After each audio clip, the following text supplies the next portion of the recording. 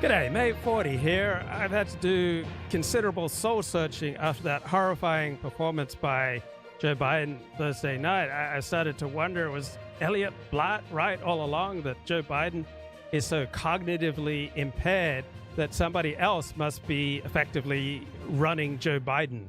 Is Joe Biden simply a tool of the deep state? And then I thought, come on, boy, there's no way that Elliot Blatt is right about this. Surely you've been right all along that there's not a deep state running Joe Biden, because the policies pursued by the Biden administration have been aligned with Joe Biden's history and Joe Biden's preferences. So no, I don't believe that a deep state is running Joe Biden, but that possibility has to be discussed now. All right, it certainly appeared on Thursday night that Joe Biden does not have the cognitive capacity that one would expect for a president of the United States. That it's horrifying that a person who appears to have Parkinson's, like, he can go for 40 seconds in public at a speech without blinking. There's obviously something terribly wrong with Joe Biden. And like, what the hell is it? I mean, what on earth is wrong with this man? And is there a deep state that's effectively running Joe Biden? So Steve Saylor is tackling this topic in a recent blog. Is the president simply a powerless puppet of shadowy behind-the-scenes figures, as deep state theorists presume, or is the man in charge of the president usually the president himself, even though, as in this case, he's just a shell of his former self? Now, this is what I notice when I hear from people who say, look, Joe Biden isn't really running the White House, somebody else is, that they never have a name that stands up to any sort of scrutiny. And so who exactly is in charge of the Biden White House if it isn't Joe Biden?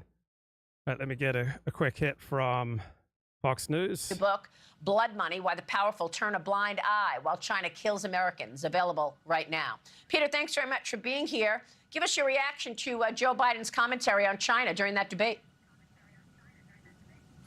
Yeah, it's really pretty remarkable. I mean, look, the bottom line is that Joe Biden and his family have received collectively tens of millions of dollars from Chinese businessmen, beginning really when he became vice president of the United States. And that has deeply affected and shaped his approach to China. And all you have to do is look at his record and look at the wild inconsistencies that have occurred since that money began to flow. In the 1990s, for example, Joe Biden led the charge on Capitol Hill in calling out the Chinese government for their involvement in the international heroin trade. He held hearings about it. He talked vocally about it.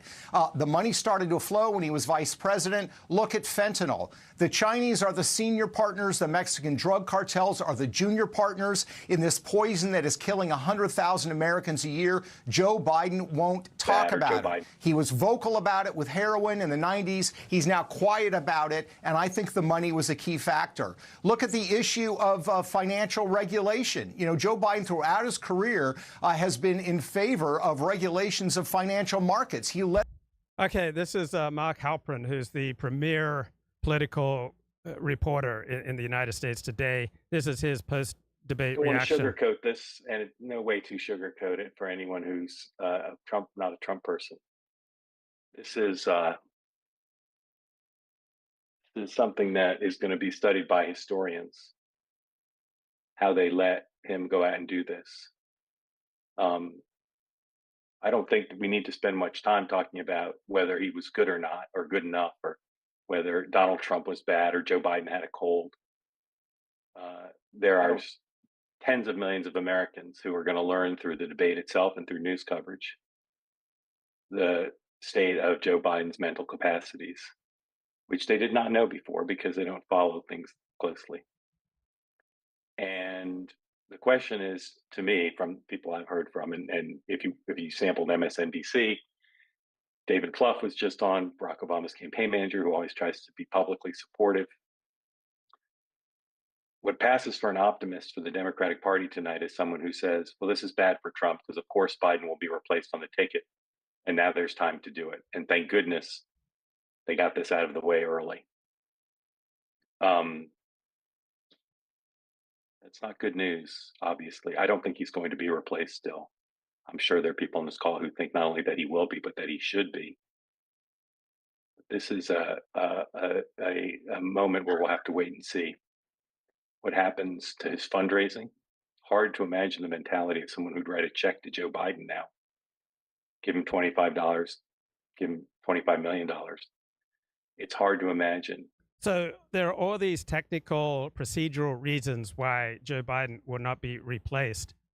On the other hand, that which cannot continue eventually won't continue. It just does not seem possible that Joe Biden will continue as candidate for president of the United States for a second term. It does not seem possible.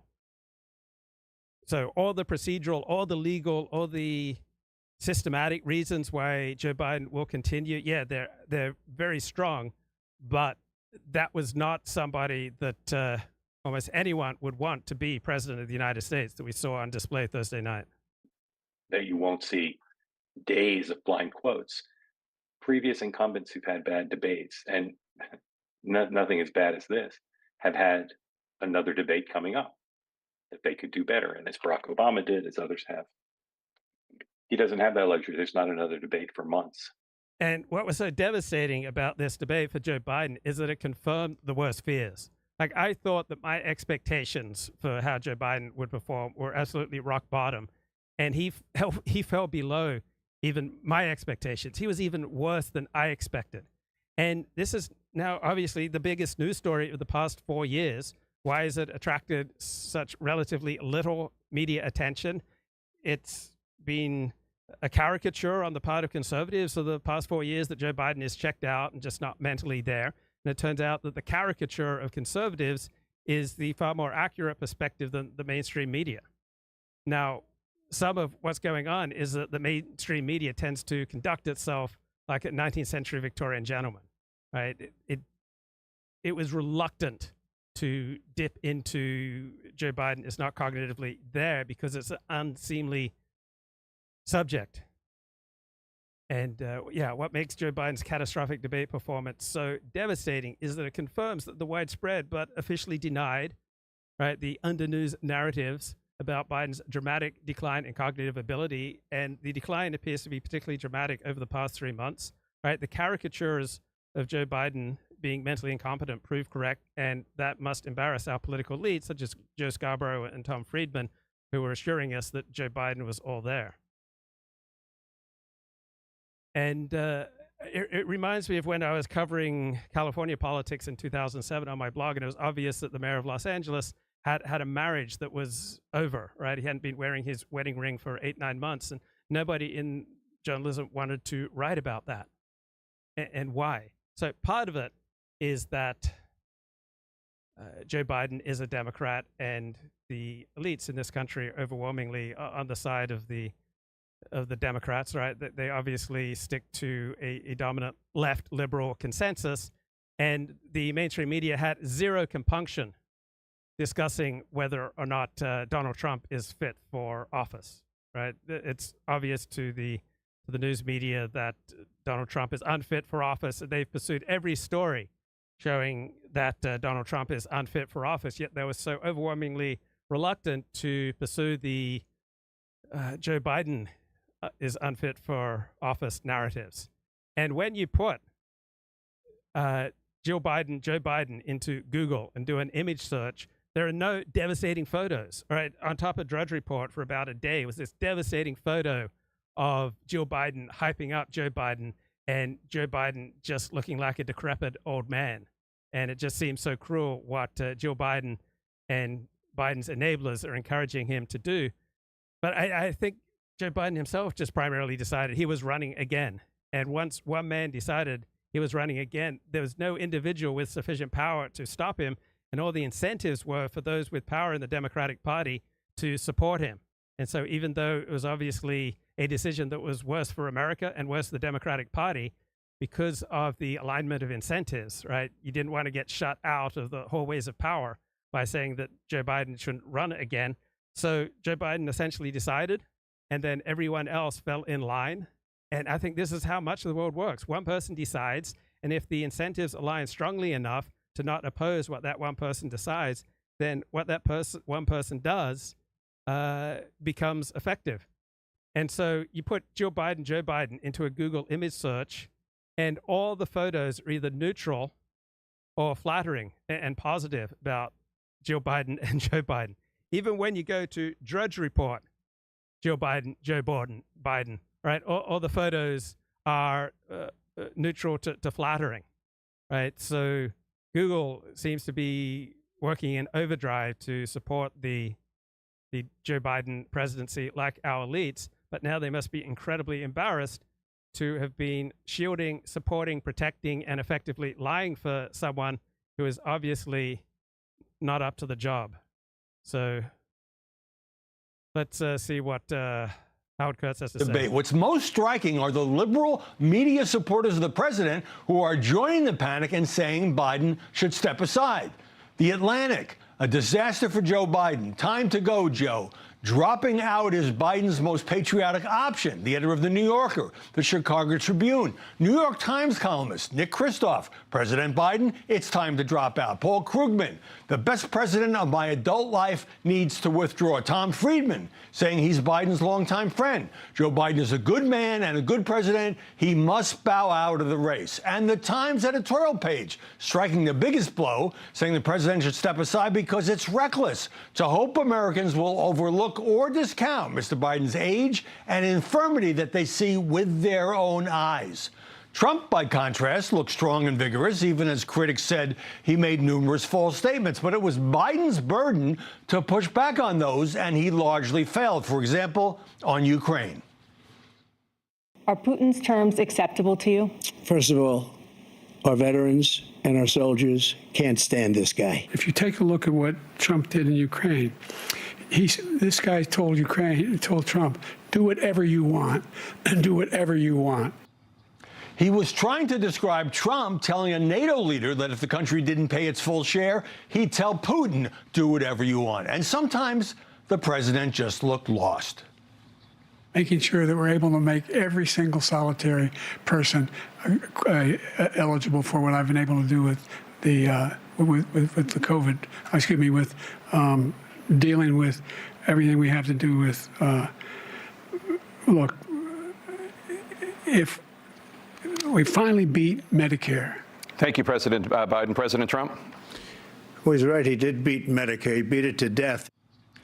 Remember, Joe Biden wanted this early debate to change the dynamic of the race. He succeeded in doing just that. I'm Howard Kurtz, and this is Media Buzz. Spectrum. So I think Howard Kurtz is a pretty fair centrist news media reporter. He's been on this beat for about 30 years. But that was not what we needed from Joe Biden, and it's personally painful for a lot of people. It's not just panic, it's pain. It was a catastrophe for Joe Biden, and I'm for him. From the moment he opened his mouth and answering the first question he got, I think America looked and said, this man should not be reelected. President Biden, at times, was inaudible. Yeah, from the first couple of seconds. And that's how the world works, right? People judge you often on the first second or two, and people decode you from the quality of your voice. And there are voice exercises that you can do to overcome a cold, such as gug, gug, gug, gug, gug, gug, gug, gug, gug, gug, gug, gug, gug, gug. There are various exercises you can do so that you can still come through with a solid voice, even if you're struggling with a cold. At times was inarticulate, didn't land a punch, didn't counter punch, and sort of gave Donald Trump a free show. They are not hiding their discussions about how they get Joe off the ticket. Biden had a terrible night. He could not land a thought, not even in the closing statement, which is something. Yeah, everyone who's been flacking and lying for Joe Biden deserves incredible opprobrium for this. Back in 2018, it was clear that Joe Biden was not cognitively up for it. He had the same sort of glassy-eyed stare much of the time back in 2018. And I haven't covered this story much because, frankly, I just didn't feel like I had anything to add. This is not primarily a news show. I don't bring you the top 5 news stories in the world each day. I only bring you stories where I feel like I have something to add, or I have discovered some commentary that you might not otherwise find. That's the easiest part. I just have this gut feeling that I'm not ready to give up on Joe Biden. Democrats are in full freakout mode because what they saw is finally what they have been obscuring. Joining us now to analyze the coverage, Robbie Suave, senior editor at Reason Magazine. And in Los Angeles, Leslie Marshall, the radio host and Fox News contributor. Robbie, I'm seeing a lot of criticism of the media. Why didn't you tell us Biden was this bad? How could you hold that back? Were you covering up for him? Is that fair? It's absolutely fair. I was just reviewing the headlines, that are 10 days or so old, but the whole cheap fake video narrative that the White House tried to put out. Karine Jean-Pierre said these were misleadingly edited, manipulated images, the videos we were seeing of Biden kind of stumbling around and seeming out of it. The news media paid far more attention to what it accurately described as misleadingly edited conservative videos showing Joe Biden stumbling around, right? The editing made Joe Biden's actions look even worse than they were. But that was not the story because of a lack of perspective, right? The number one news story in the world the last 4 years is that Joe Biden does not seem to have the minimal mental capacity to be president of the United States. On the other hand, I do believe that it's quite possible, as we're getting news reports this weekend, that Joe Biden seems to be competent between about 10 a.m., right? It's hard for him to get up before about 10 a.m. until about 4 p.m. So after 4 p.m., he's too tired to do his job, and it's hard for him to get up before 10 a.m. I think it's possible that he's been basically competent between 10 a.m. and 4 p.m. And then the media had headlines that said, yes, the GOP is fooling you with these videos that they're misleadingly edited. That was an NBC, PolitiFact, The Washington Post, CNN, over and over again. Well, now we saw it for ourselves, that was totally spin on behalf of the White House. So you can be technically right, but wrong in the big picture. And because you are so out of perspective with regard to what you're commenting on, even though you're technically right, you're effectively propounding a lie. So much of the dominant news media's coverage of Russiagate was technically correct, right? You did have this official with some kind of connection to the Trump campaign having these kind of interactions, sometimes inappropriate, with Russian operatives. But the overall story was bogus in that Russia did not decide the 2016 campaign or come anything close to it. So if you're technically right, but completely wrong in terms of proportion, then you're wrong. And that's true for much of the media's coverage, right? It's had absolutely no compunction about covering any story that would show Donald Trump as being unfit for office, but it's been highly reluctant to extend the same sort of coverage to Joe Biden. It is now undeniable, and they're no longer trying to deny it. But yes, the media played a huge role in this cover-up of Biden's mental state. Leslie, as somebody who's covered Joe Biden since the 80s. So is 6 hours a day of competency enough for a head of state? Possibly. All right. By doing less, all right, you might put more and more in the hands of competent advisors, as opposed to Jimmy Carter, who was very sharp, but who would get bogged down in the weeds. So Jimmy Carter was apparently, quite cognitively there 12, 14 hours a day, right? He was probably much smarter than Ronald Reagan. And yet that didn't lead to more effective leadership of the United States. So 6 hours a day, yeah, it could be competent enough. In fact, it may be even better than being competent for 14 hours a day, but directing your competence in an unfriendly direction. So one story that's being dramatically undercovered by the news, in addition to Biden's cognitive decline, is the contempt and abuse that Jill and Joe Biden hand out to their staff and to their advisors. That effectively they don't have advisors. As James Carville points out, they only have employees who are highly reluctant to speak truth to them. And the private emails I've gotten and texts I've gotten from leading Democrats tonight are extraordinary. So this was released, this was conducted by Mark Halperin immediately after the Thursday night presidential debate. Again, their spin will be, he had a cold.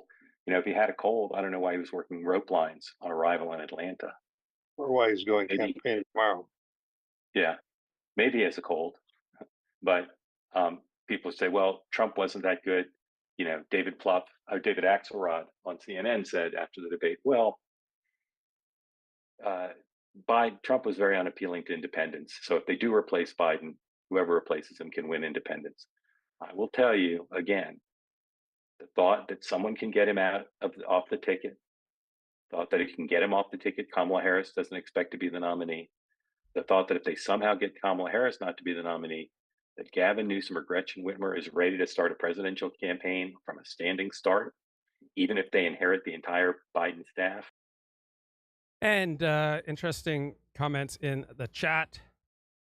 One voice teacher said, you know, within 15 seconds of auditioning students, if they've got it, you can have the best, most qualified staff in the world, but it's still mano a mano when it comes to dealing with world leaders. No, it's not actually mano a mano, right? Presidents don't deal with world leaders all by themselves, right? They have staff who are on the call, in the meetings, who are translating.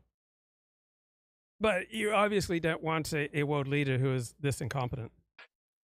These are implausibilities. Now, maybe they're less implausible than Joe Biden continuing to be the nominee after what we all saw. But it is not so simple to say, well, of course he can't be the nominee. And I heard from many people. So a lot of elites in particular believe that laws and systems and procedures run the world. And so by all the laws, all the systems, all the procedures, Joe Biden is inevitably the Democratic presidential nominee in 2024. But by all things based in reality, outside of procedure, Joe Biden obviously should not be the Democratic nominee for president. He should not be president of the United States right now. So sometimes procedure and law rules out over reality. For example, O.J. Simpson obviously committed a double murder, but he was found not guilty in a criminal trial. So systems and procedures and laws don't always work out in a way that's in accordance with reality. All procedures suggest that Biden will be the nominee. On the other hand, I just consider it unfathomable that Joe Biden will still be the nominee for the Democratic Party in 30 days. I just don't know how that will happen when anyone who cares at all about the future of this country understands that he should not be president of the United States right now, let alone running for another 4 years. Rank and file Democrats and elite Democrats tonight who said, without reservation, he can't be the nominee. That's an easy thing to say, but it is impossible to get him off the ticket and not have Kamala Harris be the nominee easily. Now, could he and Jill wake up tomorrow and look at the headlines and the coverage and talk to people privately and say, I can't go forward? Can't rule that out. So apparently Jill Biden and Joe Biden feel absolutely humiliated, but Joe Biden has a long bullheaded history. And he is not going to want to relinquish his grasp on power.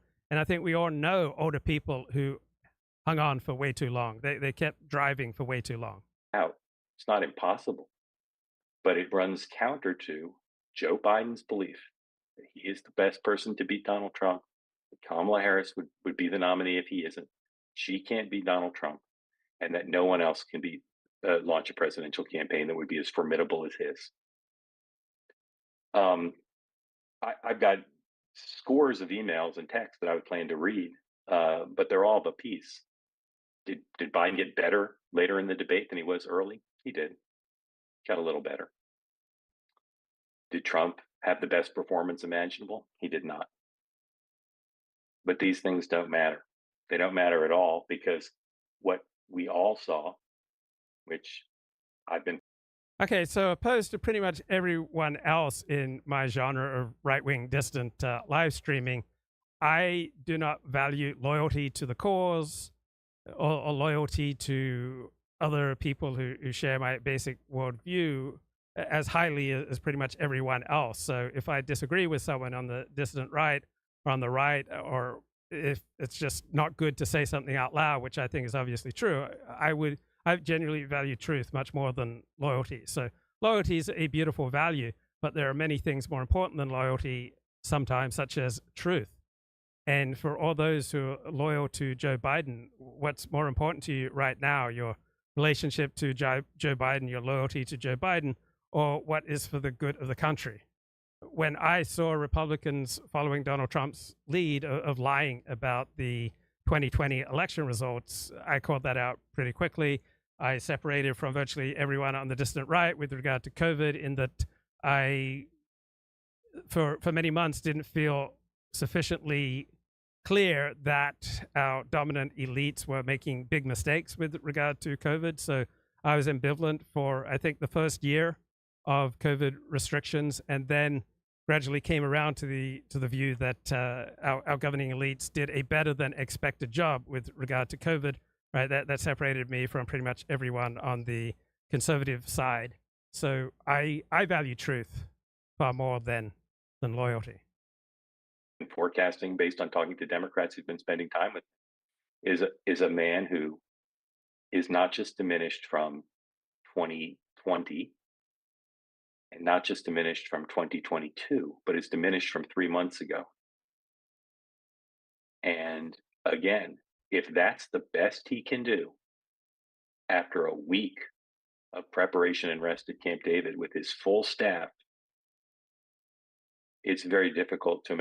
Right. Joe Biden didn't do anything else for the week preceding this debate. He was resting up and training for this debate, and then he turned in that performance. Imagine the American people will make the judgment that he should be president. I've never. So I did a Joe Biden debate, Google image search, and all the results are either neutral or flattering. And Joe Biden looked demented. He looked completely out of it during that debate with Donald Trump, and yet Google only suggests in its top 100 suggestions neutral or positive image results. Or taken seriously the thought that he'd be forced off the ticket or choose to step down for all the reasons I've said today. I don't think that can be ruled out now. And that's So a major reason I haven't talked much about Biden's cognitive decline is, number one, I just haven't felt like I had anything to add. Number two, is just too easy, right? There are just too many other people who are doing it, often with very effective video and with memes. And I don't think it really matters that much if Joe Biden is continent or not, even if he soils himself. All right, I don't think that's particularly important for a nation's leader. And now I'm having to confront that the most important news story of the past 4 years is something I've rarely talked about. And yeah, I find that a little embarrassing. So I'm trying to work that out.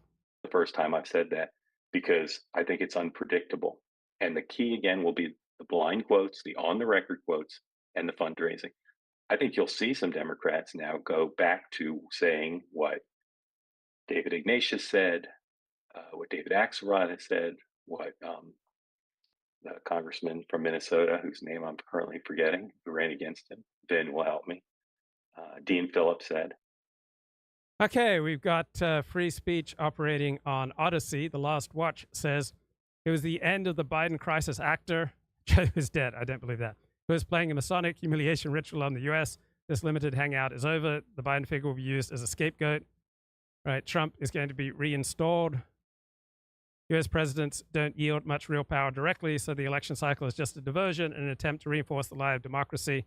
While the Freemasons play along that politics make any difference, the absent senile president is moving towards an AI leader who is not human and is considered infallible. Notice Biden didn't even campaign in person. The Wizard of Zion is coming soon.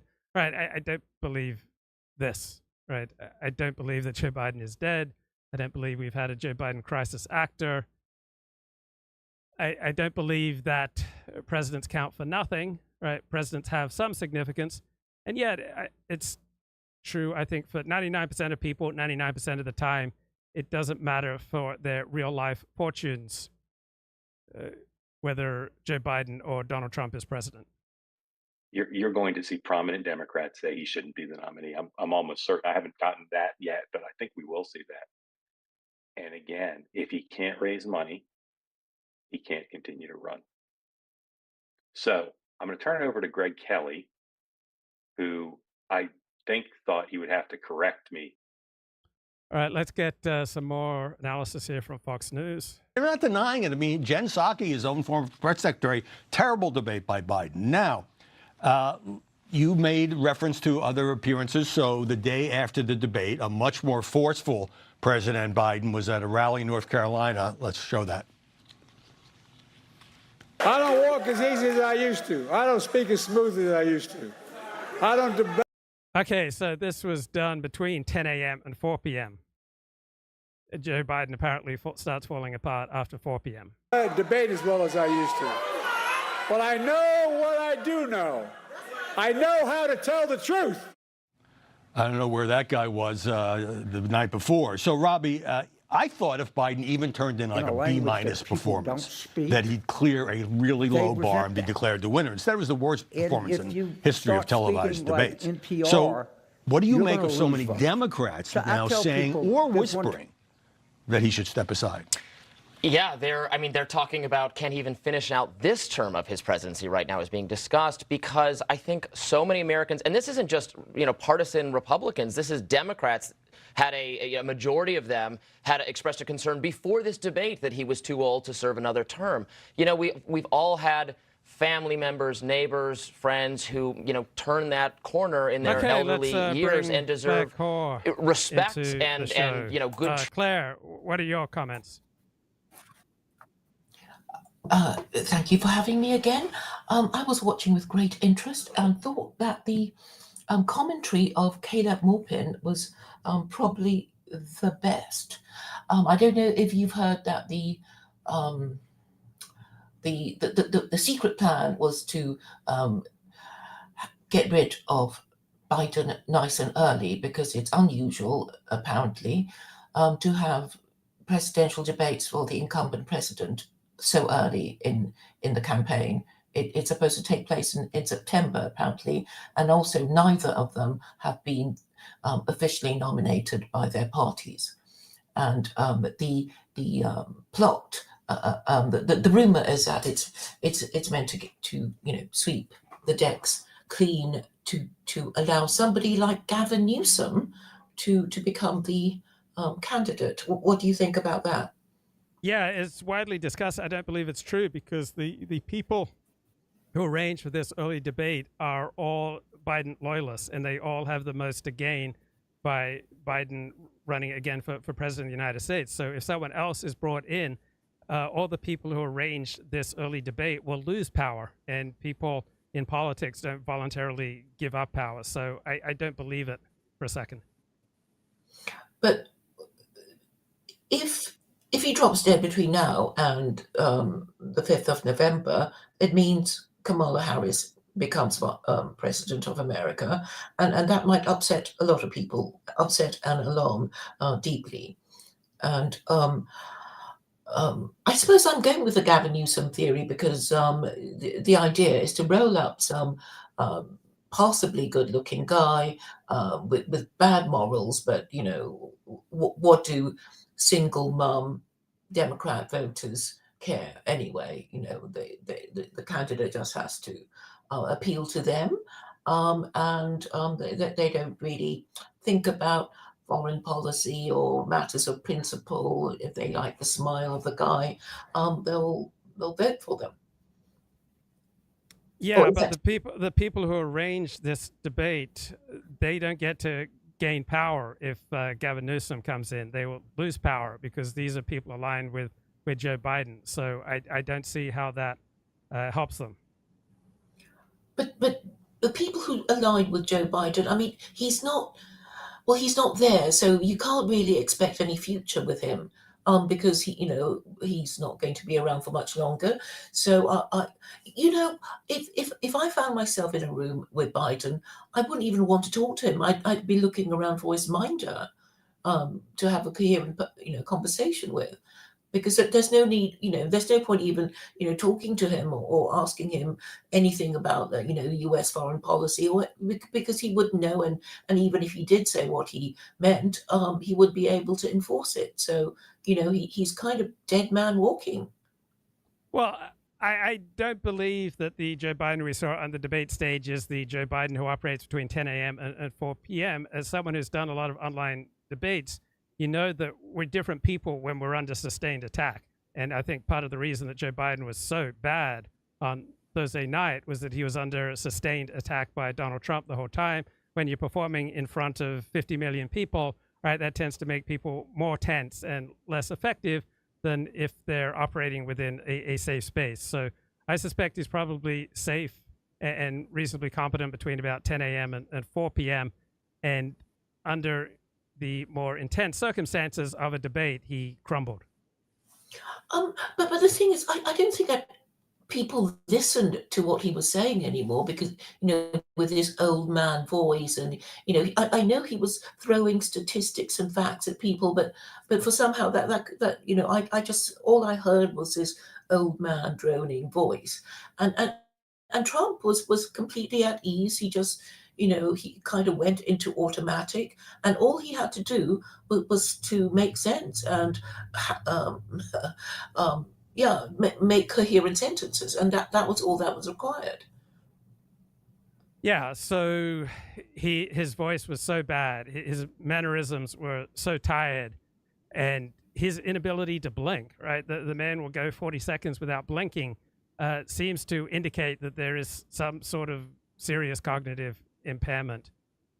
And that's just going to It was so alarming. I looked at him. Yeah, because, thank you for pointing out that, all the Google images of him were flattering, because I was just saying that you don't even have to understand English you just had to look at the picture, and the videos of these two men, and who won without even understanding a single word, because he looked like somebody who like, where the hell am I? Let me try and remember where the hell am I and what am I? It was really quite sad to look at it.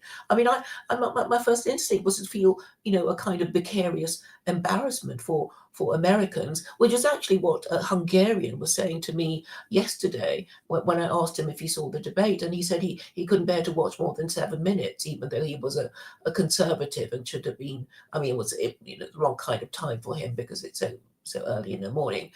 But he said he couldn't bear it because it was just so cringe, I guess.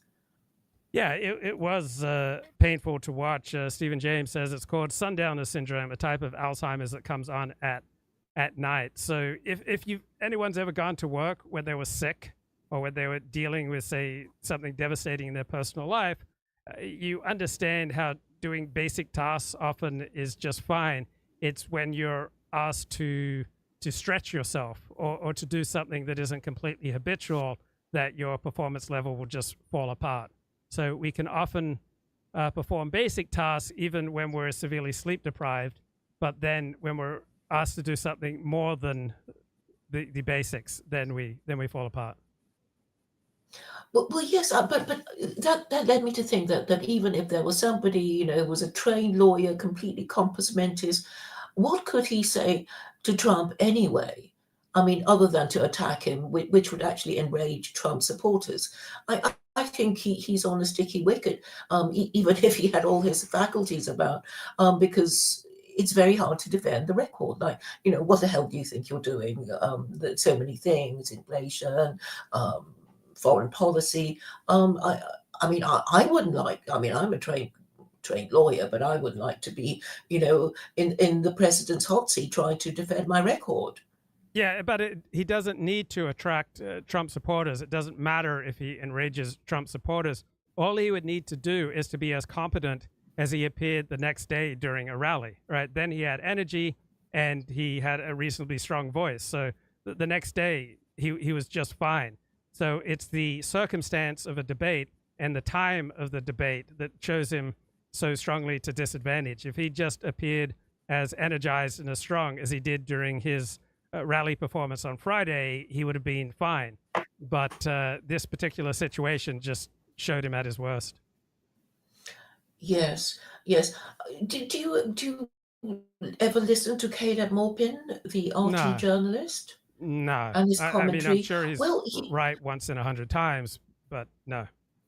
I think, I'm quite impressed by his commentary. But anyway, he was doing a post-debate analysis of the debate, and he somehow or other he got this clip of Biden snarling at Trump.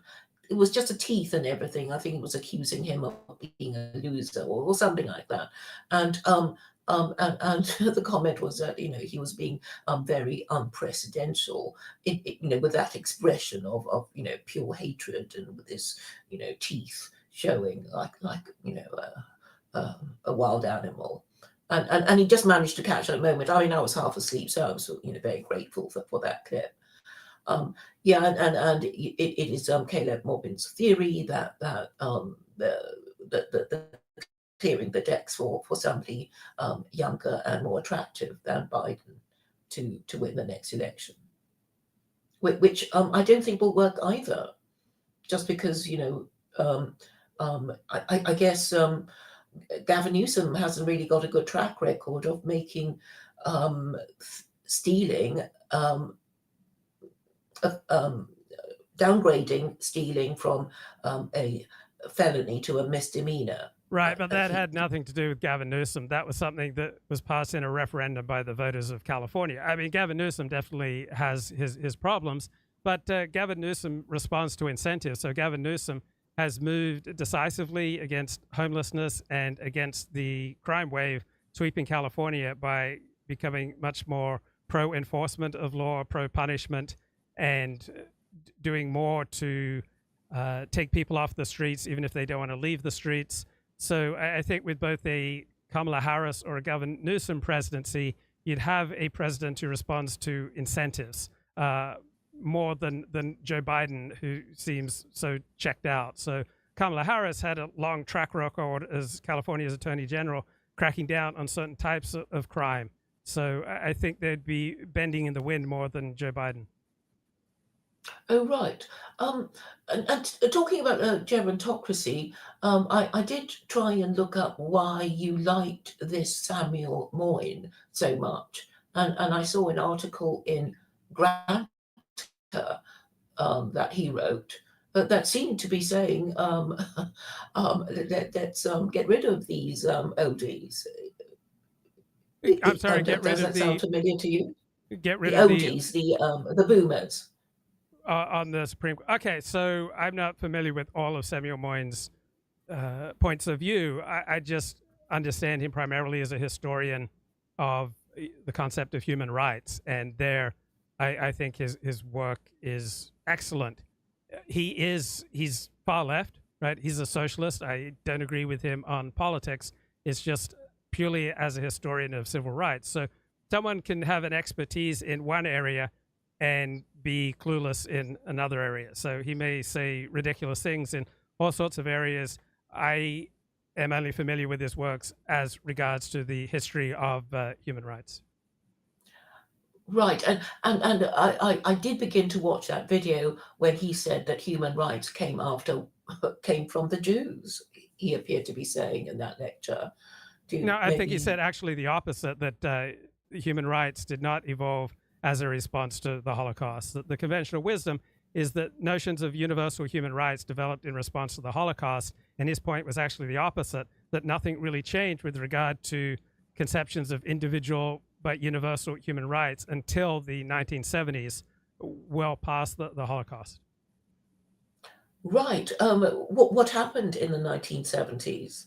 What happened is that those seeking a utopian politics had become disillusioned with all the utopian politics that they had tried, particularly of the Marxist variety. And so with the Soviet Union put down, I think, of the Prague Spring circa 1968, that any possible utopian thinking aligned with communism just proved to be unsustainable. And so people were casting around, seeking for some kind of utopian alternative to Marxism.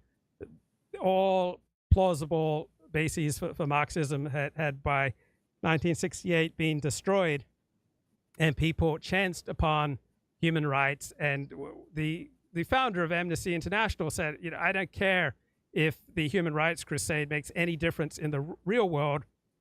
What it does is it fulfills people's utopian dreams. And so it became the last utopia. That was the argument made by Samuel Moyn, and I can't find anything that contradicts it. Oh, so you're saying that the whole idea of talking about human rights and putting it in legislation was about was consolidating liberal ideas into what's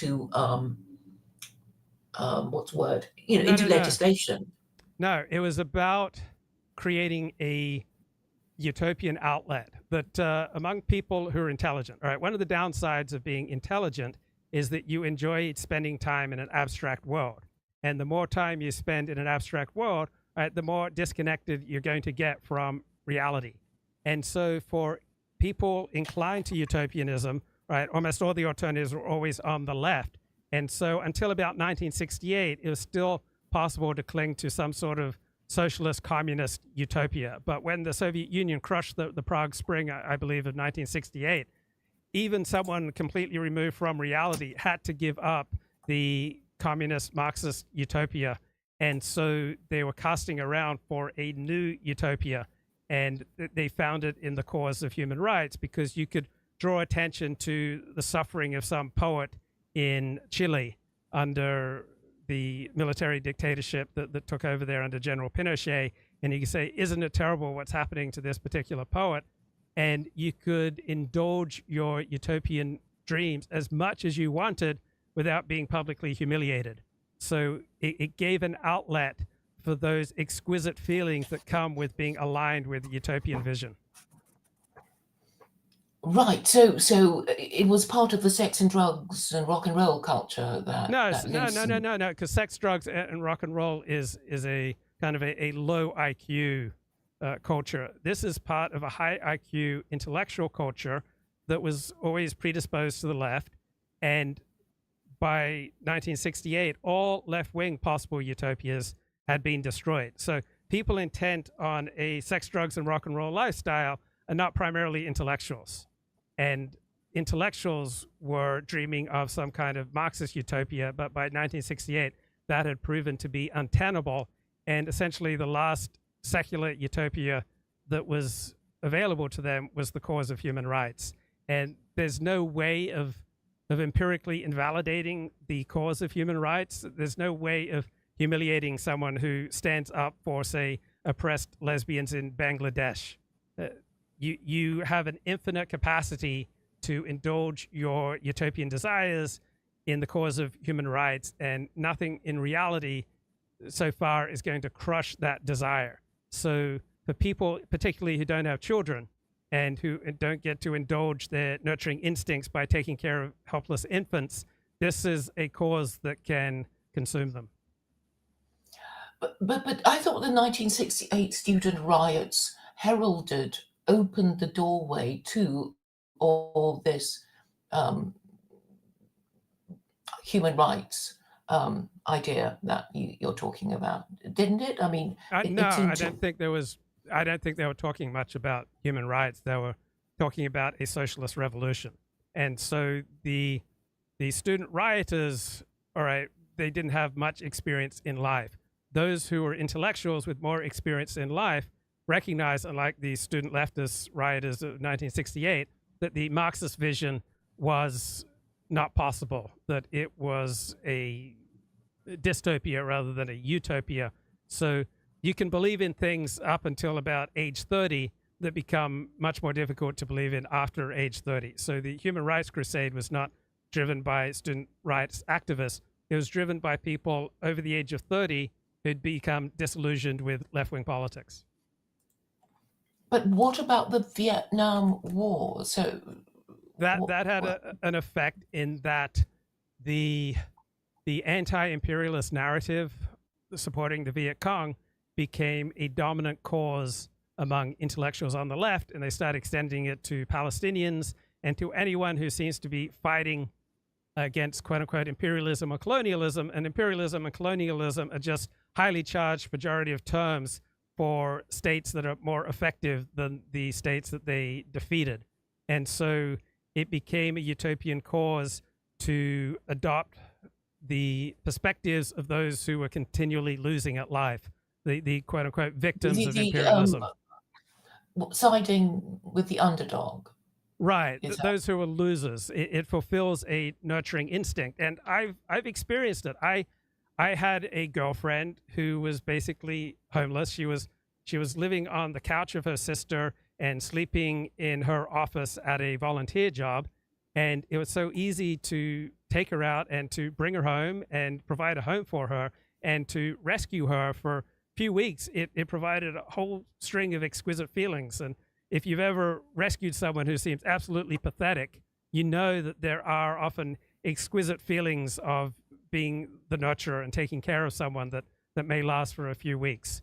And utopian nurturing dreams of being anti-imperialist, anti-colonialist, and campaigning for human rights, that's a way of getting those exquisite feelings on an intellectual and political basis that you can engage in for decades, because unlike in real life where you're bringing people home and then very quickly you have to face up to the devastating consequences of adopting someone who is stuck in some self-destructive cycle, when you keep it just purely on a political, intellectual basis, you can stay in this utopian dream for decades.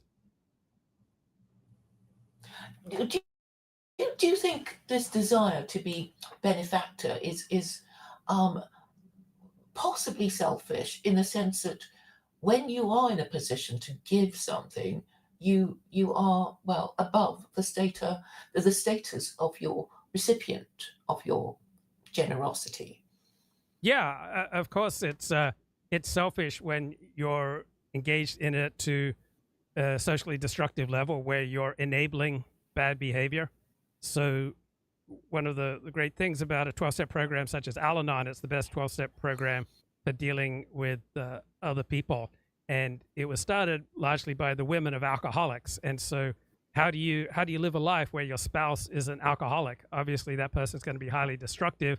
And so how can you help them without enabling them? And it's a fine line, because we don't get to control other people, yet we can have influence over other people. But if we just indulge our impulses to try to take over and rescue someone, that usually leads to some pretty sick results. And so I've also had considerable amounts of time in my life where I desired to be rescued, where I desired for someone to come along and take care of me. I had girlfriends who had picked that up. You just want someone to take care of you. And as I learned in one of my 12-step programs, that desire to rescue and that desire to be rescued, they both come from a pretty sick place. You want people who are capable of standing on their own 2 feet to stand on their own 2 feet, and you don't want to enable them. So, for example, in real life, I continually have people asking me questions that they can answer for themselves through Google. And to the extent that I answer these questions for them instead of referring them to Google, I am enabling their bad behavior.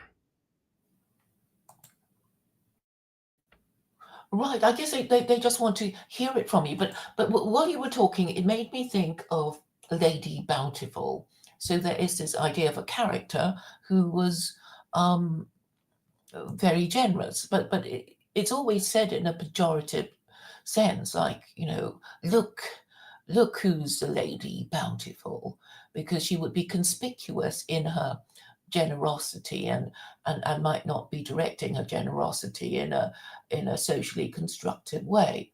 And then I remembered what you said previously too, which was that there were husbands who enable their wives, businesses or academic career, to make these women happy, to make them feel themselves to be the Lady Bountiful, but possibly not in a very socially constructive way. Yeah, it's very tricky, like where helping ends and enabling begins. It's not easy to see the difference, and there is a tremendous rush that one gets from helping other people. It's an absolute high, as much as pornography or marijuana or alcohol. Like getting out there and rescuing someone, it does bring a flood of chemicals going off in your brain that make you feel amazing. But many things that make us feel amazing are neither good for us nor good for other people. Yes, so the more pathetic that person is, the more you get this rush of adrenaline of being the Lord or Lady Bountiful, because yes, I see that, and that is why beggars in India might sometimes cut off the limbs of their children to make them better beggars in order to excite these feelings of generosity in people. Think about how many women, once they get married, they cease driving. I mean, many women in particular have found it highly adaptive to their relationship to become as helpless as possible in many areas of life, because that fulfills their husband's need to feel important. And so I think women tend to be more successful at deploying this manipulation strategy of helplessness, but there are men who employ it as well. Generally speaking, we rightly associate masculinity with competence in life, but men such as myself at times, I've often gone out with women who are much more competent at life and who would pay for everything. And I remember one ex-girlfriend of mine, Holly Randall, said that she would usually pay for dates because she would usually date broke writers, but most of the men that she dated would feel embarrassed that she was paying for things, but she noted for some reason it didn't bother Luke. And so it's definitely fewer men proportionally than women who employ the helpless, hopeless mode, right? They're less likely to use that type of manipulation than women, but still men in relationships with women who are more competent than them will employ the helpless, hopeless mode to gain something in their relation, to make the woman, fulfilled in her nurturing desires. And so I've had relationships where my hopelessness and helplessness was initially a turn on for women, but they would, quickly become disgusted by it. Yes, there's something called learned helplessness. Yes. Yeah. Isn't there? People react to incentives to be helpless and hopeless. Indeed. I mean, have you done that? Have you emphasized or taken on helplessness as a manipulation device? Well, I suppose, when I don't want to do something, I would say, oh, I can't, and, hoping somebody more competent would do it for me. Exactly. But perhaps I don't mean to be manipulative, but I guess if it's a man, it would be, because then it would be, some, DIY job or something. Right. I have a friend for their masculinity. Yeah, I have a friend who often is just displaying hopelessness and helplessness and asking for my help. But the friend of the show is just so often helpful to my show that I indulge it because I'm grateful for all that she does for the show. But it is annoying when someone is often asking me for things that they can find themselves if they simply scroll up through our conversations to an earlier conversation, for example. But I mean, there is a lot of communication between people, which has been described as phatic, P-H-A-T-I-C. Have you come across that word? I don't think I have. What does it mean? Oh, it just means hello, how are you, but not really wanting to, we're just sort of making noises at each other to show, good intention and friendliness and concern. Right, but that's outside of what we're talking about. We're talking about manipulation to get people to take care of us rather than standing on our own 2 feet. So phatic communication, I just looked it up. It's just those words that serve a pragmatic function when you ask someone, how are you, when you don't really care. But that's different from asking someone to take care of you. Mm-hmm. Yeah, so the reason why this woman keeps asking you questions that she could easily look up is to communicate with you and to show that she needs you and, wants to, remain in communication with you and to, remind you of her helplessness and her desire for your greater wisdom. Are you romantically attached? I mean, could you be romantically attached? I don't know about that, but I'm just thinking now when I had a relationship end, and yet I tried to keep communication open by asking her for things. It was like the relationship was over. I'd moved out, but then I'd ask her for things that I'd left behind in her freezer, for example. And we would go see the psychiatrist together, and she would tell the psychiatrist how pathetic I was by asking her for making all these requests that were not something that she should be expected to step up and give. And he would know, well, I don't think he's really concerned about the frozen peaches in the freezer. He just wants to stay connected to you. Yes, but I suppose that might make her think, he only cares about the frozen peaches No, or no, no, something. no. He pointed out that I was just trying to stay in connection with her. It had absolutely nothing to do with what I was explicitly saying. It was just an attempt to stay connected. Because, I mean, after you've had an intense sexual relationship and you then move on and move out, it does leave a vast void in one's psychology. Yes, and so you think, or one thinks that by remaining in contact, there is this chance of reconciliation. Yeah, there's a chance for more sex if I can only keep some sort of communication going. Yes. Yes, when it's over, I guess. Sometimes, but usually we don't say what we mean, and usually we don't mean what we say. And taking conversations on a literal basis is usually a thing that men do more than women. Women are much more likely to read into the meaning of what people are saying rather than the literal words themselves. Yes, and I think the problem also is we mustn't irritate the person in our when we what's the word, subconsciously want things or don't really say what we mean, but then it becomes clear when we think about it.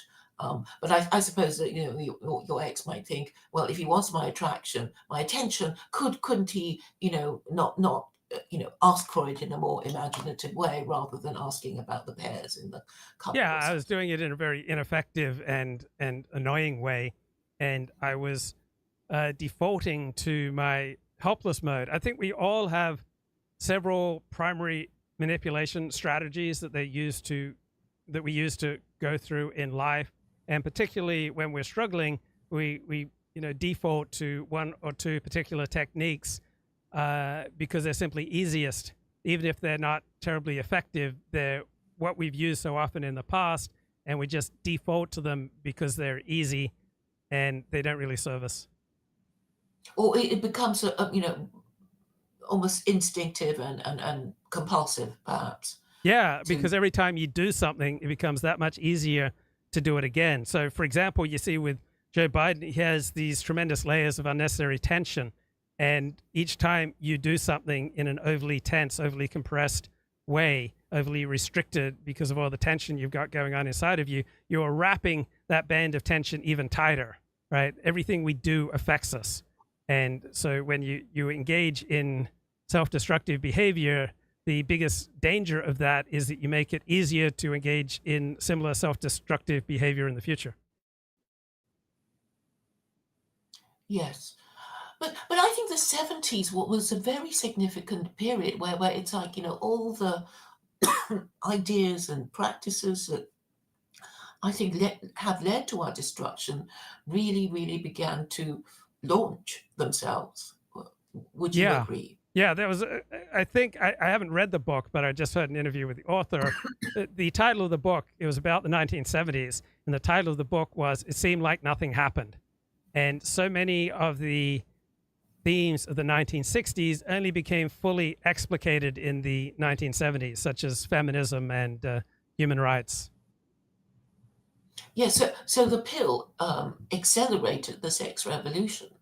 Right, and so in you had freedom for gays, right? You had the consistent removal of social stigma and laws restricting, in particular, male-on-male sex during the 1960s, and then you had the explosion of male-on-male sex in the 1970s, leading to the AIDS outbreak and other diseases. So homosexuality was released from legal restraints in the 1960s, and then it exploded into AIDS in the 1970s.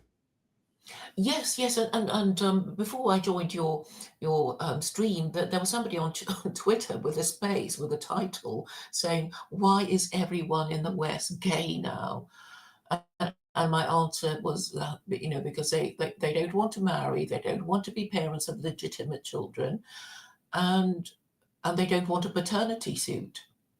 and there, and if there is no stigma to being gay, then everybody will be gay. It's like, well, I don't want to have sex. I mean, I wouldn't want to have a child every time I have sex. So, and it would be horrifying to think of how many children we might have if every time we had sex we had a child. So, yeah, that, it's I obviously think, easier hanging out with the same sex. Go ahead. Well, I'm just saying it's cheap sex, Yeah. right? Or free sex, because, you know, if you do it because you want to with another person who just wants to, no strings attached, then it's really cheap. And it, you know, but married sex is the most expensive form of sex. And by encouraging all these marriage substitutes, our government has basically,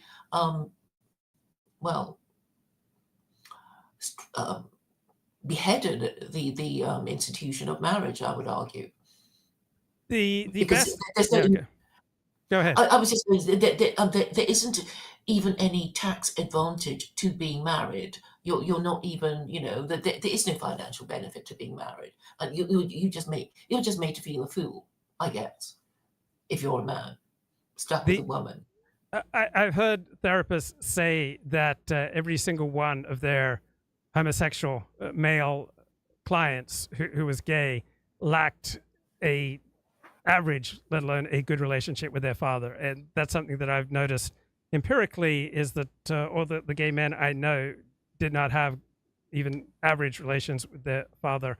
And so the more chaotic society becomes and the less coherent the nuclear family, then it might make sense that sexual interactions might become more chaotic and break boundaries as well, as a result of the lack of having a solid father figure in your life who gives you moral boundaries. Indeed. And there's some modern horror called the situationship. Have you heard of that? Yeah, that's where you, and I've done this a lot, you hook up with the person who is easiest. I mean, there are people I know on my street who there are women I know, you know, very near me who I could have sex with, and it would be a situationship. It would not be women that I want to marry. Because they would be married women? No, they're not married women, but they're not women that I want to marry. Yes. But I could have sex with them if I wanted to. So it'd be a situationship. Like, you know, late at night, you get horny, you call someone and you just go over just a few doors away and have a hookup. But I think that must be the problem. And another frightening thing I heard on Twitter Spaces was somebody saying that our ruling classes have daddy issues too, and they are acting out their daddy issues through Western foreign policy.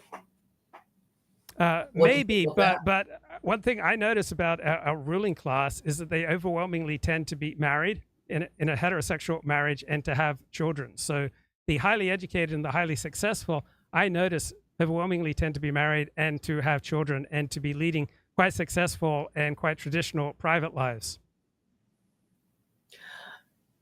Yes, so this reminds me of Gavin Newsom apologizing for having sex with somebody not his wife, or his best friend's wife or something of the nature.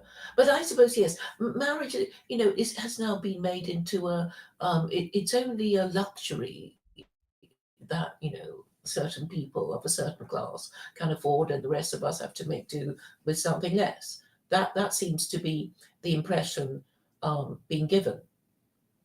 Well, yeah, the traditional hero system has definitely been diminished. It's just interesting that our dominant elites are so traditional in the way they lead their private lives, but so weak in terms of the morality that they endorse for everyone else. So they endorse a permissive morality for society, while generally leading quite traditional lives themselves. Yes, and Caleb Morpin was also suggesting that because there is no manufacturing base, the ruling classes have decided they don't want so many useless eaters being around, and that is why they promote homosexuality and transgenderism and feminism, because they really literally want us to die off, because there's nothing for us to do. Yeah, I don't believe that for a second. I don't believe in any theory that the elites just want us to die off. This is a template for a successful career as a pundit to tell people what they want to hear, and everyone is dissatisfied with the prosaic nature of authority over their lives, whether it's in work or in government, right? You can't go wrong telling people that they're being ripped off by those who have authority over them. And so it's very easy to take a crack at those in authority and point out what they're doing wrong and what our institutions are doing wrong. And while we shouldn't exaggerate the good things that our institutions are doing, neither should we exaggerate the bad things that our ruling elite does. But it's just a very appealing template. Like, everyone wants to think that their dissatisfactions in life are due to someone else.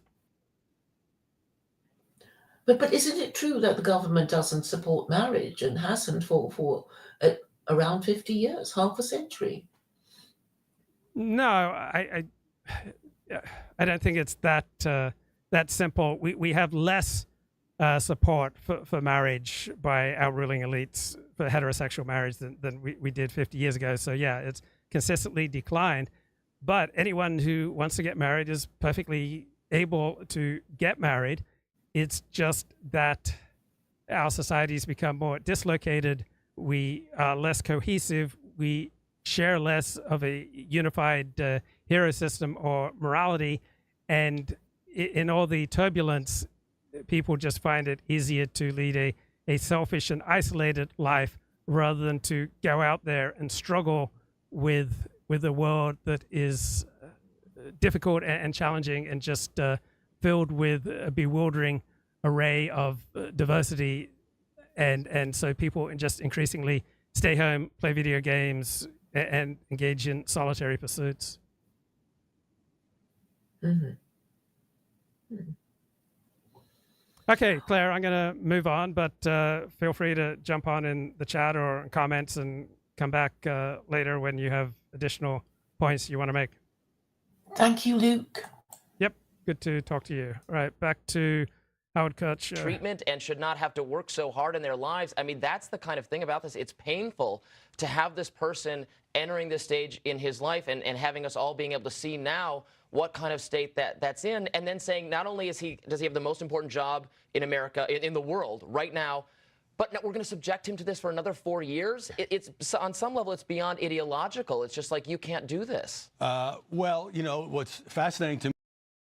So yeah, anyone who has been protecting and promoting Joe Biden as technically competent has been, running a vast con on the American people. And principal among those protecting and promoting Joe Biden is his wife, Jill Biden, Joe, Dr. Jill Biden. You did such a great job. You answered every question. You knew all the... And let me ask the crowd, what did Trump do? Why? Yes. So yeah, more than anyone, she has promoted this bogus narrative about Joe Biden. He has faced unimaginable tragedies. His optimism is undaunted. His strength is unshakable. His hope is undeterred. I saw in him then the same character that I see in him today. I mean, Joe Biden just looks completely lost on stage. And this has been obvious before. This reminds me a little bit when I was reporting on the porn industry. I knew Ron Jeremy reasonably well, and Ron Jeremy was a groper. And before I even set foot and interviewed anyone in the porn industry, I read the memoir of Jerry Butler, who was a porn star, and he talked about Ron Jeremy, forcing himself on women. And this was going on when you'd see how Ron Jeremy would operate. He was just continually, groping women, and it was just taken for granted in the industry. Oh, that's just Ron Jeremy. But then in the Me Too era, well, no, 10 years before the Me Too era, a stream of women came forward with the narrative that Ron Jeremy was a rapist. And it was obvious for 15 years prior to that Ron Jeremy was a rapist. But we all just took it for granted that this is just how, Ron operates. And so, too, it's been obvious for 6 years that Joe Biden is in substantial cognitive decline. And yet it has not been one of the even top 40 news stories over the past 4 years. When you start speaking in a language that people don't speak, they resent that. And if you start speaking like NPR, you're going to lose votes. So I tell people there's one term that I just don't like, the term communities of color. I don't know what the All right, this is James Carville. hell it means. So I live in New Orleans. So they got three guys on the street corner. I said, hey, fellas, how are things in the community of color today? They said, what's this son of a bitch talking about? Seriously, I've asked bastard out of here. All right? Talk to address people like they address each other. And we started on this coded language, and we let it get away from us. And people, it hurt us. And it's what I call coastal condensation, that we know what's best for you. Don't eat hamburgers, don't watch football, don't drink beer. Guess where our young male number is going? In the toilet. All right? Because Democratic messaging, I'm sorry, is too feminine. It just is. Okay, James, I'm going to stop you right there, but we're going to keep going because I want to quote something you said. You told Donnie Deutsch earlier, actually a few weeks ago, on his podcast. I'm going to try to leave out some of the expletives. Here's what you said. Unless you want me to say the words. I mean, okay. So Donnie said, Donnie was asking you about the shrinking male support for Democrats, and you said, and I quote, I think Democratic culture has too many preachy females. It's too much, don't eat hamburgers, don't watch football, wear a condom. Like, man, shit, leave me the fuck alone, okay? Like, I got a goddamn life to lead. And then he said, I call this cosmopolitan condensation. James. I get where you're coming from. Okay, thank you. But there are a lot of people for whom, saying that there are too many preachy females might sound like you're a 20th century man in a 21st century country that has changed. Right. So what's wrong with people saying, and by the way, it wasn't. Now, James Carville is correct, but he is out of touch with the dominant elite. This is, I think, Jonathan Capehart, a gay feminist bloke on the Washington Post who's interviewing. Democrats saying don't watch football. That was Republicans, but that's a digression. Talk to me and other people for whom what you said there is uncomfortable, maybe to some unconscionable. If you think about Democratic messaging, listen to NPR. Read what comes out of there, all right? And you can see it. And I'm sorry, there are too many preachy females in Democratic campaign culture, all right? And we come across to people as judgmental. And that's not good at all. You can come across as understanding. And if the proof is not in the pudding, look at the male number of people that identify as Democrats. And you can keep talking like that, but one of the things that I found out, there are actually people who don't mind losing an election because it makes them feel better and superior. They ain't nothing short of winning. That's what you're about. If you don't win, you don't have shit. You're just running around with talking points. All right? And you don't win elections by telling people that their dietary habits are bad. or they shouldn't be watching football and drinking beer at the same time. Not good. I got news for you. Football's popular. People watch it. All right, that's James Carville just absolutely nailing some of the basic disconnects between the Democratic Party and your average American voter. All right, let's get down to a very popular theory that Joe Biden has never been running the country. Essentially, the deep state is. Steve Saylor tackles this. Is the president simply a powerless puppet of shadowy behind-the-scene figures, as deep state theorists presume, or is the man in charge of the president usually the president himself, even though he's just a shell of his former self? So I still believe that the person in charge is Joe Biden, and I suspect he's basically competent about 6 hours a day between 10 a.m. and 4 p.m.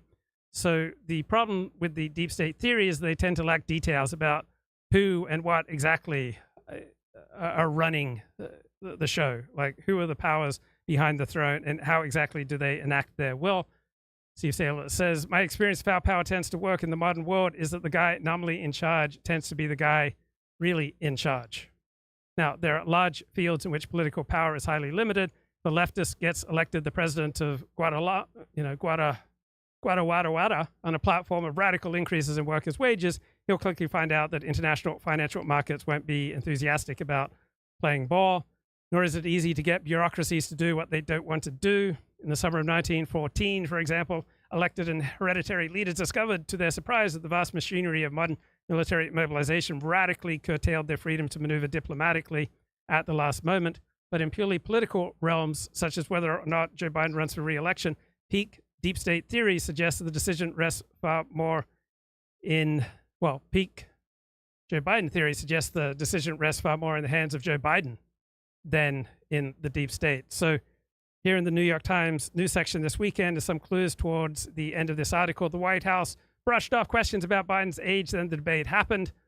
President Biden's allies no longer can wave away concerns about his capacity after his unsteady performance at Thursday night's debate. It wasn't just unsteady performance, it was a horrifying performance. All right, Peter Baker, who's covered the past five presidents' reports ever since President Biden announced last year he would run again, those in his inner circle of closed ranks have brushed off the obvious question. No, they insisted he was not too old to seek re-election. Now, why would they close ranks? Because they believe in what they're saying, or because the incentives are such that it encourages them to say the things that they do? Then the debate happened. Now the days of denial of the White House are over. Many distressed Democrats are left wondering, how has it come to this? How could those closest to Joe Biden not talk him out of running? Well, have you ever tried talking President Biden out of his final ambition?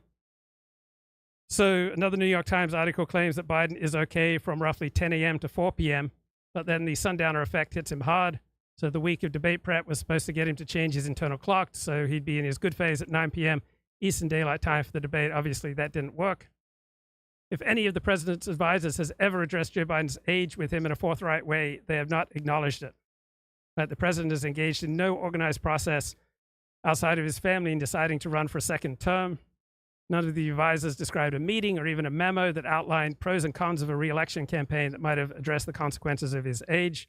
None said that they have discouraged him from running or even discussed how to address his age if he did.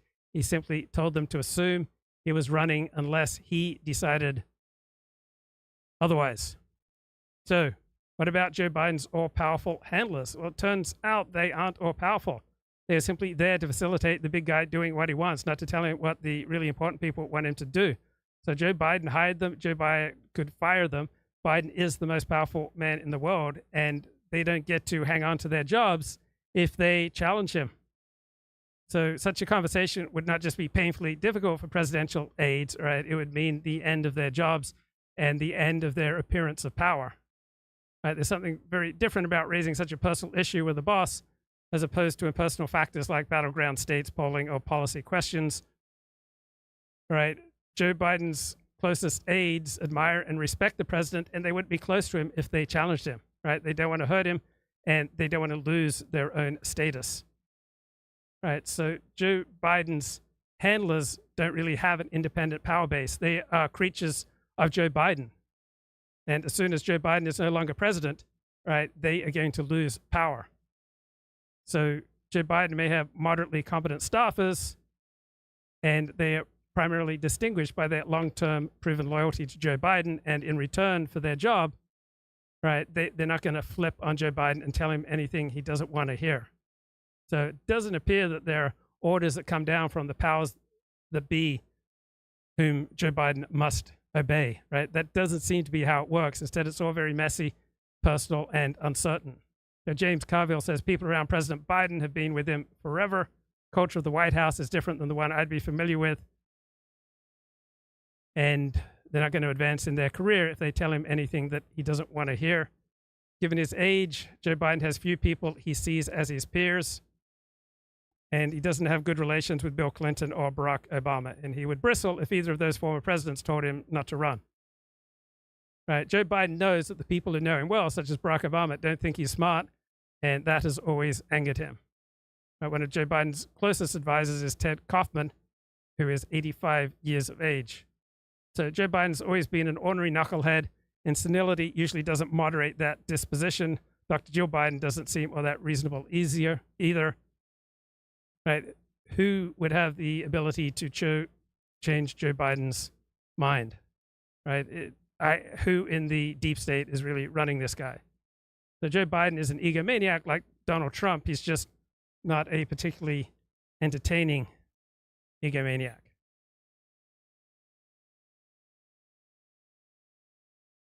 Let's get a little bit more from Mark Halperin and company here. That he has to go, more or less. Thank you, Greg. What I'm hearing again from folks is, and I'm just, as Greg talked, I was listening, but also going through more and more text from people and reading some summaries of what's being said on MSNBC. It's just, you know, they're doing their best to dance around it. Mark McKinnon is here. Who's What a funereal tone here in this Mark Halperin conversation. So Joe Biden's aides did not understand why he gave an entirely different answer on the age question than the one they spent more than a week perfecting. All right, Biden aides plotted debate strategy for months, then it all collapsed. They gambled on an early debate. They prepared intensively at Camp David, but Joe Biden still ends up doing what he wants.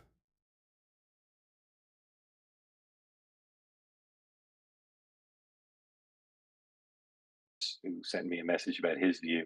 Mark, I'd love to hear you're getting texts from friends who are not political junkies who said, I had no idea that that's the state he was in.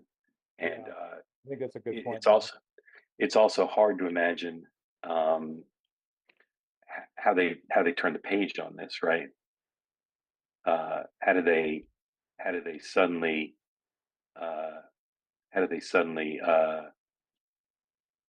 get a new narrative going? Saying he had a cold isn't going to do it. It's not going to do it. I want to hear from some other folks. So Politico has done a lot of excellent reporting after the debate. Notes that Thursday night's debate could not have gone worse for Joe Biden, but it wasn't just his own doing. Over the course of the 90-minute debate, the president was repeatedly upstaged by Donald Trump, who took control from the outset by unleashing an onslaught of invectives that Biden simply could not match. Right. One key difference between Joe Biden's Friday rally and the different dynamic in the Thursday night debate, right? In the Friday rally, there was no Donald Trump, right? Donald Trump had an effective strategy that emerged early on: attack, and attack Joe Biden again. Ignore moderator-specific questions to just lay into Joe Biden. Joe Biden couldn't keep up, and he simply fell apart. Now, normally I don't spend time with what body language experts say after anything. But there is one guy who I particularly respect because I've read several of his books, and they're excellent, right? If you want to know how to be likable, for example, read this guy. And here he is in Politico. Joe Navarro, author of What Every Body is Saying, Next FBI Agent's Guide to Speed Reading People, in the Dictionary of Body Language, a field guide to human behavior, right? He spent 25 years as an FBI agent. He's published excellent books, and he says that words too easily twist the truth, but body language doesn't lie. For example, he points out, what's the most honest part of somebody's body? It's the feet, right? The feet tell you where someone wants to go. Body language doesn't lie.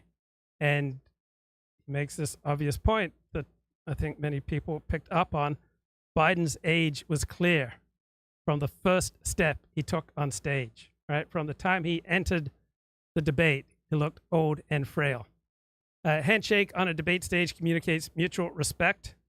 There's been a tradition for as far back as we've had presidential debates, but no nonverbal sign this election will be every bit as divisive as many fear it will be. Right, Biden enters the room first. His stiff walk with a short, narrow stride immediately shows his age. So there was a time when I had these just debilitating tension patterns, and I couldn't move my feet more than about 6 inches. I couldn't lift my feet more than about an inch off the ground.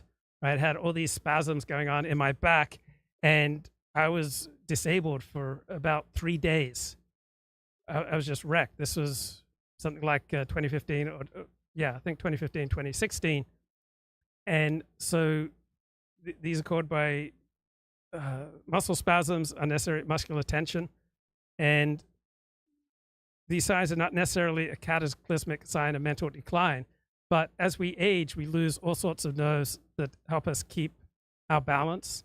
And if you don't address the interference of your unnecessary muscular tension patterns, right, they just get worse and worse and worse. And that's what we're seeing with Joe Biden, right? So we have all these nerve cells on and just below the skin that are robust when we're young. They're able to detect the most delicate touch, the slightest change in pressure and temperature, the subtlest movement or vibration, and they steadily lose sensation as we age. The tactile messages they send along the nervous system take longer to reach the brain. So we adapt as we age, and we start walking slower and more carefully because nature is not kind. So we have nerves along the outside edge of our feet and along the medial plantar nerve, which tends to innervate the big toe, that diminish as we age. We lose our ability to sense where we are walking with precision, so that also forces us to slow down. And these nerves don't always affect our cycling or swimming, but they definitely impact walking. And then Donald Trump's tan, right, made Joe Biden look old, right? In comparison to Donald Trump, right, Joe Biden just looks so pale. And these appearances make a big difference, right? Biden looked white as a sheet next to a sun-kissed Donald Trump. So humans naturally intuit health, vitality, and energy in a tanned face. And so it was another indicator that Joe Biden appeared frail. And then Joe Biden's body language, he just looked absolutely lost. Right, just looked completely out of it on Thursday night. He seemed like a statue. His lack of movement was especially striking next to Donald Trump, who drew the viewer's eyes with dynamic hand motions, aggressive finger pointing. Donald Trump's got very powerful body language. When you are using your hands, you want to keep it within a certain range, right? If you're waving your hand out here, it looks weird. It looks like you're flailing. But if you keep your hand movements just within a certain box near and around your face and your chest, looks much more powerful. Donald Trump has very powerful hand movements, so he appeared much more energetic than Joe Biden. Right? Joe Biden was just filled with blank pages. Right? As we age, our gestures become economical. Joe Biden's nonverbal communication did nothing to counter the narrative that his age is catching up on him. Neither did his verbal communication. Right? The hoarse timbre of his voice distracted people from his arguments. Right? There are exercises that he could have done that given him a more powerful and effective voice. I mean, I went and got voice lessons, and my voice is much more effective. I'm much more easily able to project my voice than I was prior to getting voice lessons. So if people have a cold or a vocal malady, they should mention it to people and they should get help. There are exercises you can do. Both candidates' eyelids fluttered, but for very different reasons. So here is the analysis. Biden fluttered his eyes when he made a mistake. Common behavior for people who have a stutter. For Trump, the eyelid flutter was less an expression of inward frustration than outward disdain. Trump used a fake smile as his shield. But yeah, overall, Joe Biden just completely fell apart. I think when they saw that debate, they recognized they need somebody that can be on the world stage and command respect and can deal with other world leaders. We live in a very dangerous time, whether you see what's going on with Russia in Ukraine, obviously China and Taiwan, the Middle East, for example, and strong support for our great ally, Israel, which we're not seeing from President. Okay, I heard some interesting analysis on Israel and predicting what's coming in Bibi Netanyahu's speech coming up in few weeks. Bibi Netanyahu, Israel's prime minister, will be speaking to Congress, and let me play a little bit from this analysis. Right, it's just very tangible. And it's exactly what you are saying. She said, America is trying to place Israel under the umbrella of So this is a gay Israeli commentator, used to be on the far left. Negotiations between the real powers, Iran and the United States, downgrading Israel to the level of Hezbollah. So Israel is an American proxy, Hezbollah is an Iranian proxy. The adults will reach an accommodation and the children should just get along. That's exactly the way it works. That's exactly the way it works. And the administration does it cleverly. Without part of the reason it doesn't admit that it's doing is because if it admitted that, there would be huge outcry, including in the pro-Israel community. But if they are clever about the way they present it. So this is Michael Duran. I'm not familiar with him, but I find his commentary here compelling. Then elements of the pro-Israel community will come in behind them and support it and say that they're really trying to do the right thing by Israel. It's one of the amazing things about the realignment. By the way, this isn't just about the negotiations with Hezbollah. The realignment has always included the element of elevating the Palestinian question higher than anything else in our relations with Israel. So when we've had Democrats in the White House, they want to elevate the Palestinian question. When we had Donald Trump in the White House, he didn't care about the Palestinian question.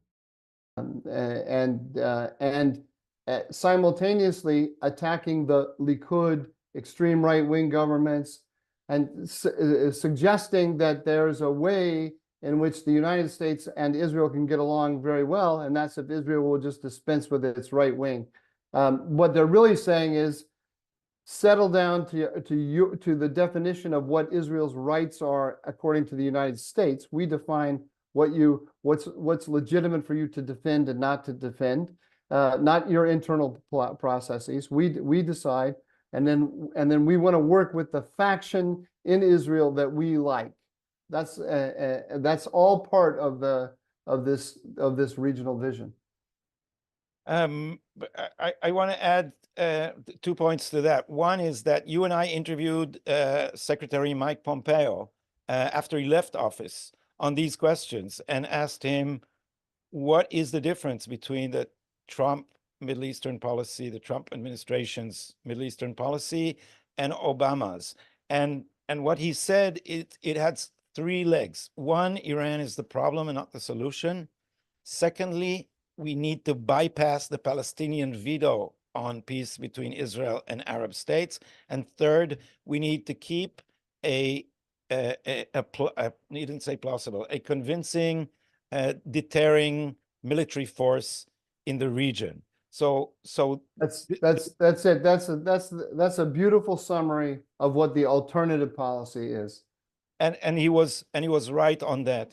And the second thing is that we keep repeating here is that the American administration, or this administration at least, is almost completely blind as to internal Israeli politics. It is unaware that after October 7, the 2-state solution is dead in Israel, whether or So if Joe Biden drops out, it's going to happen today. right? There will be a conversation within the Biden family. The Biden family are at Camp David. So if Biden decides to drop out because he feels too humiliated after Thursday's debate, right, that decision is going to be made today. So if Biden doesn't drop out today, then it's less and less likely that he will drop out. Or not, Likud is in power, and that this is not an extremist view, unless, you know, the 2/3 of Israel are on the extreme side of the political spectrum, and only a third is somehow in the middle. Of course, the picture is different, and that third is now a very radical faction. Note that even Benny Gantz is consistently refusing to say that he would support a Palestinian state. So this means that even at the center, you can't sell the two-state solution to an Israeli public and expect to be elected. Now, Mike, I want to move on to Netanyahu's two statesmen. Right, good. One was in the Knesset, a very impressive speech, which was greeted by the opposition with a whole lot of shouting. Some the chair, what do you call it in America? The chair of the speaker.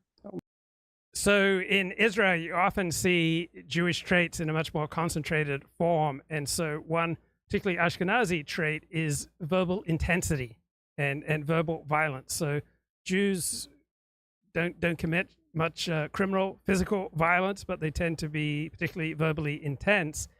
And if you think that American political rhetoric is over the top, it's quite mild compared to what goes on in Israel. The speaker, Mr. Amir Ohana, actually ordered some of the members of Knesset out after they refused to stop shouting. But Netanyahu gave a clear speech, and he also went to the program called The Patriots, which we should talk about one day because it's a whole revolution in Israeli television, and it's driving the mainstream media wild. It's a half satirical, half serious political show with very sharp, witty pundits clearly on the right. But the fact that Netanyahu is coming there means that he has resigned himself to the fact that in the mainstream media, they are just competing in who would be more heroic in shouting him down than about trying to understand what the prime minister's views are. And so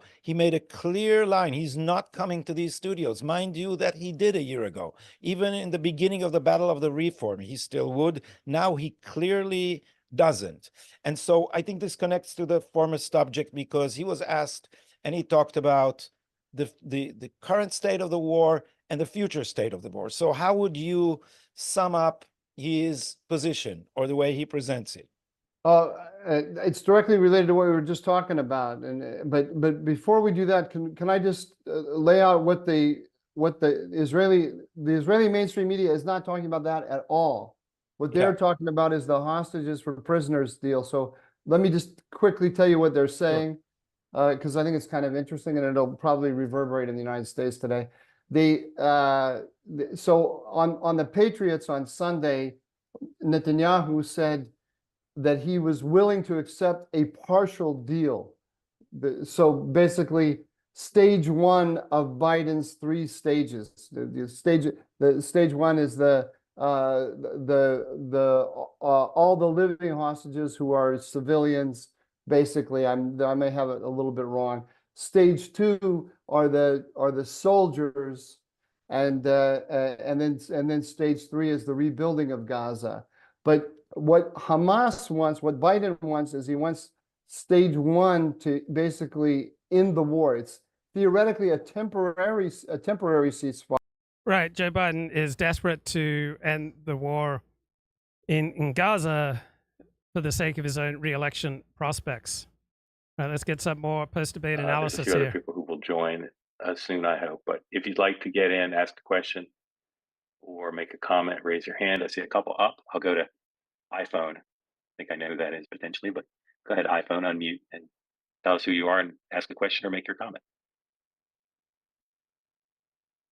Mark Halperin's the leading political commentator and reporter unmuted. You wanna today. talk? So he's got a Substack. He used to be head of You back up, ABC and we'll political go coverage to until he got John Ross. taken John. down Yes, in sir. the Go Me ahead, Too John. movement. Hello. Thank you for having this group, and I apologize if you can hear my kids playing in the background, but I just wanted to make the comment that personally, I have felt that Biden has been too old for a really long time, and I've been surprised that how reticent all the strategists have been to admit that. I voted just like what was just said. I voted for Biden in 20, and I plan to in this election, but now I don't know if I can. I think that the Democrats, unfortunately, are in a situation where they can no longer cling to their old model of making a basically kind of cobbling together a campaign out of the ashes of what they used to be. And they need to find some young candidate or candidates who can project them into the future, which will be very difficult to do, and they'll probably lose. But this is where they've put themselves, And I'm 45, so I hope to vote for a Democratic ticket, but I don't know. So there's a common comment in, I'm just seeing now the debate was funny. Tommy says this, yeah, the debate was hilarious. And there's just a piety to a lot of political commentary that, oh, you should not find this amusing, should not see the humor in it, this is very serious. But there's nothing that any one of us individually can do. And so seeing the humor in things is a great attitude when you can't change anything, right? None of us can change whether or not Joe Biden runs for office. So you might as well get amused. I'm a Dallas Cowboys fan. And in the opening round of the playoffs, they just got decimated in the first quarter by the Green Bay Packers. The game was over. And I adopted the attitude that this is just funny, right? Cowboys were highly favored to win the game, and they were destroyed by the underdog. And it was obvious in the first quarter they were going to lose the game by a massive margin. And in these circumstances where there's nothing you can do about it, yeah, the healthiest response is to just find what's funny. I don't know if they'll be able to put one together that's worth voting for. So, thank you. Okay, thank you. My friend Scott, who's on here. Scott, I'd love for you to make the comment you made in the chat if you want to unmute.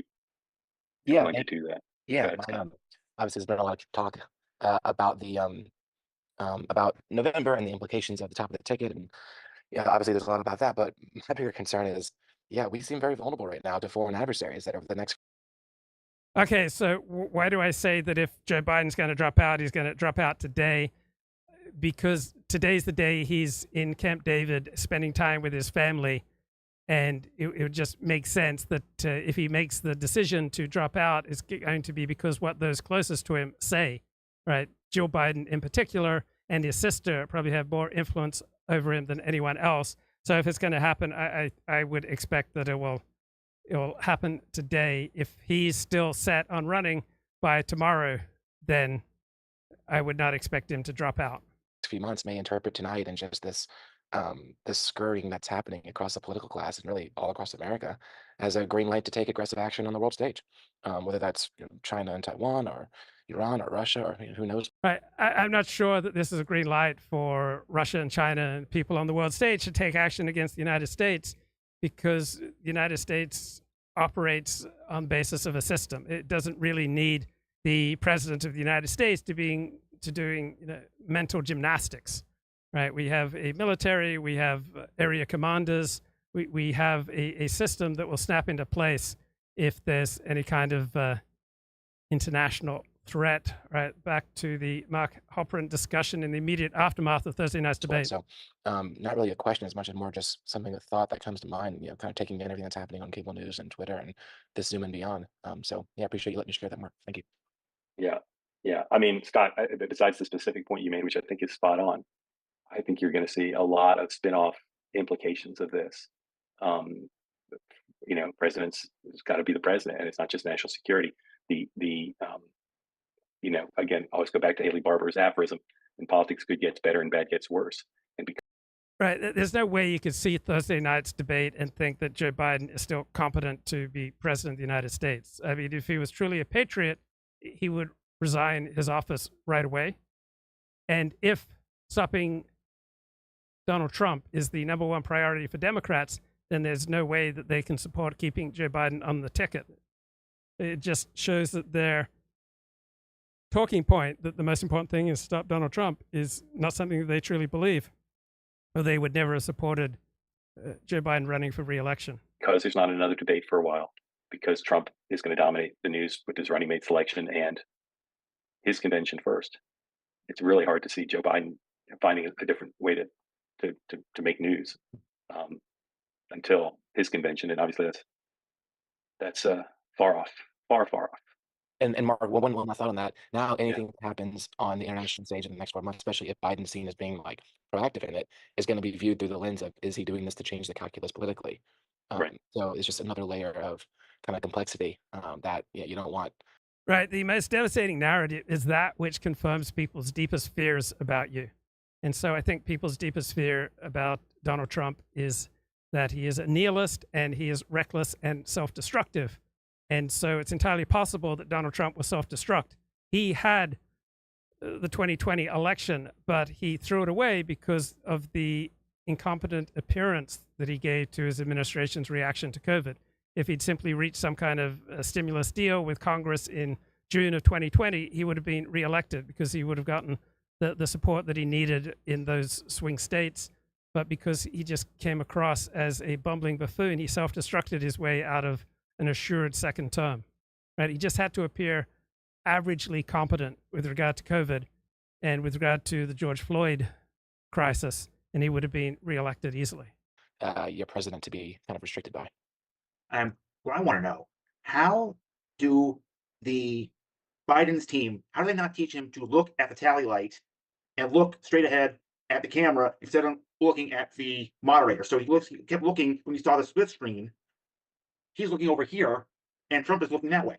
So he's talking to the audience. Good question in the chat. What smart people on the left are still supporting Joe Biden? Is anyone making good arguments for Joe Biden? I'm not aware of good arguments for Joe Biden right now. And Biden's looking this way. Like, how could they not prepare him to look at the camera? Yeah. So, Michael, the thing you raised is something that had just been a normal debate where there was kind of like, critiques of both sides. Absolutely great point. And there are people who are trying to shift the blame from the president to his staff, saying things like, how could they not have told him to do that? Mike, I'm certain that they did. I suspect that Joe Biden was told to do a lot of things that he didn't do because his brain froze under pressure.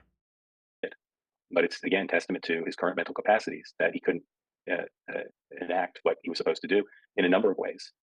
And just to be clear, we haven't yet seen the RNC cuts, which are being produced right now of his worst moments. His worst moments strung together is going to be brutal. And that'll include some of the shots that Michael's referring to where he looks lost. He looks unable to focus. Again, if you take the totality of his performance, there were moments that were better than not. But the bad moments are not an aberration. They're not an RNC deep fake or cheap fake.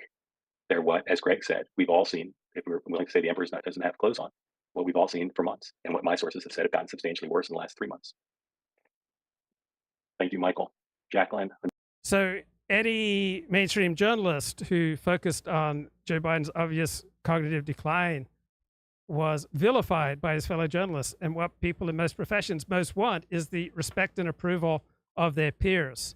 And so if you were focusing on Joe Biden's obvious mental decline, right, you would get disdain from your peers prior to Thursday night's debate. Because there is this reticent 19th century Victorian morality, particularly when it comes to candidates left of center by the mainstream media, where our ruling elites, who are dominantly center left and left, right, kind of want to protect those who share their hero system. Unmute, please. I understand that the style was horrible in terms of like where he's facing, no volume, practically whispering, but the content of what he said sounded more coherent than what I was expecting from Joe Biden. So I feel like I'm missing something, and that because I don't see the disaster beyond the style, and because I thought they both sounded disastrous here and there in certain comments. Yeah, Elliot Blatt is taking a victory lap. Elliot Blatt is now beyond Joe Biden. He's had 5 years of nailing it. Now Elliot is on to his next prediction. Elliot won't live in the past. Because Elliot and I have disagreed for the past 4 years. Elliot's main point is that Joe Biden is not competent enough to run anything. And so obviously the deep state is running Joe Biden. And I disagreed. I said even in his diminished cognitive capacity, Joe Biden was still running the show. So again, there are moments where what you're saying is true, but there are moments where it's not true. There are moments where he's lost his train of thought. and he's speaking gibberish. Now, again, if you want to take Trump's performance and knock it apart, you can. He's lying, he's speaking gibberish, he's offending certain groups of people, absolutely. But you just have to be realistic about whether that matters given the totality of President Biden's performance, and it doesn't. It just is the reality. It just doesn't matter, and it won't matter. Again, David Bluff can say Biden or Trump turned off some voters tonight, and you can say if you take Biden's literal statements, they weren't all gibberish, but a lot of them were. And he's currently president. He's asking to be president for 4 more years, and he prepared for a week. He can't have some moments of gibberish and be graded on a curve and say that's okay because some of his statements weren't gibberish. Even the majority of his statements weren't gibberish. You cannot be president in the eyes of tens of millions of Americans. And I can guarantee you that even the New York Times and the Washington Post and CNN are going to talk to voters over the next few days who say, as Mark McKinnon said, I was considering voting for Biden, or I was leaning towards voting for Biden, who will now say either they're going to vote for Trump or they're not going to vote for Biden, whatever they end up doing.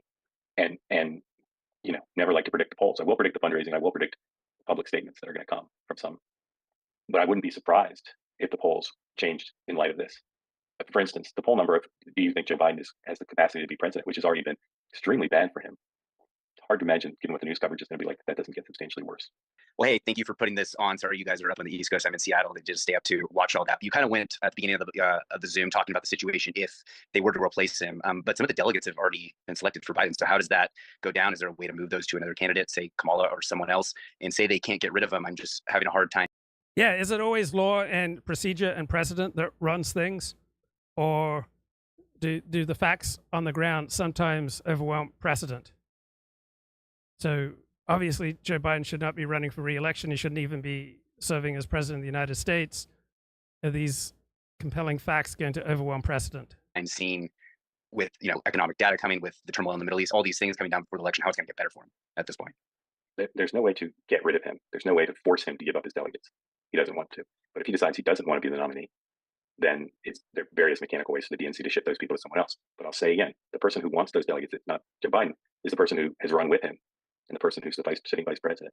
So if Biden says he's not running and she says she wants to be the nominee, there'll be people who challenge her, but it's going to be very hard to beat her amongst the delegates. So getting a little ahead of ourselves to game that out completely.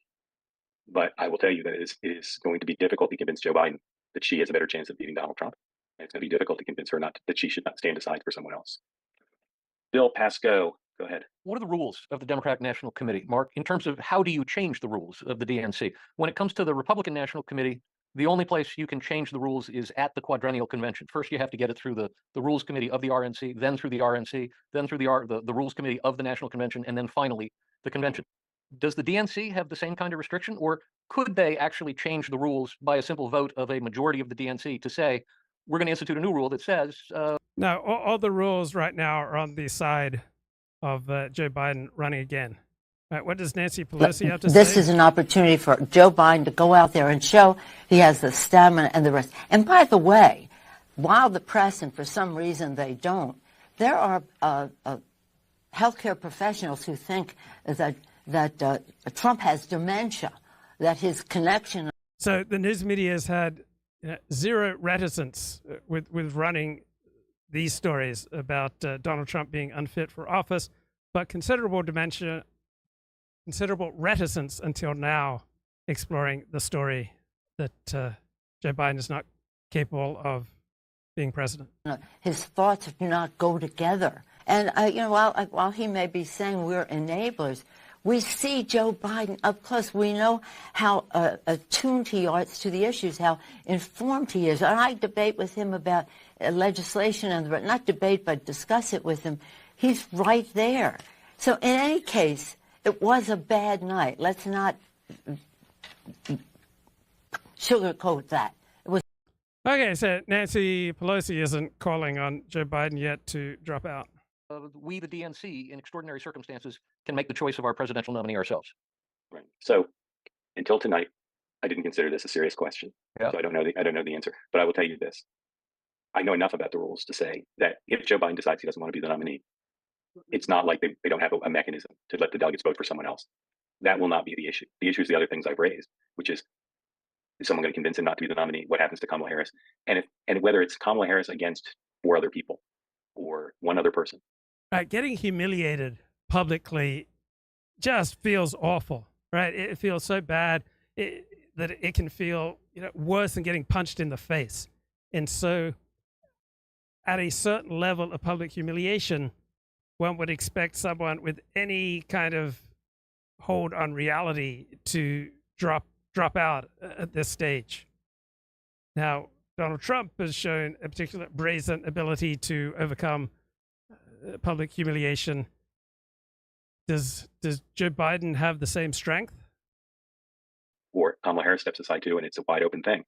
I mean, I'm a convert to Orthodox Judaism. If every Orthodox Jew I ran into says, "Oh, I don't accept your conversion," it would be impossible for me to go on living as an Orthodox Jew. But I never encounter that. All right, I get public validation from my participation in Orthodox Jewish life, and so if the humiliation just becomes sufficiently widespread and intense for Joe Biden, you'd expect he would realize that he has to drop out. The mechanics of that, the political ballet of that, do they start giving speeches and doing interviews? Do they start going to interest groups, or do they simply show up in Chicago and people vote in real time? No one can answer that question. There's no leader of the party. The chair of the party is not strong enough to sort of lead that process in any meaningful way. So you're asking what are now very important questions. I know enough about the DNC rules and the realities of the situation if it comes to that to say I don't think that's going to be the issue. It's not like, if again, they're not going to force Biden out. They're going to have to convince him not to run. And if they do, it's not like just because he won all the primaries, he has to be the nominee. Whatever the rules are, they'll find a way. He's not going to be the nominee if he doesn't want to be. What happens to those delegates is if they're not Biden's, are they Harris's?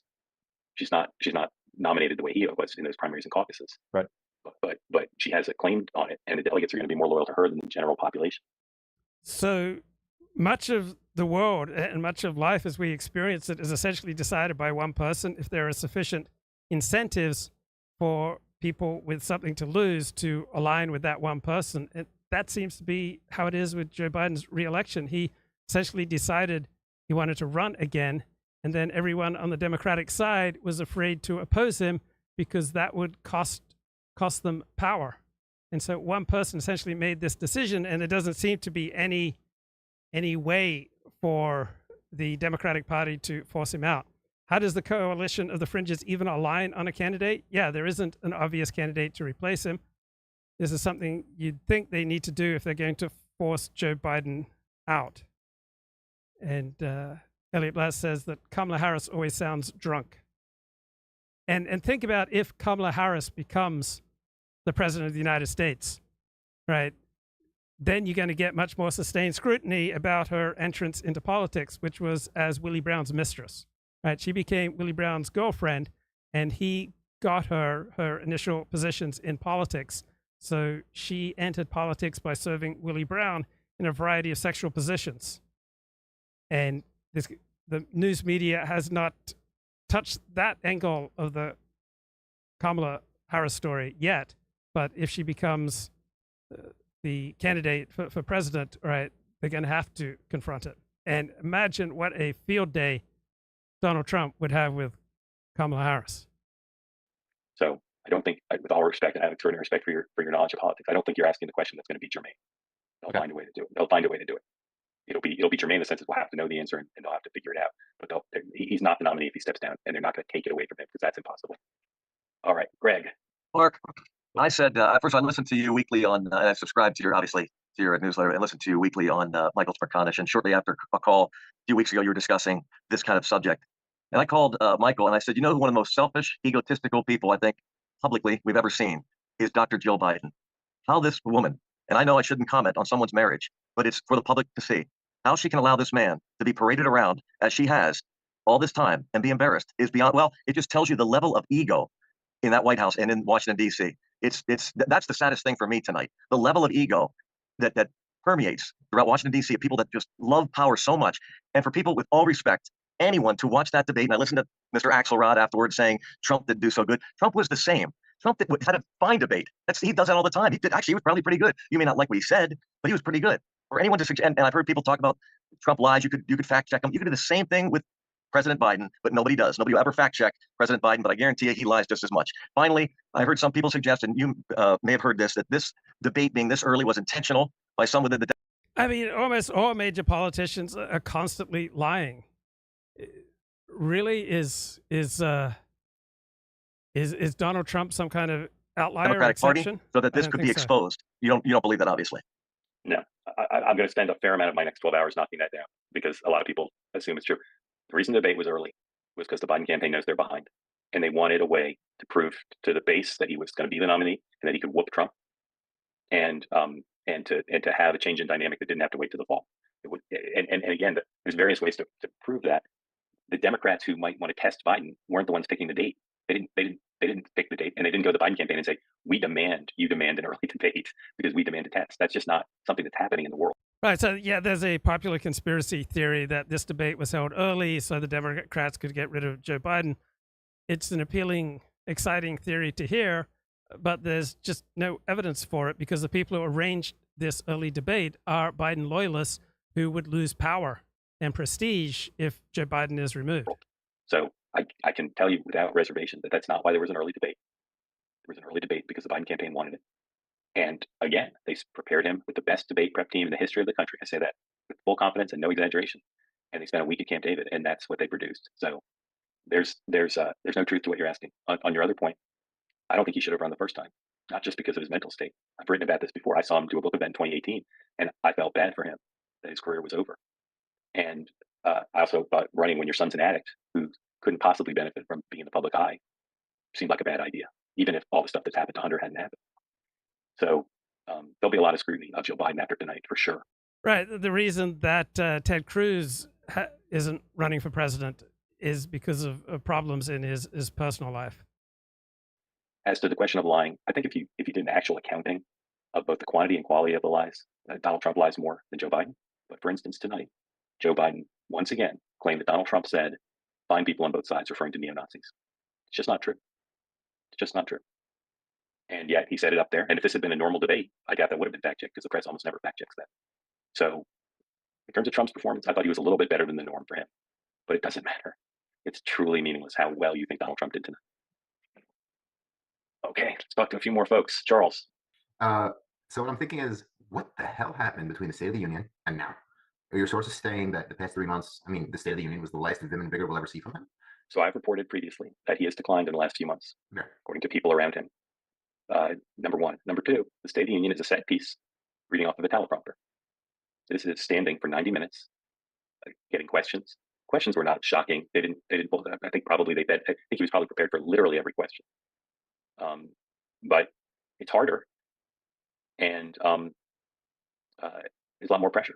Right. I was thinking that his weakness would have been in the back and forth, the Trump bantering that he's known for. Yeah, I will say, and I don't know if anyone else has reported this, but I'm pretty confident based on my sourcing that you are going to hear eventually that I was right. My sources were right. That in the last 3 months he has declined physically and mentally, somewhat substantially. Thank you. We're gonna take one or two more, and then I'm gonna let everyone go to sleep and see you in the morning.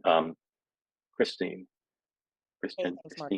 Recognizing, I think we're all in a little bit of shock on what we just saw, and it was very different Joe Biden, maybe than the one who many of us have worked with in the past. What is your sense on how he receives bad news and how he may be processing this? Let's just put the claims of senility, aside. Is he someone is it going to be Jill who's going to be the one really delivering kind of the message to him? Who are the key advisors? Is he someone that likes to talk about performance or wants to move on to the next thing? I'm just curious about kind of what the next 12 to 24 hours are going to look like.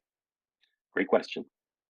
I think it's unpredictable because this is, you think about politics, obviously he's had worse personal days, to say the least. If you think about his political career, which has seen its share of disappointments, this is arguably the worst day of his political career. And I don't know how he'll process it. Generally, one of the things about him that's not very well known is he's got a ridiculous temper and treats people around him very badly.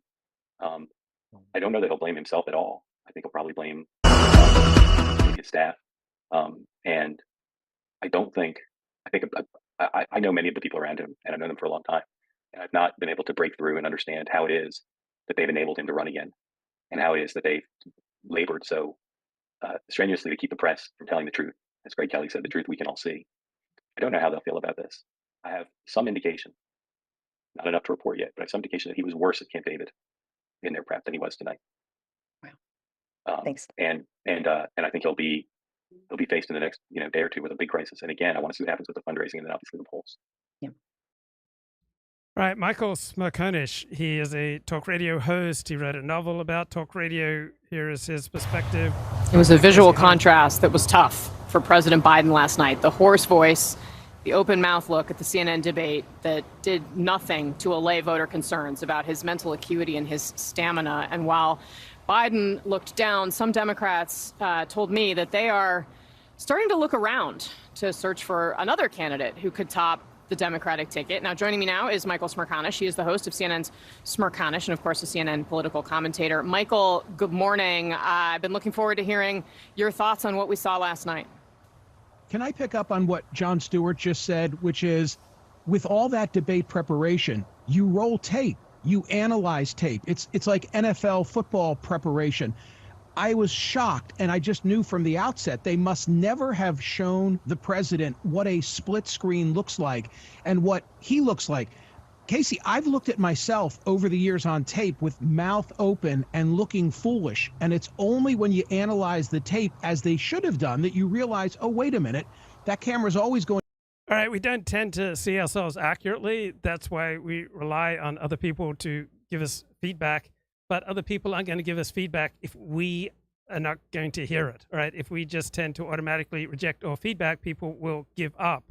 And Joe Biden is not someone who is open to critical feedback. Going to be on me, and I'm going to want to have a particular expression on my face. I said yesterday that delivery was going to be more important than substance, and that's exactly what came true. It's all about the lack of delivery from President Biden, and no amount of fact-checking. So I usually feel that within 5 seconds of somebody talking, I've got a pretty good read on where they're at in life, you know, how much self-efficacy they feel like they possess, and how effective they are in life, right? You can just pick these up from the timbre of someone's voice. Of Donald Trump, because I'm sure that debate was littered with falsehoods from Trump, but no amount of fact-checking of Trump is going to compensate for the delivery that we saw from President Biden.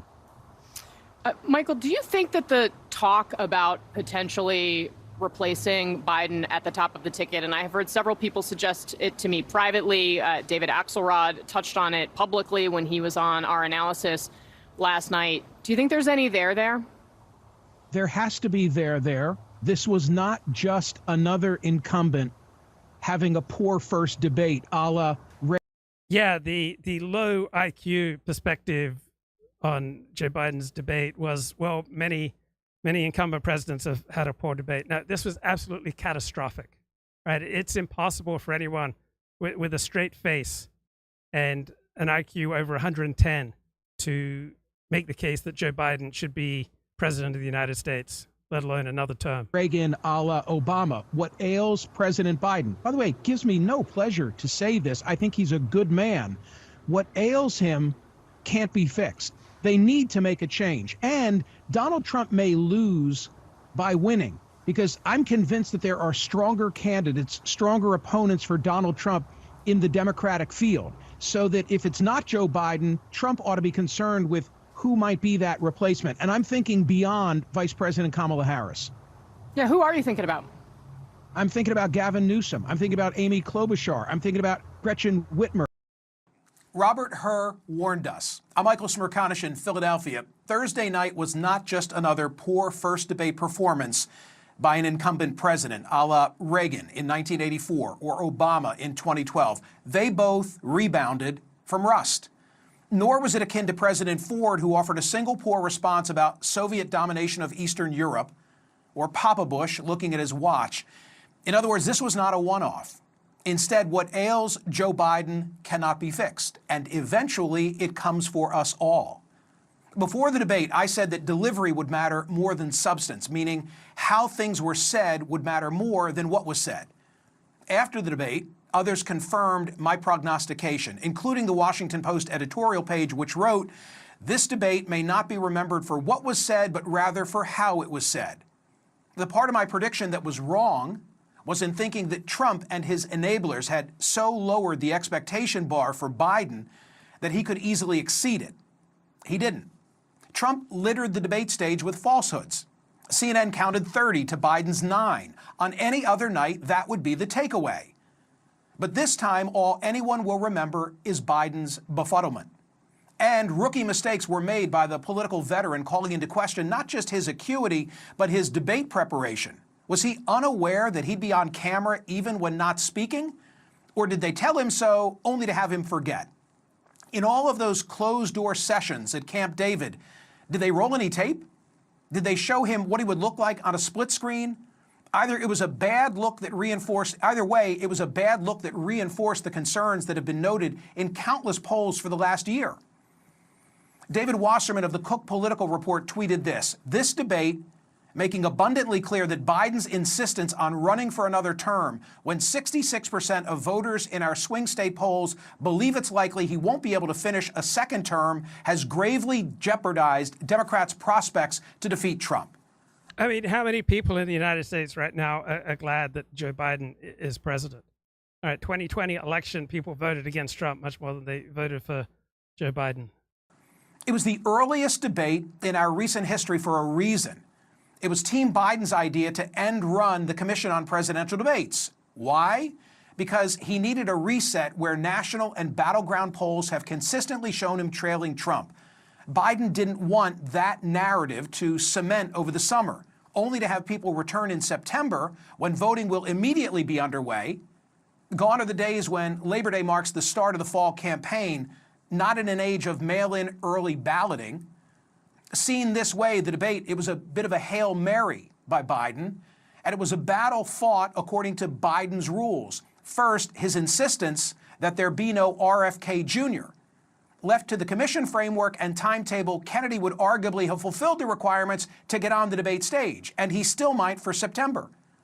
Second, no audience. Third, muted mics, and to boot, 2 commercial breaks providing a respite. Right. Donald Trump was served by all these rules, just like most people are served by decreased freedom in many parts of their life, right? Sometimes it's to our advantage to have more freedom, but most of us, if we get, say, more spare time, right, we will misuse much of it. If we get more money, we will misuse much of it. If we don't have some kind of system locking us in place towards a productive life. So eager was Trump to get Biden on a debate stage that he readily agreed to those terms, and in the end, that framework benefited Trump more than Biden. Trump's speech was untethered, as usual, but his body was measured. He was not the candidate who lurked over Hillary, nor the candidate who interrupted Biden in 2020. Biden, at times, was just lost. We have 1,000 trillionaires in America. Billionaires in America. And what's happening? They're in a situation where they, in fact, pay 8.2% in taxes. If they just paid 24% or 25%, either one of those numbers, they'd raise $500 billion, I should say, making sure that we're able to make every single solitary person eligible for what I've been able to do with the COVID, with dealing with everything we have to do with, look. I mean, all of Biden's supporters and enablers, all the people who've been lying and saying that he's up to the cognitive demands of his office are just going to be pilloried from here on out until he quits. If we finally beat Medicare. Thank you, President Biden. Watching President Biden, I thought of Special Counsel Robert Hur, who determined that Biden had classified information, knew it, shared it, but still did not recommend criminal charges. Why not? Because Hur did not believe he could prove Biden's requisite intent, and that's why he said Biden would present himself to the jury as a sympathetic, well-meaning elderly man with a poor. Right. If a president's going to get anything done, he has to have people who enable him. And if Joe Biden is going to stay in the race, he has to have people who will enable him. And if those around him refuse to enable him, then Joe Biden will be more strongly incentivized to do the right thing and drop out. Memory. Those revelations went to the likelihood of success if the case were ever to be tried. And that's a proper framework for evaluating potential wrongdoing, notwithstanding that a sitting president cannot be indicted. Well, you remember? The president's supporters, they howled. They said it was gratuitous. But now we've seen what Hur saw. And so has the New York Times editorial board. They are calling on President Biden to leave the race. Here's part of what they said, quote, "As it stands, the president is engaged in a reckless gamble. He understood that he needed to address long-standing public concerns about his mental acuity and that he needed..." Look, you can't simultaneously argue that stopping Donald Trump is the most important political decision facing America right now, and also argue that Joe Biden should stay in the race, right? You can't have both of those arguments, all right? They cancel each other out. To do so as soon as possible. The truth Mr. Biden needs to confront now is that he failed his own test. The fact that the New York Times editorial page has asked President Biden not to run is huge. It's the modern equivalent of Walter Cronkite editorializing about Vietnam, which led LBJ to recognize that he had lost Middle America. There are certain underpinnings to a Democratic president's viability. Cronkite was one for President Johnson. The New York Times editorial. Right. The favorite pundits of Joe Biden are overwhelmingly calling for him to drop out. Page is one for Biden and the Democratic establishment. And based on the Times logic, it's also a moment when senior Democratic leaders, those in governors' mansions and in the Congress, need to quit their conspiracy of silence about their president. Their obligation to their country is greater than their discomfort in calling it as it is.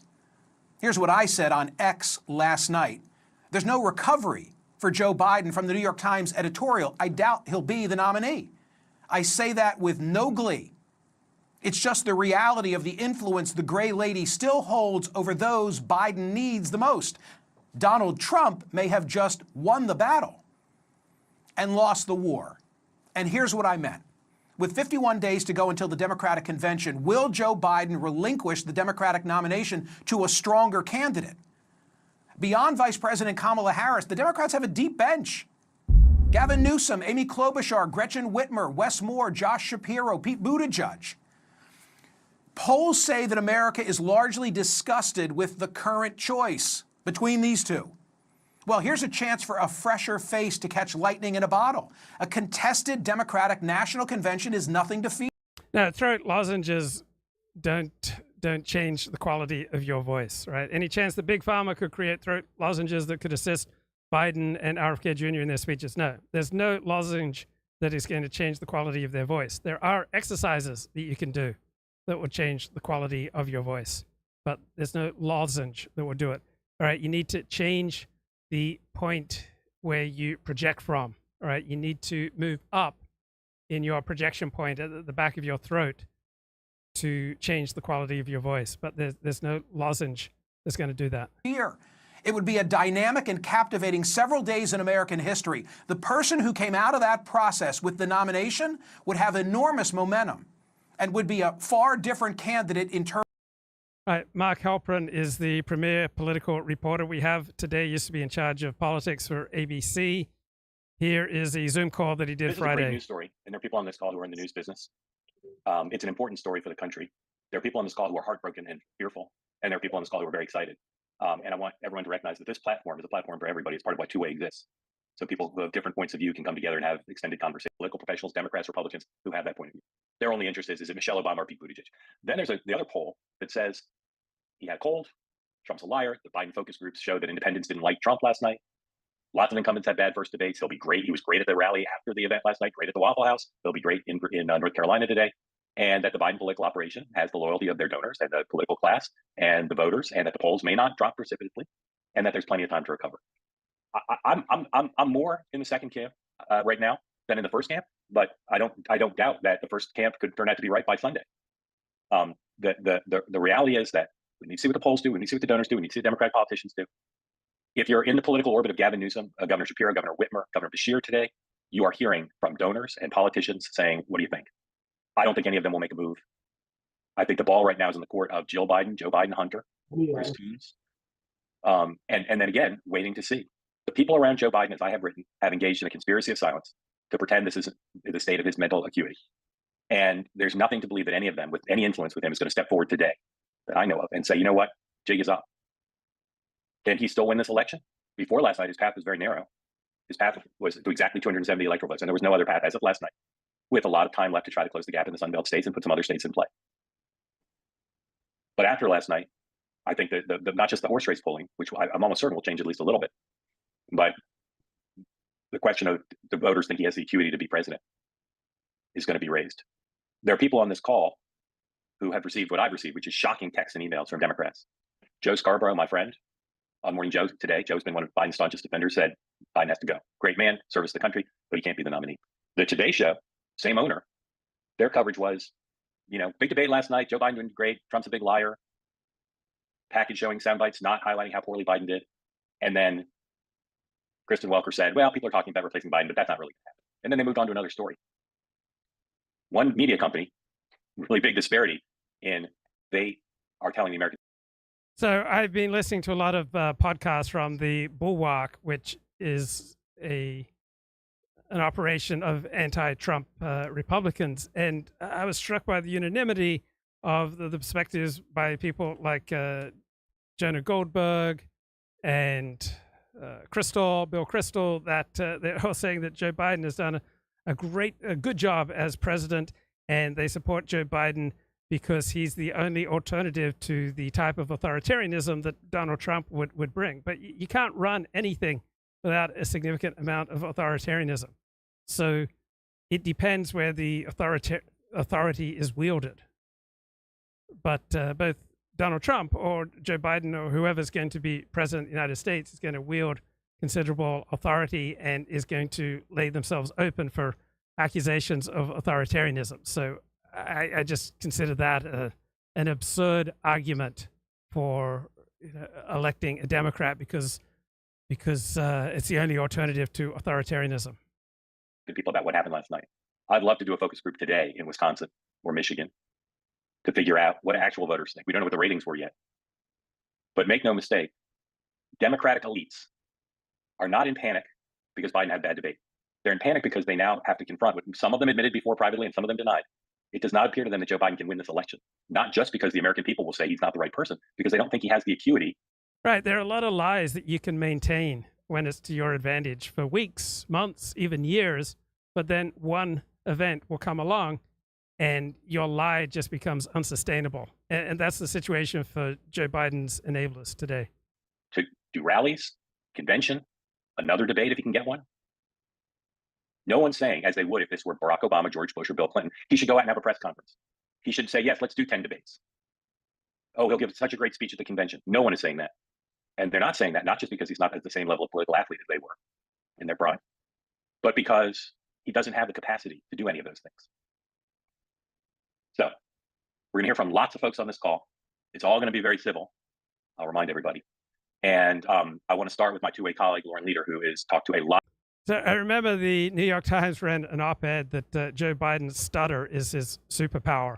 And then you always find these news articles about how ADHD is your superpower for athletes or for certain people. Guess what? ADHD is never your superpower, right? ADHD makes you considerably less effective and much more volatile in life. And a stutter is not a superpower. It means that you've got disabling amounts of bodily tension, right? In reaction to a stimulus, right? You have a maladaptive, highly tense, unnecessarily constricted response. That's never a superpower, right? Joe Biden is wrapped in so many layers of unnecessary bodily tension that they've become a corset, just making his life smaller and smaller and smaller and more constricted, right? This is never a superpower.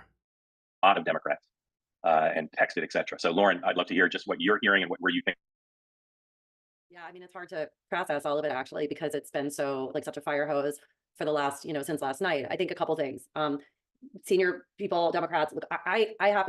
So a good part of why we support anything is how it makes us feel, right? How are you going to feel as a Democrat with Joe Biden as your standard bearer, right? That's going to feel awful, right? That's just going to be embarrassing. I happen to believe that there is no viable immediate alternative, in the sense that even if Biden decides, even if they decide that for the sake of the country, because it's too risky, it's time to go, think about the profound deficit that any new candidate stepping in faces. They're not known. There's nobody who has the record or is known to the American people in the way that the president is. You're starting from a huge hole. So Donald Trump has often struck me as not just self-centered and self-destructive, but selfish, right? I often feel like he puts his own interests first ahead of the country. But Joe Biden, running for re-election and in the face of overwhelming evidence that he's not up to the job. What a supreme act of selfishness.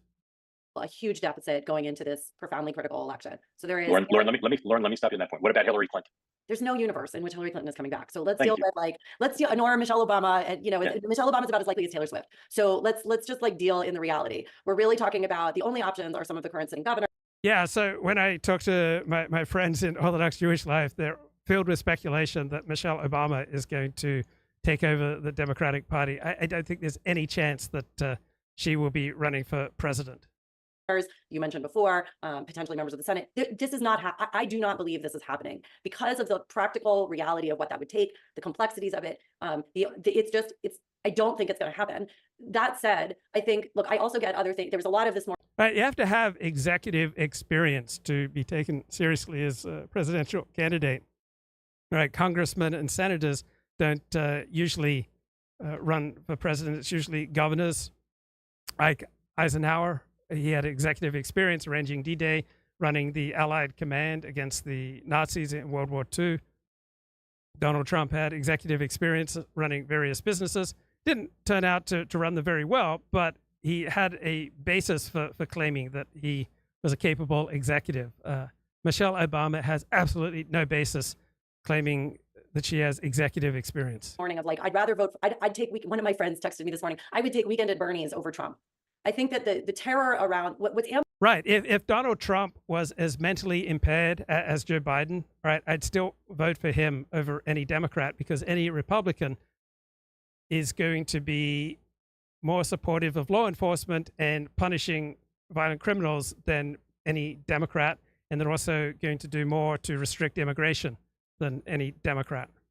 Amplifying the drama this morning is that as much as we're talking about President Biden's truly terrible performance, and I think part of why it was so distressing for so many of us is because every single day I have to, including last night in an event before the debate, I have to talk to people who say, I'm going to vote for the president, but he's clearly not with it. He's clearly, the narrative around his acuity was so strong going into this. Such a gigantic difference between popular rhetoric around Joe Biden and his obvious cognitive decline and elite rhetoric in the media, which tried to marginalize that perspective. It was just considered unseemly. And it just reinforced that, even among people who are willing to support him. And so that's why it's so painful and so difficult. It was so difficult to watch for so many of us.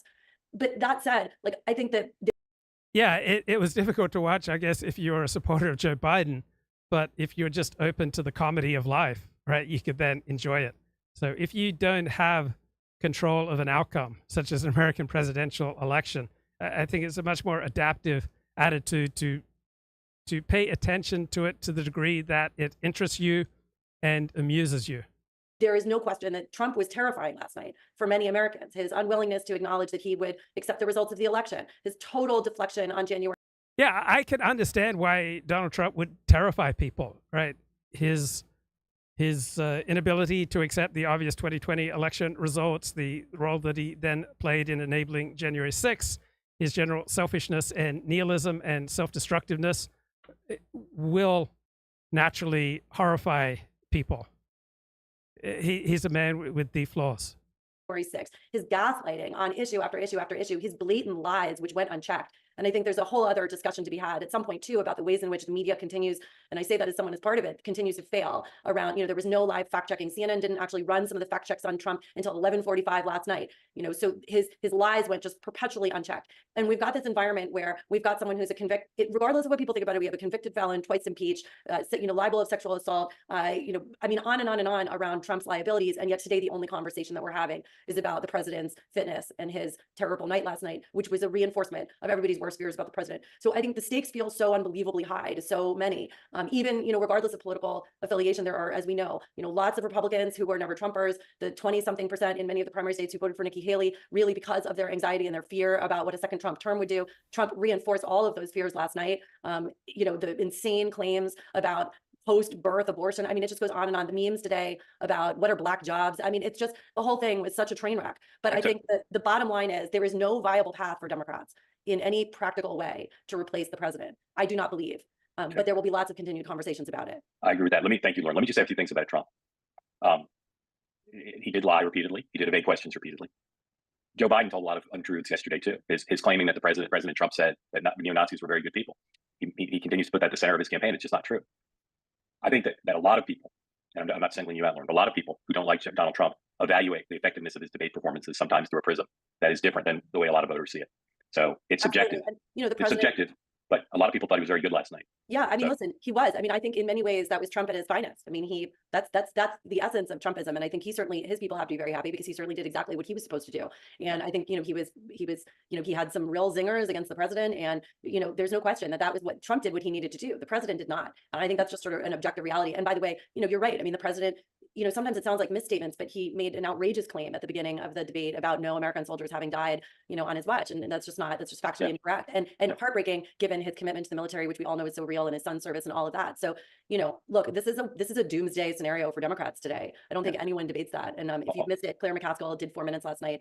It's shocking, the calls that she's getting. And again this morning. And again this morning. So All right, this is so a pretty serious moment. All I want to say is the Trump campaign is in a rare moment where they're not attacking the press. They're not really doing anything except letting it all play out. But I just warn everybody, as I have since 2015, that if the counter to, and again, Lauren, I'm not putting this on you, I'm putting this on the Democrats who are trying to spin this. The counter to, well, Biden showed his age, but Trump lied. And that's the way the Today Show kind of framed it. Biden lied a lot too. And Trump supporters and reluctant Trump supporters look at the press doing that. Yeah. And say, once again, you can say Trump lied, Biden showed no cognitive ability, and Biden lied too. But that's not the way the press is framing it. Again, there's just a backlash to that, which helps Trump in my view. Sure. Thank you, Lauren. Reinforces, I'll just say one last thing, Mark. Yeah. I mean, look, it reinforces all the reasons, you know, we've done these focus groups with the double haters. I think there's a lot more of them this morning, you know, that there is this sense of despair that these are the options that the American people are facing. And I think that just gets reinforced. And what that does to voter turnout is ultimately going to be the $1 million question for this election. Yeah. I want to call on Meghan McCain, but just say, to piggyback what Lauren said, all this talk about the DNC rules, about Gavin Newsom versus J.D. Pritzker versus Governor Whitmer, it's all meaningless unless Jill Biden and Hunter Biden and Joe Biden's sister, Val, decide they're going to tell him he has to get out. We can have those discussions. They're fun. They're interesting, but they're immaterial because no one's going to. Okay, Benny Morris, left-wing Israeli historian, he's got an op-ed here in Haaretz saying that Israel's going to survive. They must strike Iran right now. So he says, for 15 years, Netanyahu has acted with extreme hesitation in the face of Iran's attacks against Israel and its interests. Right? Netanyahu has not done what is necessary to prevent Iran from acquiring a nuclear weapon. Right? We have now arrived at the moment of truth. The decision is necessary. Iran is on the threshold of a breakthrough to 90% uranium enrichment. It seems to have the ability to produce a stockpile of nuclear weapons. The attacks against Israel over the past 8 months by Iran and its emissaries and allies provide sufficient reasons to attempt to destroy Iran's strategic capabilities.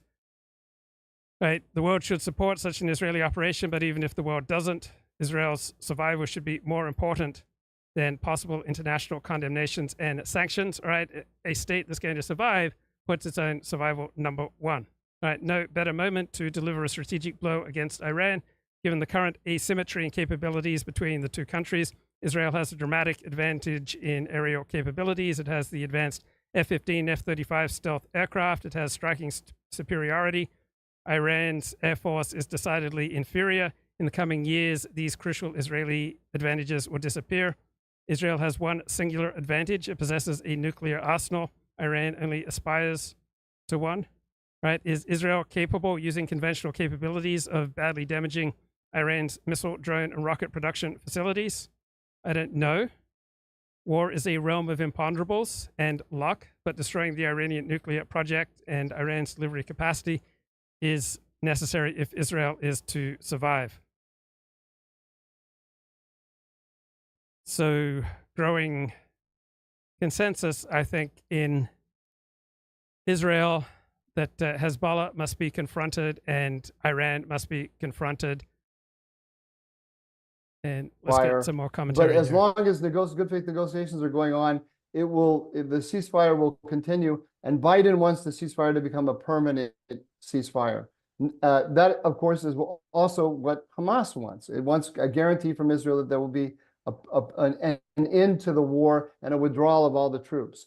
Netanyahu keeps saying that he'll accept these stages, but that the war will continue until its goals of defeating Hamas politically and militarily are finished. And his continuous insistence on the fact that the war will continue, this won't lead to the complete end of the war, is being presented by the White House as scuttling the deal. which he supposedly agreed to. I don't think he's ever agreed to it because he's been consistent on this every time. So, but when he said a partial deal on Sunday, according to the Israeli press today, this created a firestorm between Washington and Jerusalem, in addition to the firestorm over the arms question. And the Americans insisted that he must come out Okay, and let's himself, get not through a spokesman. Adam He must into the show. Adam, anything that you want to comment on? I'm enjoying the show. Oh, sorry. Yeah, I can hear you. Go ahead. You can. All right. So, I don't know. Luke, I always like tuning in. Thanks, bro. And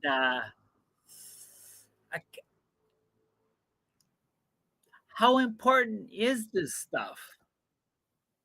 It's not going to, 99% chance that it's not going to impact the quality of 99% of people's lives between Biden, Trump, or whoever's president of the United States. You should only talk about these things if they amuse you or interest you. But as far as your own advantages, there's no reason to pay attention to it.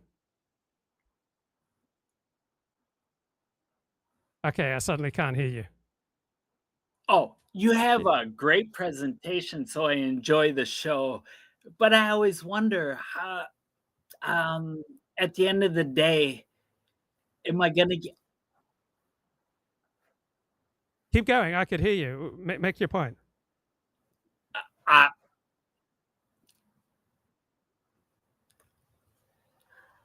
First time tuning in, so I think I just wanted to say hello, and I like the show, and keep going on. Thank you. Okay, thanks. And put any comments or questions in the chat if you don't want to say anything. But yeah, as far as the quality of your life, you're right, there's no necessity to pay attention to politics. The only reason to do it is for the same reason you might play chess or play pickup basketball, right? To do it for fun. But was there a further comment or a further question that you wanted to make, Adam? Who's running the porn industry again?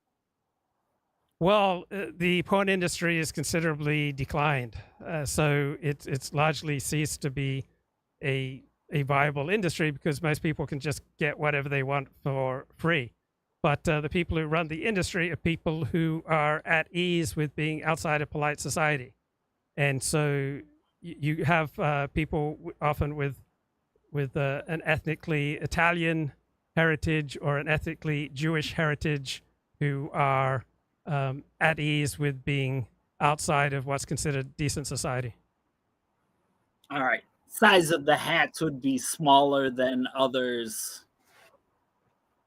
Yeah, it's considerably diminished in size. It's just overall, it's no longer economically viable unless you're able to establish a relationship with people who pay for you. So just as like journalism is dead as an industry, unless you're able to form such an intense connection with your readers or your live stream followers that they want to donate because they want to be connected to something. So too with OnlyFans, you have people who want to feel some kind of connection with these girls who are getting naked. And if you have a competent staff and give people a feeling of a virtual relationship, then you can develop a business model. But overall, as a business, both journalism and pornography are dead. Well said. Thanks, Luke. Enjoy Thanks, your bro. show all the time. Thanks man. for Good having to me. hear from you. Okay, bro. Take care. Publicly accept the deal offered by President Biden. And they're saying that that's what he did in his speech before the Knesset, which you just lauded. Personally, I don't see the big difference between. Yes, he came out and said that he accepted Biden's deal. I don't see the big shift between the two, and I don't see any inconsistency between what he said on Sunday, what he said on yesterday, and what he's been saying all along. But that's where the press is, and they're hammering away on this. Personally, what I found most interesting about the both the interview and the speech is that the war aims are shifting. So whatever happens in Gaza, it has nothing to do with the quality of life of the average American, right? If 5,000 Israelis die in a war against Gaza, or 25,000 Israelis die in a war against Hezbollah, or 100,000 people die in Gaza, or 1 million people die in Lebanon, it'll have nothing to do with the quality of life of your average American. And that may sound, very sad, but that's just the nature of reality. And it's a subtle thing. It's a subtle thing, and it's not official yet. But originally, the war aims did all focus on Gaza, and of course, as far as we know, there has only been a cabinet decision about the war aims in Gaza, and the war aims are to return the hostages and destroy Hamas militarily and destroy it politically.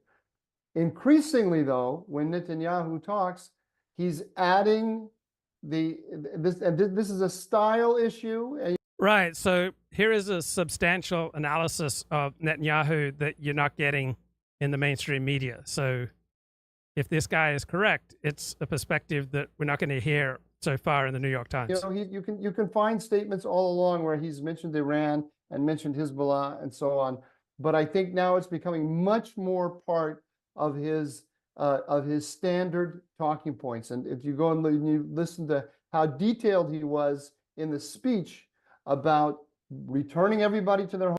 Right. So people rarely say what they mean and mean what they say, but you're almost always giving clues about what's really going on with you and what you really want when you speak. But it's not on a literal level. Homes in the north, which is going to require putting significant pressure on Hezbollah. And he's also talking about this as a war with Iran. And he talked about this is a 7-front war against Iran. And he said, this is going to take a huge effort against Iran. Let's just mention, Mike, the 7 fronts, because I know this issue has been confusing a lot of people. Oh, so the seven fronts are Gaza, the West Bank, Lebanon, Syria, Iraq, Iran, and the Houthis. Is that 7? Yeah, it's 7. Yeah.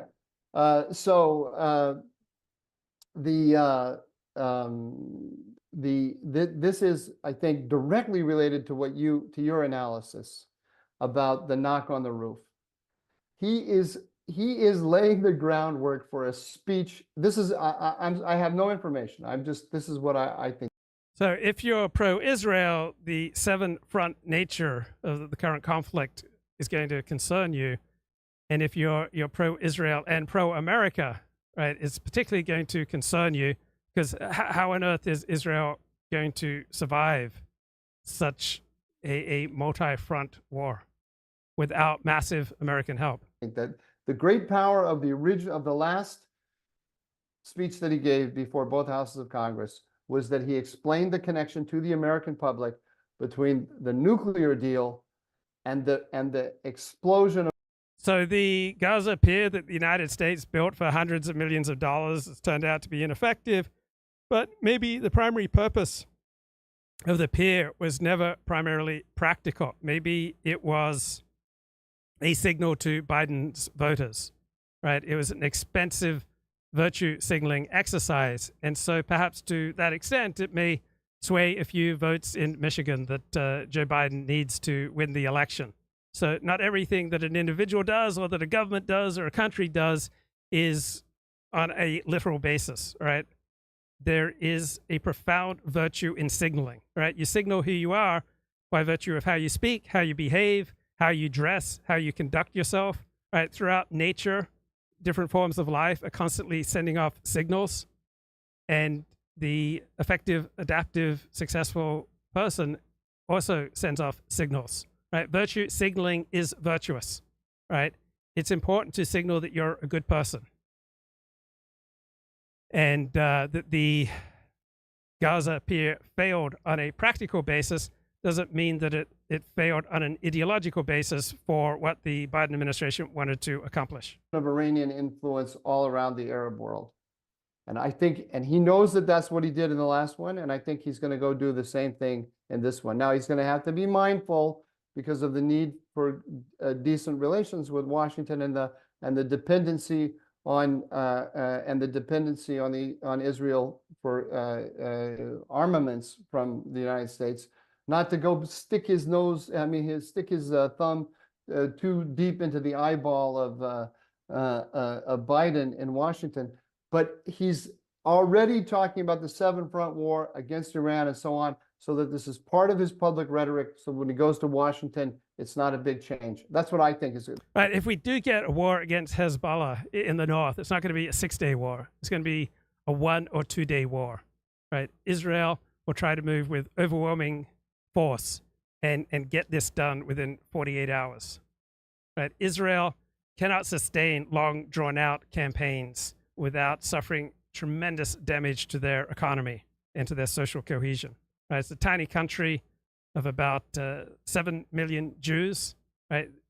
They can't afford to keep much of their workforce in the military fighting long-running wars. This going on. So two things about that too. First, I think there may be, this may be put in a context of a larger theme, which I think Netanyahu hopes, certainly I hope, and many Israelis hope will gradually shift. Okay, so the greater theme is one that I've gone into in depth, and that is the rise of the Leninist anti-imperial model. Right, that's the larger theme. Right, you want to understand it on its intellectual level. All right. It's the one that I've been talking about, the rise of anti-imperialism, anti-colonialism that underlay so much of civil rights law and international humanitarian law since World War II, right? The Leninist communist critique against imperialism was the basis for the Nuremberg trials, and it's been a substantial part of the basis for international humanitarian law and changing the rules of law. And we find that the anti-Vietnam War, right, it launched a comprehensive attack on the way that Western countries such as the United States fought war. And so you have a growing consensus among Western elites, along with the anti-colonial, anti-imperial communist movements, a growing consensus that the way the West traditionally fights wars is immoral and illegal. And so you have popular protests and news media reports that draws attention to the violence and depravity of these wars because of civilian suffering. Right? It was always taken for granted until essentially the 1970s that civilians, by and large, are going to suffer the fate of their state. But now, thanks to the rise of human rights law, international humanitarian law, which is underlain by a particular narrative, right? Law doesn't just emerge out of the ether ex post facto, coming down from on top. It emerges out of a narrative, right? Laws come to us on the basis of narratives. They're like surfers riding the wave of a narrative. And so we have an increasingly dominant narrative among elites that is anti-colonial and anti-imperialist. And when you take away the pejorative meaning of colonialist or imperialist, it simply means states that are more effective than other states. So anti-colonialism, anti-imperialism is a movement of losers. It's a movement of groups that are less successful and have consistently been losing. But this loser attitude is one that has taken over Western elites who dominate human rights, right? There are no major right-wing thinkers in the fields of human rights and international humanitarian law. This is a field dominated by feminism and dominated by Leninism. And a large part of the reason that we have so much woke culture, right, is because of the rise of feminism. It's revolutionized how we, understand these moral questions. In the public consciousness of the whole democratic world is that Israel is in the forefront of a war for civilization against barbarism. If you will, the Samuel Huntington model of a clash of civilization civilizations, and that we are fighting.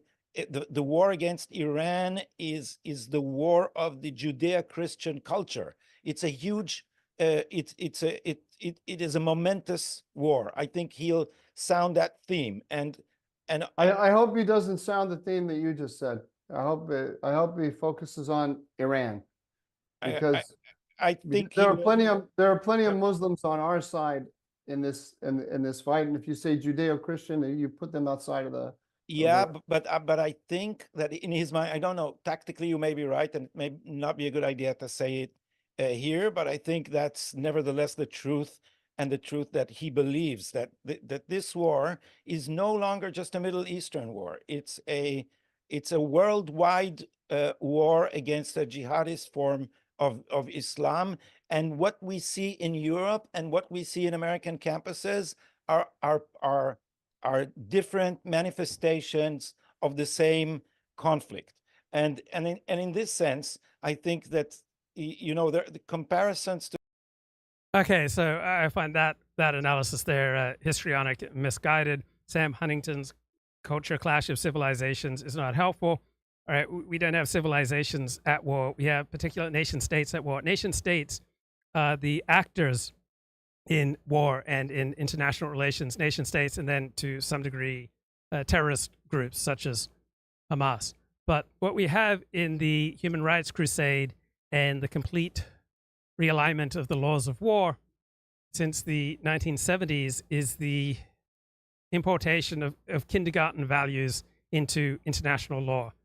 It is the transmutation of the traditional feminine desire to nurture vulnerable infants, but it's been transmuted because so many women no longer have children that they take care of, right? They're either childless or they hire someone to take care of their kids, and they simply take that traditional feminist nurturing impulse and they direct it towards groups such as the Palestinians and various groups in Africa and other third world groups who just continually lose at life when they compete with Western powers. So we've got kindergarten values, we've got a transformation of traditional female nurturing desires, and these desires have been shifted towards helpless, pathetic groups such as the Palestinians. To the 1930s abound. And but I think right, much of woke culture is simply the importation of kindergarten values into the academy. That's Amy Wax's analysis. That we should remember that the Jews, at least the Jewish state, in this version is not. Okay, he's not very helpful, but Nathan Cofnas and Noah Khaw did a much more thoughtful. Okay, welcome to Noah Khaw discussion this here. Is, denouncing the lab leak. So, you have emphasized the role of women in wokeism. Actually, your article on this was influential on my thinking about recent events. What was the title again? Did women in academia cause wokeness? Yeah, I recommend people should read the article. I linked to it in my piece on the stupidity problem. It's a very disappointing conclusion because it's really unclear what the solution could possibly be. To the extent that wokeism is simply an expression of preferences that are disproportionately female. I would add disproportionately female, or that arise in circumstances where females are well represented even among men. Yeah, so it emanates from and then is reinforced by female presence, and we're not turning the clock back on that. Like, that's a non-starter. So we have to find some way of addressing these issues, acknowledging that men and women are both going to be part of these institutions. So we have to find some way to come to an agreement between men and women and find some kind of desirable arrangement. But there is this very strong tendency. Maybe it might not be all women or necessarily most women, but it is enough of a tendency among women that there's a very strong push in the direction of using certain methods to address, to regulate behavior that are not really consistent with the classical liberal understanding of free speech and so on. Now, on my view, this is certainly, I'm not saying the equality thesis and the response to the equality thesis is the only important thing that's happened in the last 50 years, right? So there are lots of other things that are happening, lots of other trends that are interacting with what I say is the core of wokeism. But the feminization of the institutions is certainly an important phenomenon that's going on, which influences the way that wokeism is expressed. That would be my view. On your view, I think you might place more importance on feminization of institutions as a cause of wokeism per se. But possibly. I mean, I did try to emphasize in my article that I didn't actually disagree with anything you said in that regard. It was just a slightly different degree of emphasis on different factors. I mean, as I mentioned at the beginning, I basically agree that the acceptance of racial environmentalism by elite.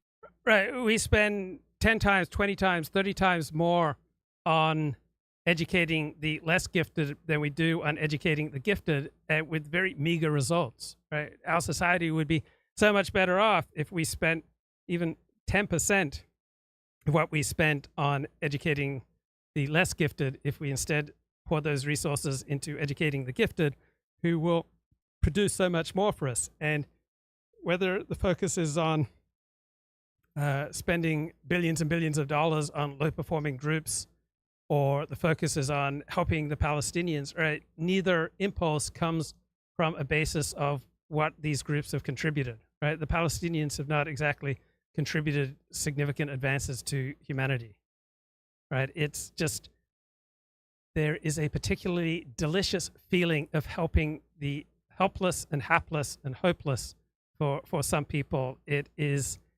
a transmutation, a mutation, a bizarre transformation of the nurturing impulse that one is traditionally expected to display towards one's own infants, and instead taking this towards low-performing groups, either in your own country or around the world. Is causally related to the rise of wokeness. But in the case of feminization, I do think it's very important and largely exogenous, or at least partly exogenous. In other words, it's an independent factor that also contributed to the emergence of this phenomenon, and that perhaps might have been sufficient by itself to cause both the elites to abandon hereditarianism and cause wokeness. Because I think not only do women hold views, or at least sort of proto-woke views, more strongly than men, but they also seem to cause men to adopt those views in their presence, perhaps due to a desire on the part of men not to be in conflict with women, or to You can't overstate the intoxicating power of even average-looking women over men, right? You've been married for 5 years, 10 years, 20 years.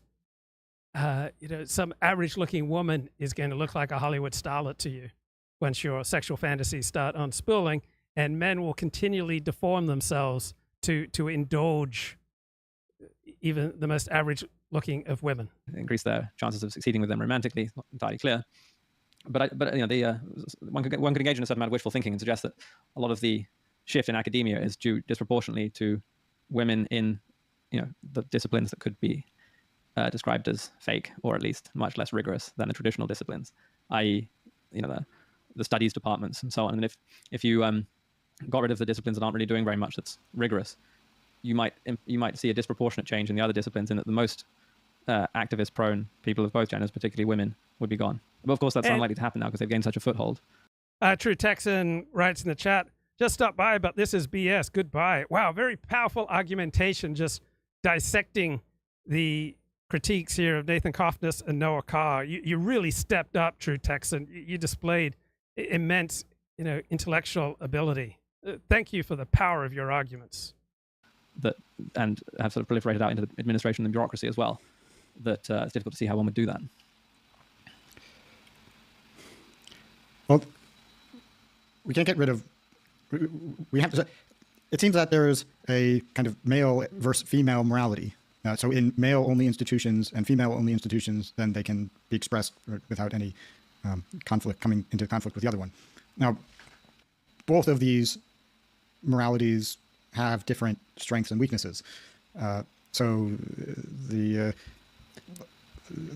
turning society into a kind of boot camp might be taking an extreme male perspective, negative expression of male morality, and on the female side, like just a complete disregard for truth and over feelings. And I think we have to quote Amy Wax here, who said that women have brought the values of the kindergarten into the academy. So in principle, some kind of, and so in all major philosophical traditions, like there's a concept of yin and yang, right? And that they interact with each other, and there's some kind, they should be in balance, both within the individual and within society as a whole, right? It seems now there's maybe more of a conflict between female morality and the goals of academia, which is theoretically, right, just get at the truth, find the truth, debunk everyone who's wrong, right? Engage with your opponent's arguments rather than assuming they have nasty motives. So this disproportionately attracts like people who are kind of on the spectrum, autism spectrum, which just means like male brain people, right? Because autism, according to an influential view, is just extreme male brainedness. Yeah. On the other hand, there are plenty of great like women scholars who've made who certainly ought to be in academia. Yeah, I mean, it's a question of overlapping bell curves. Right. And also, I think women have some strengths in certain fields, and that have and that they've been able to make contributions in certain areas, right? And there should obviously, it's good to have space for that. So that's not something to be upset about. But we haven't found a way to push back against the excesses of female morality. No, Louise Perry had an interesting article recently in which she teased this out in a way that I thought was quite compelling. She pointed out that it's single mothers who are, single women who are childless, who are the most woke, just in terms of the statistics, I think is what she said. And this can be understood from the perspective of their maternal nurturing instincts not having a suitable biological target, namely their children, and therefore being directed towards disadvantaged groups in society, and that therefore one might consider the decline in fertility to be another sort of independent cause of wokeness. That doesn't really answer your question. I just thought it was an interesting point. Yeah, I think that's a pretty solid analysis.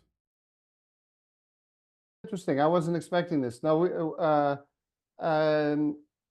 I think that the number one enemy is not Islamism and it's not Iran. I think the number one enemy is wokeism, and the Iran is such a threat because Iran is being empowered in the Middle East by a woke American foreign policy, exactly as the student agitators for Palestine are being empowered by college administrators. Just like I didn't look at it deeply because I'm at an undisclosed location. Right. The people agitating about the Middle East on college campuses are not our best and brightest, right? They're dominantly people who appear to benefit from affirmative action, who study the less cognitively demanding fields, who have the less going for them, who have the least to risk, all right? It's dominantly the side of the losers in life. Location doing undisclosed secure things, a secure undisclosed location doing secure undisclosed things. But but I saw there was an episode in Los Angeles at a synagogue, and the police basically, it looked like from the little, I didn't look deeply into it, but I looked at a few tweets from friends and things, and it looked like the police. Okay, Adam, you're back. Did you have a follow-up comment or question? Oh.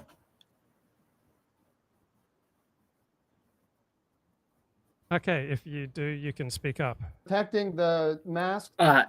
The talking mask, Adam? pro-Palestine. Yes. Do you have a follow-up question or comment? Yeah.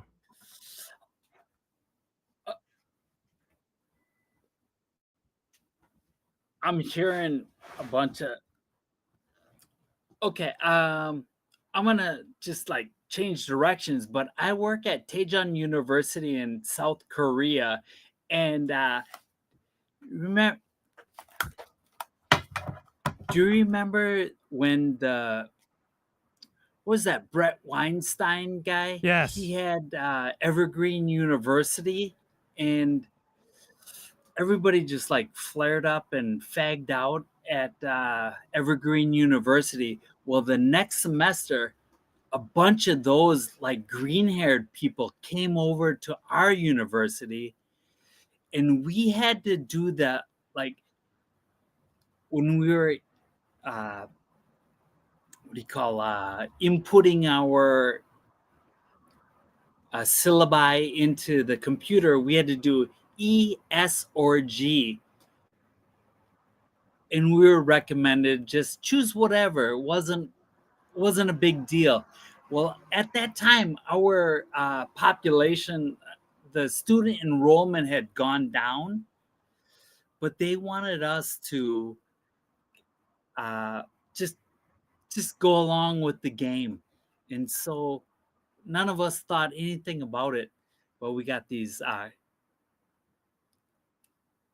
evergreen students. We went along with the ESG, and our school just like blew up. I'm in South Korea, right? The population is dove. In my neighborhood right now is Africans, and I live in a small neighborhood. I could turn this around and I'll show you later. But it's Africans and Vietnamese because they need to keep their university numbers up. Anyways, I don't know. I just wanted to sound off on that. Oop, I always enjoy the show. Thank you for Thanks. letting me So, spout. yeah, thanks. So we're often, if you want to get along, all right, in life, you often have to show deference to things that are stupid or that make absolutely no sense to you. And one reason I think that groups do this is that it winnows out the less pro-social, right? So there are many reasons to get upset at your employer or your group or your church, all right, because the operation of authority is often going to have a prosaic element, and you often are going to be asked to show deference to something that is stupid. And this winnows out people who are antisocial, because you're always going to have abundant opportunities to say the emperor has no clothes, this is stupid, I'm not going to go along with this.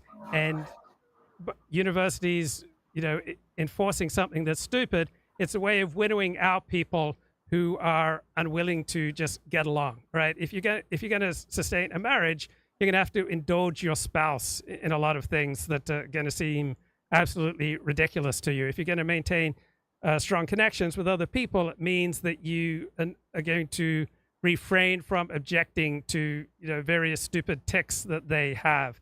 And so when universities bring in things like ESG policies, ESG stands for environmental, social, and governance, or whatever is the hot new thing in education, the new fad, it does tend to winnow out the antisocial, because most people realize that the most effective way to go through life is to refrain from criticizing your employer or your particular group, even if they're promoting stupid things. So there are always going to be endless reasons to criticize authority and to criticize your own group.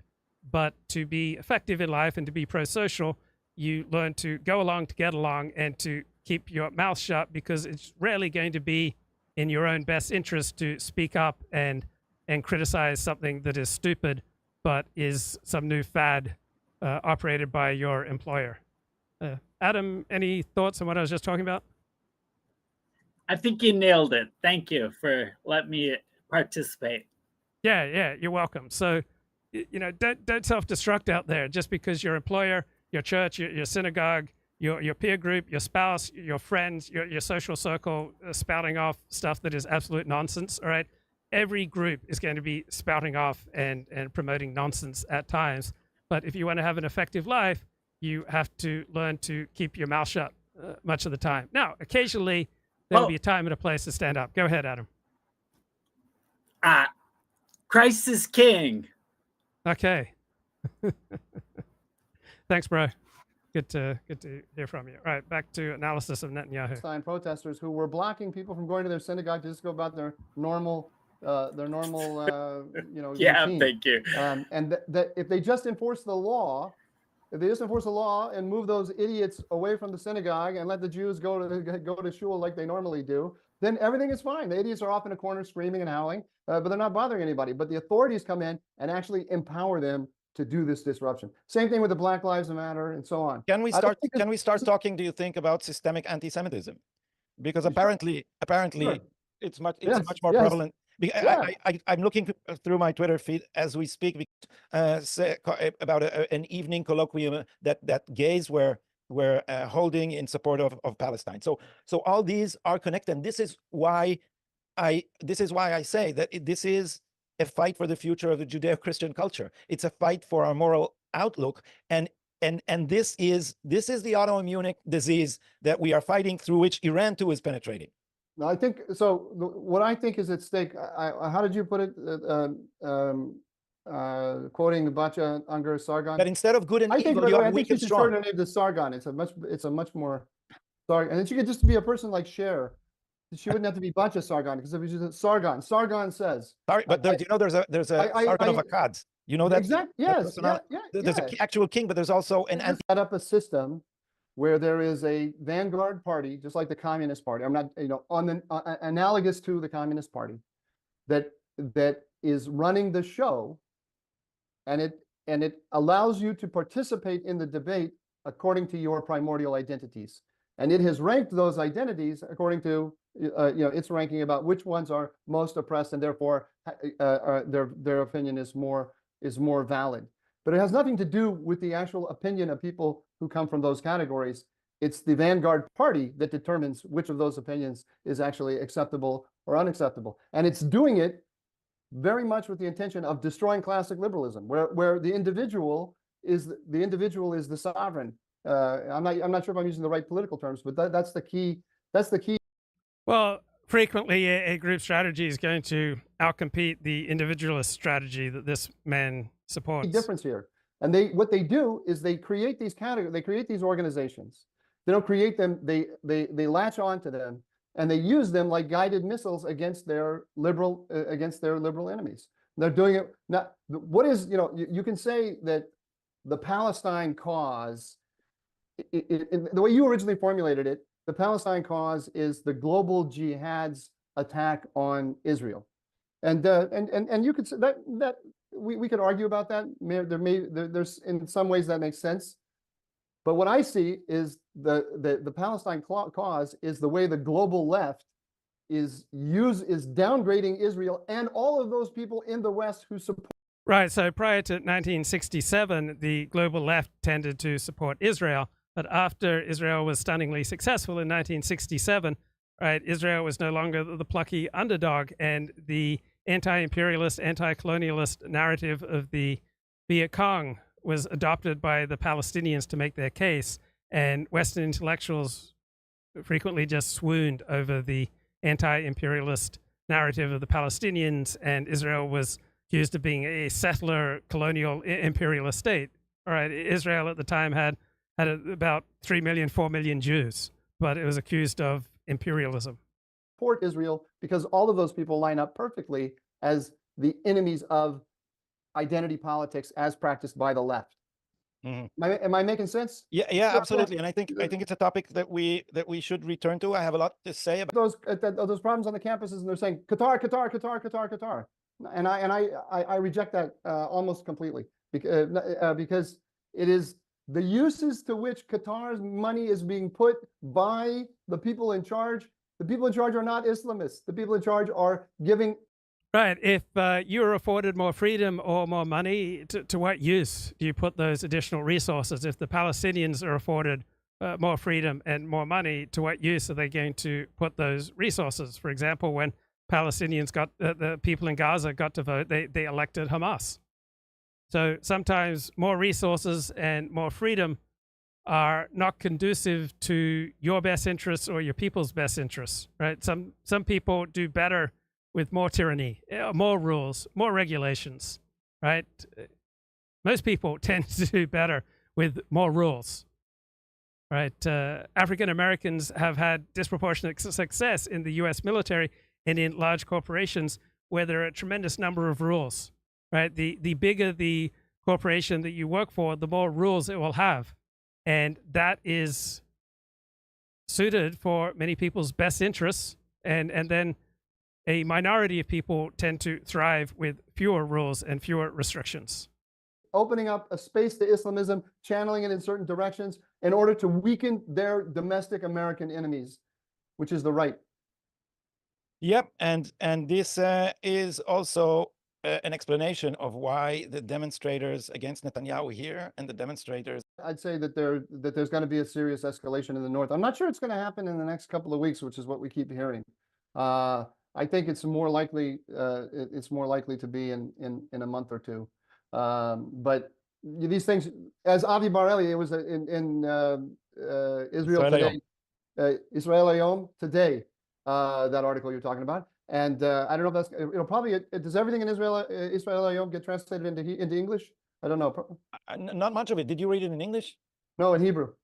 So I don't think most things don't get translated actually. It's a really good piece. Maybe I'll translate it and just tweet it and stick it. I'll machine translate it and then stick it on Twitter. Well worth it, because one of the points Avi makes is that we have an indication here. The people will either return to their homes or not return to their homes. We can sign papers. The government can do that. But if people don't return home, it means that the paper is going to be worthless. And what Avi said is we have to go to war with Hezbollah at one point or another. And actually, and this goes back to so many things we said about how this administration is sabotaging its own policies. If the Americans are going to withhold weapons, this can actually push Israel to increase and enlarge its first strike on all infrastructure in Lebanon. Because if we begin to calculate and see that we don't have enough ammunition and backing for a long war of attrition, then we need to do what in Hebrew so succinctly is captured in the phrase "zbeng v'gamarnu." How would you translate "zbeng v'gamarnu," Mike? Bang and we're done. You know, one exactly. and done. Basically, the big big dramatic shock and awe, you know, the big dramatic move, and then it's all over. And I just to build on what you're saying, it also, the American policy also increases the likelihood of an expansion of the war to Iran, because the Israelis are not going to concede the north of their country to Hezbollah. That's not going to happen. It's just not going to happen. So and if Iran is threatening to enter the war, if Israel escalates against Hezbollah, then the Israelis are going to have to think about how to take care of Iran. And if the United States is not going to deter Iran, they're going to have to think about deterring it themselves. And so one thing leads to another. The Americans keep thinking that they put pressure on the Israelis. Right. So I see more and more incentives for why Israel will have to escalate, not just with Hezbollah, but with Hezbollah's funder, Iran. Israelis, that then what's going to happen is the Israelis are just going to buckle, or what's going to happen is that.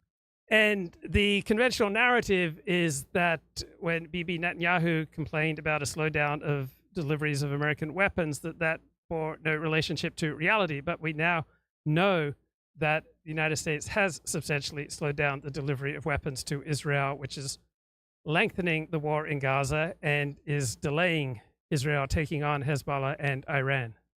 The Iranians and their proxies are going to see how nice America is being to them, and they're going to come with concessions to America, which has never happened. So we have this whole pattern now. It's a very clear pattern from the beginning of the war.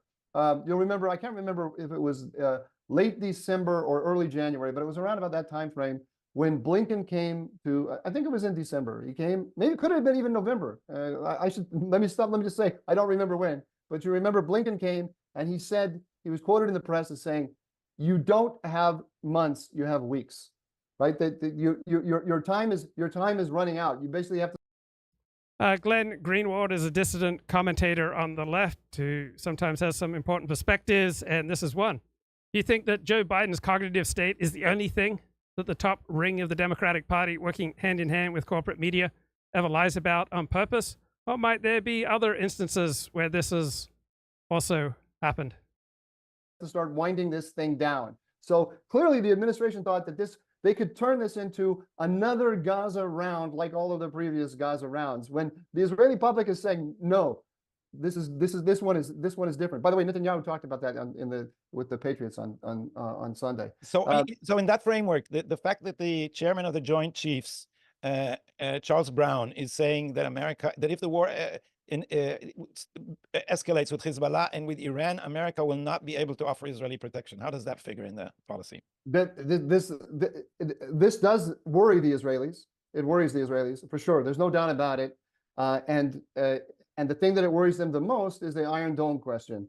They need the ammunition from the United States, the interceptors, they're made in the United States, and they need the assistance of CENTCOM, the integrated missile defense with CENTCOM, and they need the American Navy as Right. So the Iranian missile attack on Israel, April 13th, cost Iran $1 million or $2 million, and various nations that got together to defend Israel, right? They had to spend over $100 million in armaments to fight off this relatively inexpensive attack by Iran.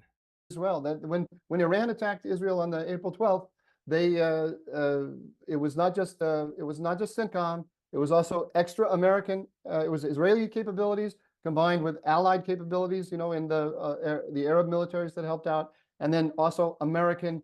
One of the ballistic missiles, or several of the ballistic missiles, I can't remember, were shot down by American systems coming off of American ships in the Mediterranean. Not having that is tremendously worrying to the Israelis, and it means the Israelis might decide to delay the action as a result of that. I doubt that they would, but they might decide to delay as a result of that. But if they can't rely on the Americans, then they're going to look to go take care of it themselves, and they're going to go and they're going to hammer Hezbollah, like you said, like there's no tomorrow, and they're going to do it very quickly. And they might also go and attack Iran to tell Iran that they'll send a very clear message to Iran that if you attack, we'll take out your nuclear sites or do something worse.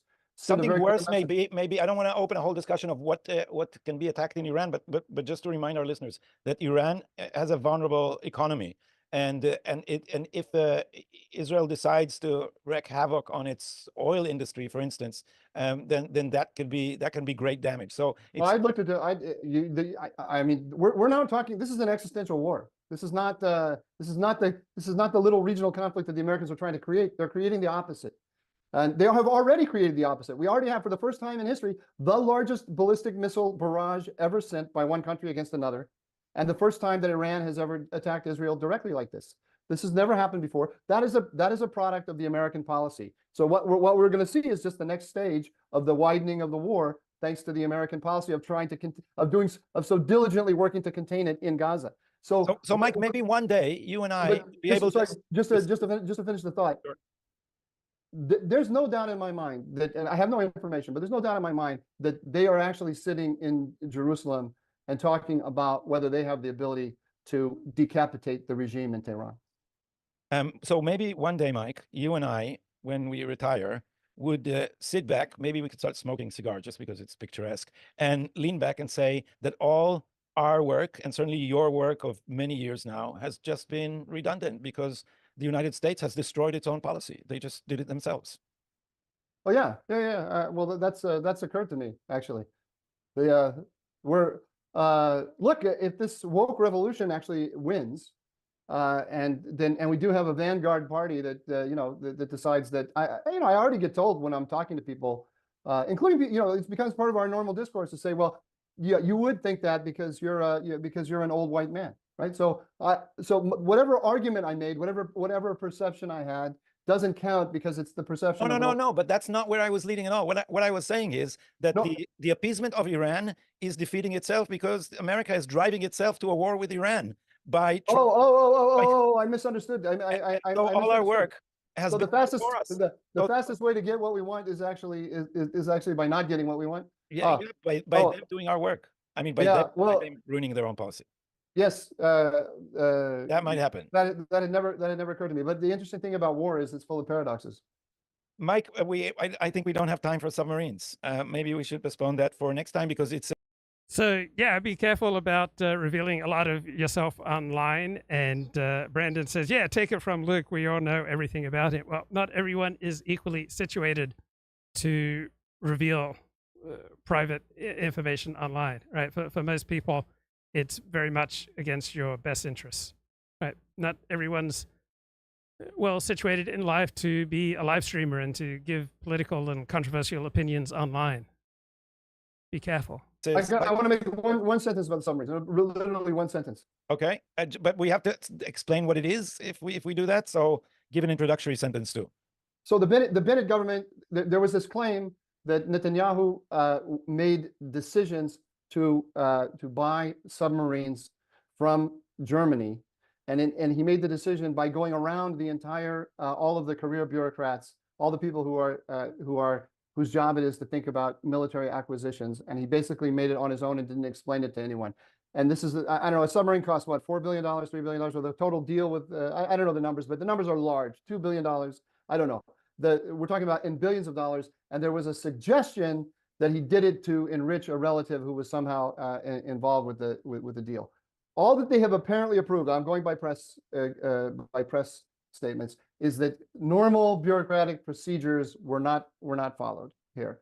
What Netanyahu is arguing, suggesting, he just in his speech he suggested yesterday, I think it's very interesting, is he didn't use these words. This is me adding to it. But what he's signaling is that yes, I ignored the normal procedures because these are not normal threats, and we need a second strike capability against Iran. And the submarines give us this. That's where I think he's headed. Now he's not going to say any of this because this is all about secret capabilities and exactly what the submarines have. But what he's arguing is, I've been focused on the real threat. We're fighting for our lives against Iran, and that's why I didn't listen to the petty bureaucrats who you are trying to use now to take me down. And it's a pretty powerful argument, I would say. Look how far we've gone to accepting the authority of the deep state, where a prime minister is accused for not doing what his underlings told him to do. This is completely ironic. But in Israel, we have a whole culture in which that's, by the way, the name of my Hebrew podcast, Gatekeeper, in which the civil servants see themselves as the gatekeeper. And what is the gate and what is the fence? The gate they are keeping is at the fence where politicians, wild politicians, should be stopped from doing idiotic things by the responsible adults who are the civil servants. Mike, we're out of time, and we are therefore going to go straight to the dumbest take on the news. What is your dumbest take on the news for this week? I can really do my dumb mistake so quickly. So the former spokeswoman for Bernie Sanders, Brianna Joy Gray, posted a video in which she, this is a Harvard-educated lawyer we're talking about, right? And she and a prominent person in progressive politics, in which she said that she posted a video from a Palestinian guy who said that who'd been detained by the Israelis apparently. And he said that the worst thing that he saw in detention were the dogs raping Palestinians. The Israelis had trained the dogs to rape Palestinians, and she posted this and then said, "How come people aren't talking about this the latest huge story?" This huge story, and I just don't believe that the Israelis have trained dogs to rape Palestinians. Because do you know this book? It's very hard to train a dog.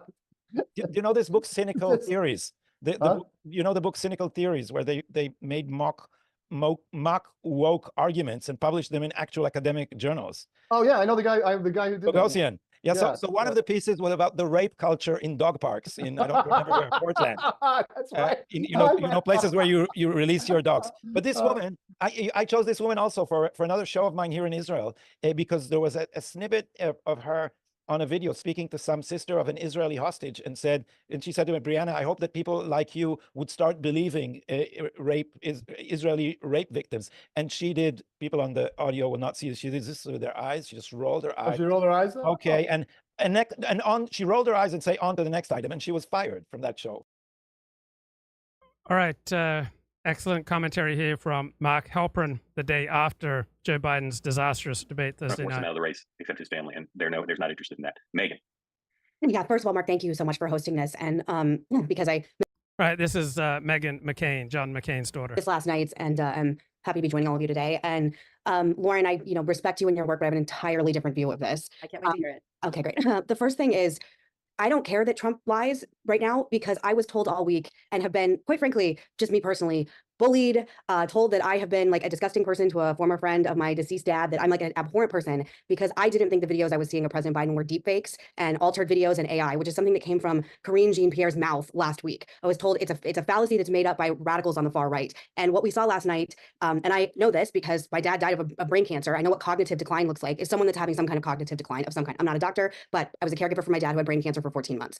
It is very bad. I had panicked phone calls from friends, family members, people who do not follow politics in the same way that we all do, that are angry at what is now being seen as some kind of like, cover up on the part of the Biden family, the press, and his staff. And I don't understand. There's a video that's getting a lot of attention of Jill on stage with him last night, talking to him like he's a child. It's unseemly.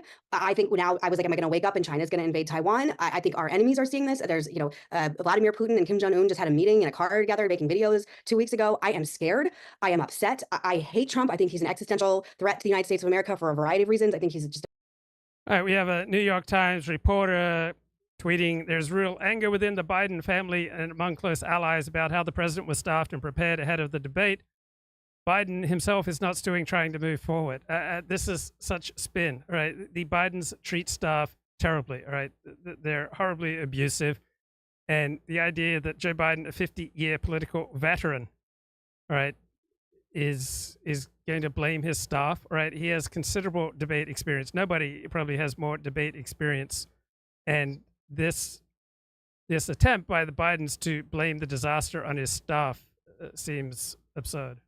A bastard from hell and horrible for myself and for my 2 young girls to have this kind of leader in power. I don't know what the answer is anymore, but if Democrats stay on this path and they nominate him, Trump will win 48 states. This is absolutely over. And I will not stand for this. I'm no longer going to be lied to, and the American public are no longer going to be lied to that everything is fine while groceries cost 50% more than they did 2 years ago. The thing I don't understand about Democrats also is, you chose Kamala after she proved that she was an absolutely garbage candidate. She couldn't even make it through Iowa. And I have more respect for her than I think probably the average Republican does. But if she's your choice, and her being a Black woman is so important for the Democratic coalition.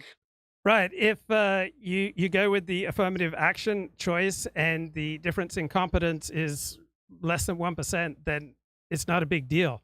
But if you take the affirmative action choice and the difference in competence is 10%, 20%, 50%, right? That's devastating.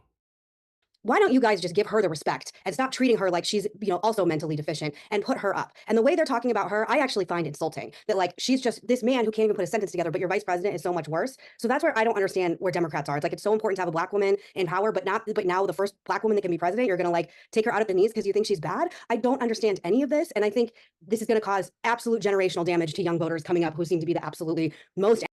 Right. We are shaped in large part by our emotions, and how are you going to feel emotionally strong as a Democrat with someone as incapacitated as Joe Biden and someone as unlikable and incompetent as Vice President Kamala Harris appears to be, right? Someone who got her start in politics serving as Willie Brown's mistress, right? Where are you going to feel good in that identity as a Democrat, right? Obviously, Republicans have a lot to be embarrassed about with Donald Trump as well. Angry of anyone. And if I sound emotional, I've just never thought in my lifetime I would watch or experience anything like this. Yeah, this is Meghan McCain, and I think she's coherent. I think she's making understandable points. And I'm very angry at the Biden family. And I'm going to say one last thing and then I'll move on. One of my biggest in my life, the things that I am absolutely most proud of in my entire life accomplishments, nobody ever saw my dad in a state in any way where he didn't look like the Titan and war hero and American icon that he is. My family kept him private in Sedona at our ranch with nurses and doctors. I never would have allowed anyone to see him that wasn't part of immediate family and close friends in that kind of state. It flabbergasts me that Jill and Hunter and everyone would allow him to humiliate himself after what everyone can conclude is an incredible political career. And right, they supported him running again. Well, what extreme selfishness! What a betrayal of any loyalty to the country. On American history, and much like Dianne Feinstein before him, this is what he's going. I mean, it's like FDR running again in 1944. The hubris of so many people who don't want to give up power when the obvious right thing to do is to turn it over to someone else. Right? People tend to think they're irreplaceable when that's almost never true. To be remembered for. Thank you. Meghan, thank you for that. I agree with you completely about Kamala, Meghan. I do. I completely agree with you. And I think there's a kind of sexism there that makes me not. I totally agree. It's Meghan, what's for you and maybe from your friends, what's the best outcome now for this election? They want him replaced now. And I think much like what Lauren said, I think people are underestimating that people can have the capacity to come to Vice President Harris. And again, I know everyone, I agree. I do think there's this like weird element of sexism and even like just other weird things. I know she's not like an incredible candidate, but at this point, she's much better than he is. I mean, I She's can more popular among the Democratic base than people realize. I mean, she fills huge rooms. Young people actually love her. Black voters, which are so essential to the Biden coalition, are very loyal to her, even if it's imperfect. So I agree with you, Megan. I really do. The people around Joe Biden believe she lose 48 states, just to be clear. But Yeah, I understand what you're saying. Thank you both. Please, both you stay. There's at least 2 pollsters on this call. They didn't raise their hands, but I'd love if Nicholas and Whit, if you're willing to come on camera and answer a question, I'd love for one of both of you to do that. So I'll wait for a minute to see if I see you there. So the great thing about being excellent is that you're much more connected to other people who are excellent. And the worst thing about being incompetent is that only incompetent people, by and large, will hang out with you. So Mark Halperin is at the very top of his genre as a political commentator. He's pretty much down the middle, and he has an enormous bench of sources who are also near the top of their profession. I'm on my other computer. My camera actually doesn't work. So. Oh, and David Burrell is there also. I thought you said Wick. I'm sorry. No, that's right, David. I didn't know you were on there. So thank you. So Whit Ayers, David Burrell, and Nicholas are all on. And I'll start with David. And again, if either Whit or Nicholas want to chime in, we'd love to hear from you. David, this is a unicorn, a black swan. We've never Right. I'm running this at 1.5 speed. had an event quite like this, although we have seen this with Barack Obama in 2012. We've seen the incumbent president have a first debate that hurt them.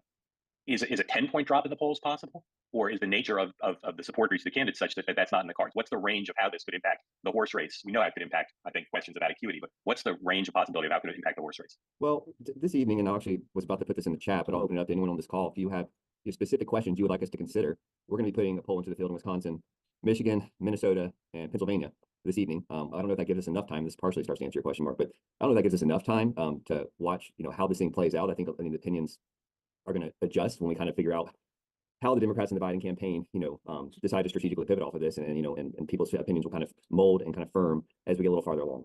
But I don't think I'll see it. It's hard for me to say. Like I said, this never happened before, so I don't think it's going to be 10 points. I mean, maybe some national polling will show that, but I think in the swing states and the states that matter, I definitely think we'll see an impact in the polling. I think that sometimes you see an impact in the polling that isn't real, because it's kind of like after January 6th, a lot of Republicans were just horrified, right? And you don't answer polls when you're feeling that way politically, right? It's just you don't get civically engaged. I think you may see. Right. I know when I'm feeling down or embarrassed or humiliated, I'm much less likely to live stream. I'm usually only going to live stream when I'm feeling good and feeling confident. I mean, January 6th was an absolute disaster for Republicans. Donald Trump's behavior after the 2020 election was embarrassing for Republicans, and you just want to go hide in those circumstances. Now, Democrats just want to hide in the aftermath of Joe Biden's disaster on Thursday night. I think there's going to be a true drop in the polling on Biden's side. I mean, when I do pull-ups, right, I notice distinct difference in my physical strength when I've been humiliated or suffered setbacks, as opposed to when I'm winning at life. Right, I feel physically stronger when I'm winning at life. I feel physically weaker when I'm losing at life. I think you also have one that's maybe a little bit fake, because if you are going to vote for Biden and you're waking up this morning, you can answer. Right, if you're going to get anything done, you need energy. I have dramatically less energy when I'm humiliated. When I'm losing at life, I have dramatically more energy when I'm triumphing, and when I'm accurately reading reality and I'm building up my relationships with other people. The greatest source of energy in my life is my connection with other people. Poll today? I don't know. I mean, are you feeling civically engaged? I mean, who wants to feel connected to the Bidens after Thursday night? I think you'll see that have a false impact on some of the polling. But long term, I don't think it's a real 10-point type of drop type of thing. I think could be a couple points in the swing states long term though. David Burrell, for those you don't know, is an Atlanta-based pollster who is my partner, Lauren's partner, two-way, work on the Undecideds, where we do the polls and the focus groups together. I ask again if either Nicholas or Whit want to talk. Mark, I'll weigh in. Okay, go ahead. That's Whit Ayers, also a pollster. I'll weigh in just for a second here. This was really embarrassing for the country. Joe Biden is making old men look bad. I have done some elderly, I've had some elderly clients, including Strom Thurmond during his last race. And my overwhelming feeling was exactly what Megan just said, that it is distressing as a consultant that his team would put him in a position where he looks that bad. They ought to be embarrassed and ashamed of themselves for allowing Joe Biden to do that to himself. Right. Mickey Khaw says a sharp analysis here. He says, I love the Joe Biden-Kamala Harris campaign lashing out at self-important podcasters, i.e. their supporters. Right? Shouldn't they be apologizing for the terrible job that Joe Biden did Thursday night.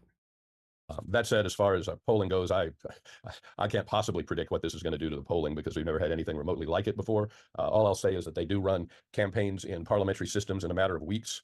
And the idea that the Democrats have no option but to go down this road where they know they're going to lose 48 states, I think is fanciful. Creative minds can do a whole lot of things to make this thing at least more competitive and give the American people a decent choice, which they simply don't have today. Thank you, Whit. Okay. Mark, how are you? Can you hear me? Yeah, go ahead. Nicholas. Yep, Nicholas is also a pollster. Whit is worked with Republican candidates and clients, and Nicholas has worked more with Democrats, including more moderate Democrats. Nicholas, go ahead. So I think very quickly, Mark, two things to look out for polling-wise. One, more than the actual horse race jump, that I think it will move some. If you do apples to apples, take a poll, take the Times Siena poll. I think those margins will widen a little bit by mid to late next week. But the early leading indicator of the transformational effect of this will be party ID measures and intensity among Democrats and independents, because of the way the sequencing of this will work. And I think in other words, the short answer to your question, Mark, is that the horse race numbers will probably not change as much as intensity, excitement, confidence, and party ID. And I bet you that is what the campaign strategies and frankly the family will also. Right. Joe Biden never had a serious base of support that just loved him, right? People voted for Joe Biden 2020 because they saw him as better than Donald Trump. Look at by Tuesday, Wednesday. Thank you, Nicholas. So again, to me, and I wrote this in the email last night, the big pressure points are around the donors. I guarantee you the donor class, I know the donor class is really freaked out. Elected officials, Democrats who worry that this will hurt their chances of being reelected and keeping their jobs. And then some people within the administration, the ones who have been warning quietly and privately that this is a problem. I'm not sure that they believe Joe Biden will lose 48 states, but they certainly, there are people close to him to this morning questioning his capacity to win this election again. Not because he had a bad night, he's going to have bad news coverage, but they didn't see last night the person who can win. As I reported a month ago, some of you know I put it in the Substack last night. His decline, according to some who spent time with him, has been precipitous in the last few weeks, few months since the State of the Union. And there's a concern for anyone who's cared for an elderly relative who's started to show decline. There's a concern that rather than having the eye of the tiger and fighting back the way Barack Obama did, the way Bill Clinton did, the way George Bush did, that he just doesn't have that capacity. Okay, there's a few other people I want to call in, and then we're going to go to the raised hands. Alex Castellanos, Trump himself last night, I've never seen Donald Trump display empathy, but he seemed to in real time for part of the debate. And the Trump campaign is being very smart, I think, in not doing much, just letting it all play out by itself. But I'm curious what you think about, if you were advising President Trump, what's the best way to consolidate the gift that they've been given? Oh, I think right now, when your opponent is busy hanging himself, don't interfere. And the Trump people are certainly smart enough to do that. We are seeing a more disciplined Trump this time. As we've said before, he's playing with his money, his future, his ability to stay out of jail, not our money. And so he'll continue to be. I think the mistake they're wondering about now was should they have accepted this debate before the Democratic convention? There was no way for them to know. They made the right call at the time, take the debate. And under any circumstances, I mean, that was a hell of a risk Trump took under these conditions, and it certainly played out for him. But it turned out the conditions Biden imposed, basically putting a little bit of a gag order on Trump in the debate, the sterile environment, all those things helped Trump.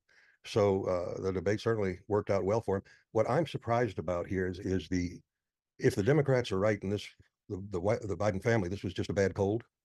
I'm not sure that's any better for Biden, because a lot of people are going to wonder if that's what can knock him out this way for a debate. How can he handle the job of the presidency in a bad day? I don't know that there's a good answer for this, even if he gives a good performance later down the road.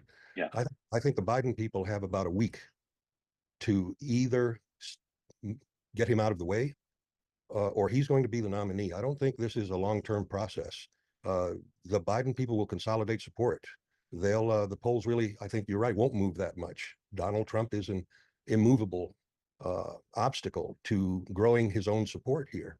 So if they don't move in a Well, this is a different Donald Trump than we saw in the 2020 and the 2016 campaigns. This is a much more disciplined Donald Trump and a much more effective Donald Trump, and he has more competent, more effective people running his campaign this time around. Week to move Biden out of the way here, I don't see that it would happen. And I think a lot of the comments on the call are right. It's much harder in real life to replace him than it is in theory. There isn't a clear alternative. That'll be a battle for a clear alternative. Kamala is someone who would have to be moved out of the way, or she would be. So I think the odds of that Biden will be replaced are lower than we might all assume. Yep. And I do share the sentiment here. 16 people worked with this guy for a week. And this didn't happen the morning before the debate, that there was some huge cognitive decline. They put him out there. They sent him into the jungle to fight the lion naked without a spear. Now, there's some argument that Joe Biden's severely limited cognitive capacity and his inability to work more than about 6 hours a day, does it not diminish the importance of a president of the United States? If someone with his limited capacity for work, limited ability, right, is the most powerful man in the world, and the stock market is yet still at record highs? And that's special cruelty. Yep. Alex, let me just say a couple things. I want to ask you another question as you play three-dimensional chess. First of all, it's not just his debate team. They're literally the most experienced debate preparation team in the history of America. And I say that with no hyperbole. I've said it before. He had the best debate prep team anyone has ever had, and that's what they produced with the week off. Two, he did photo ops before the debate and after the debate. So if he really had a bad cold, that was probably an error.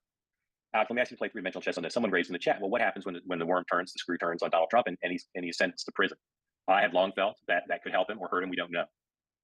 How does the calculus of trying to game out whether that helps or hurt him change, if at all, based on last night? Trump will say this is the desperate Democrats trying to save their candidate, so I guess he gets a little bit of a boost on that rhetorical line. But how do you see it? The country hates both these candidates in a lot of ways, and so whoever is in the spotlight is losing. And now we're going to go through this period where this pendulum swings back to Trump. People are going to imagine, so he will be president again. Oh. Right. Most people like to be in the spotlight. They like to have other people's attention, but many of us, much of the time, we're better off when we're not in the spotlight. So much of what we want is not actually good for us. Oh, and so doubts about Trump will increase. Neither candidate can win this election. You want the election to be about the other guy, and now it's going to be on Trump again. That's going to be a brake pedal on Biden's decline. So yeah, this does not help Trump. Trump was elected in 2016 in large part because there was almost a media blackout on coverage of Trump in 2016. Not being in the news for a while helps Trump. So the gag orders have helped Trump. Now we're going to, he's going to win this election too early. So I still think yes, I think there'll be some movement in the polls. I think the pollster who mentioned that the party ID intensity and things like that are going to be key indicators, are going to move. But the races may, if they don't displace Biden in a week, this race won't be all that different in some ways. Biden only has 11 weeks to prepare for the next debate.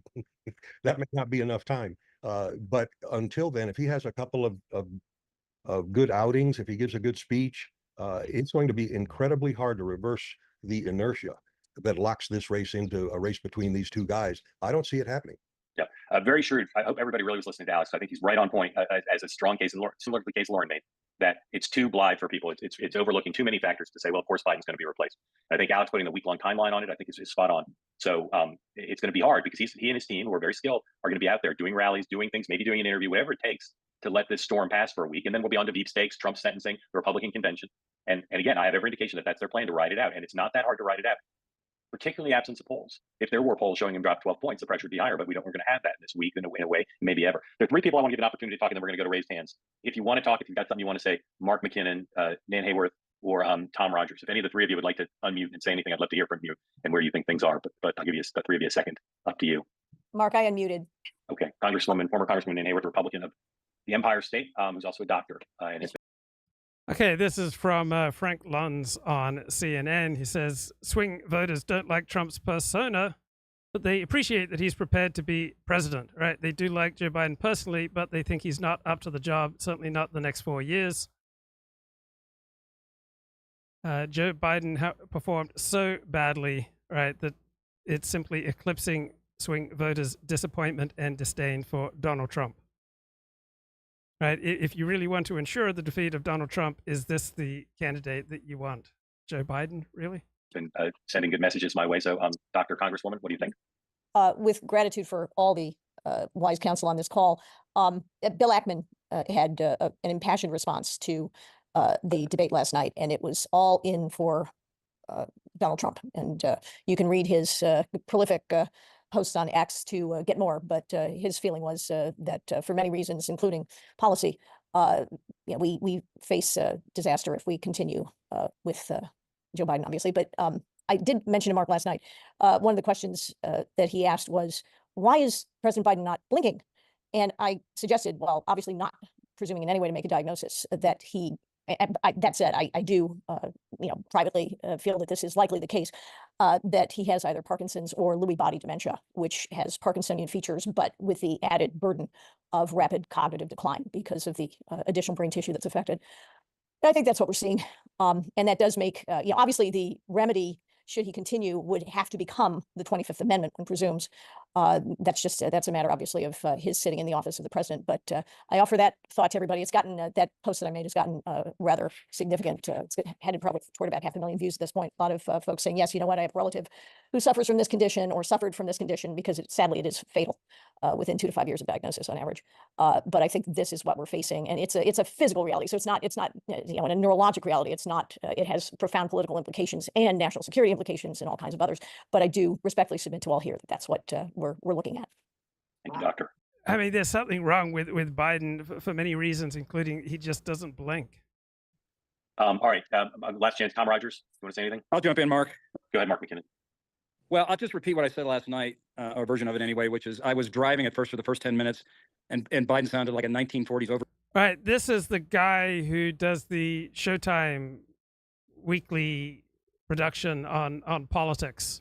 Right, very experienced political hand. Overseas radio broadcast with all this, with the heavy with static, and then, which I thought was really bad, but only got worse as soon as I turned on the television to see, a picture of Joe Biden that looked like Jack Nicholson in the last frame of The Shining, frozen in the snow. I was stunned by what I saw, and the only point that I'll make here, Mark, that has any sort of relevance, I think, is I realize that I'm not a representative demographic cell at all, but I am a George Bush compassionate conservative Republican who's tried desperately to rebuild the party, and I'm a clear never Trumper and kind of always have been.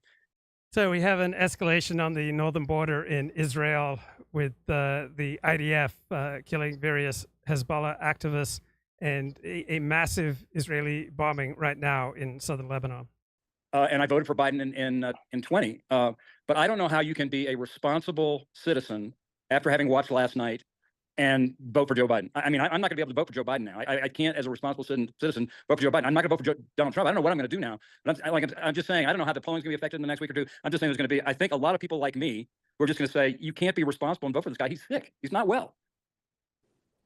Yeah, and Katie Reeves, thank you, Mark. Katie Reeves raised the question of why are people suddenly surprised by that?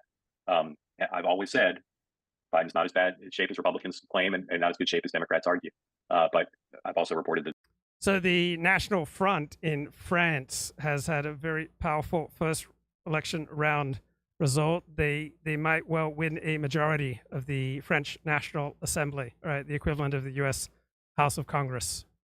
The decline, recent significant increased decline, and it's going to be an extraordinary book that someone writes, like hopefully me, but somebody writes about the conspiracy of silence between the media and the White House and the members of Congress who dealt with Joe Biden.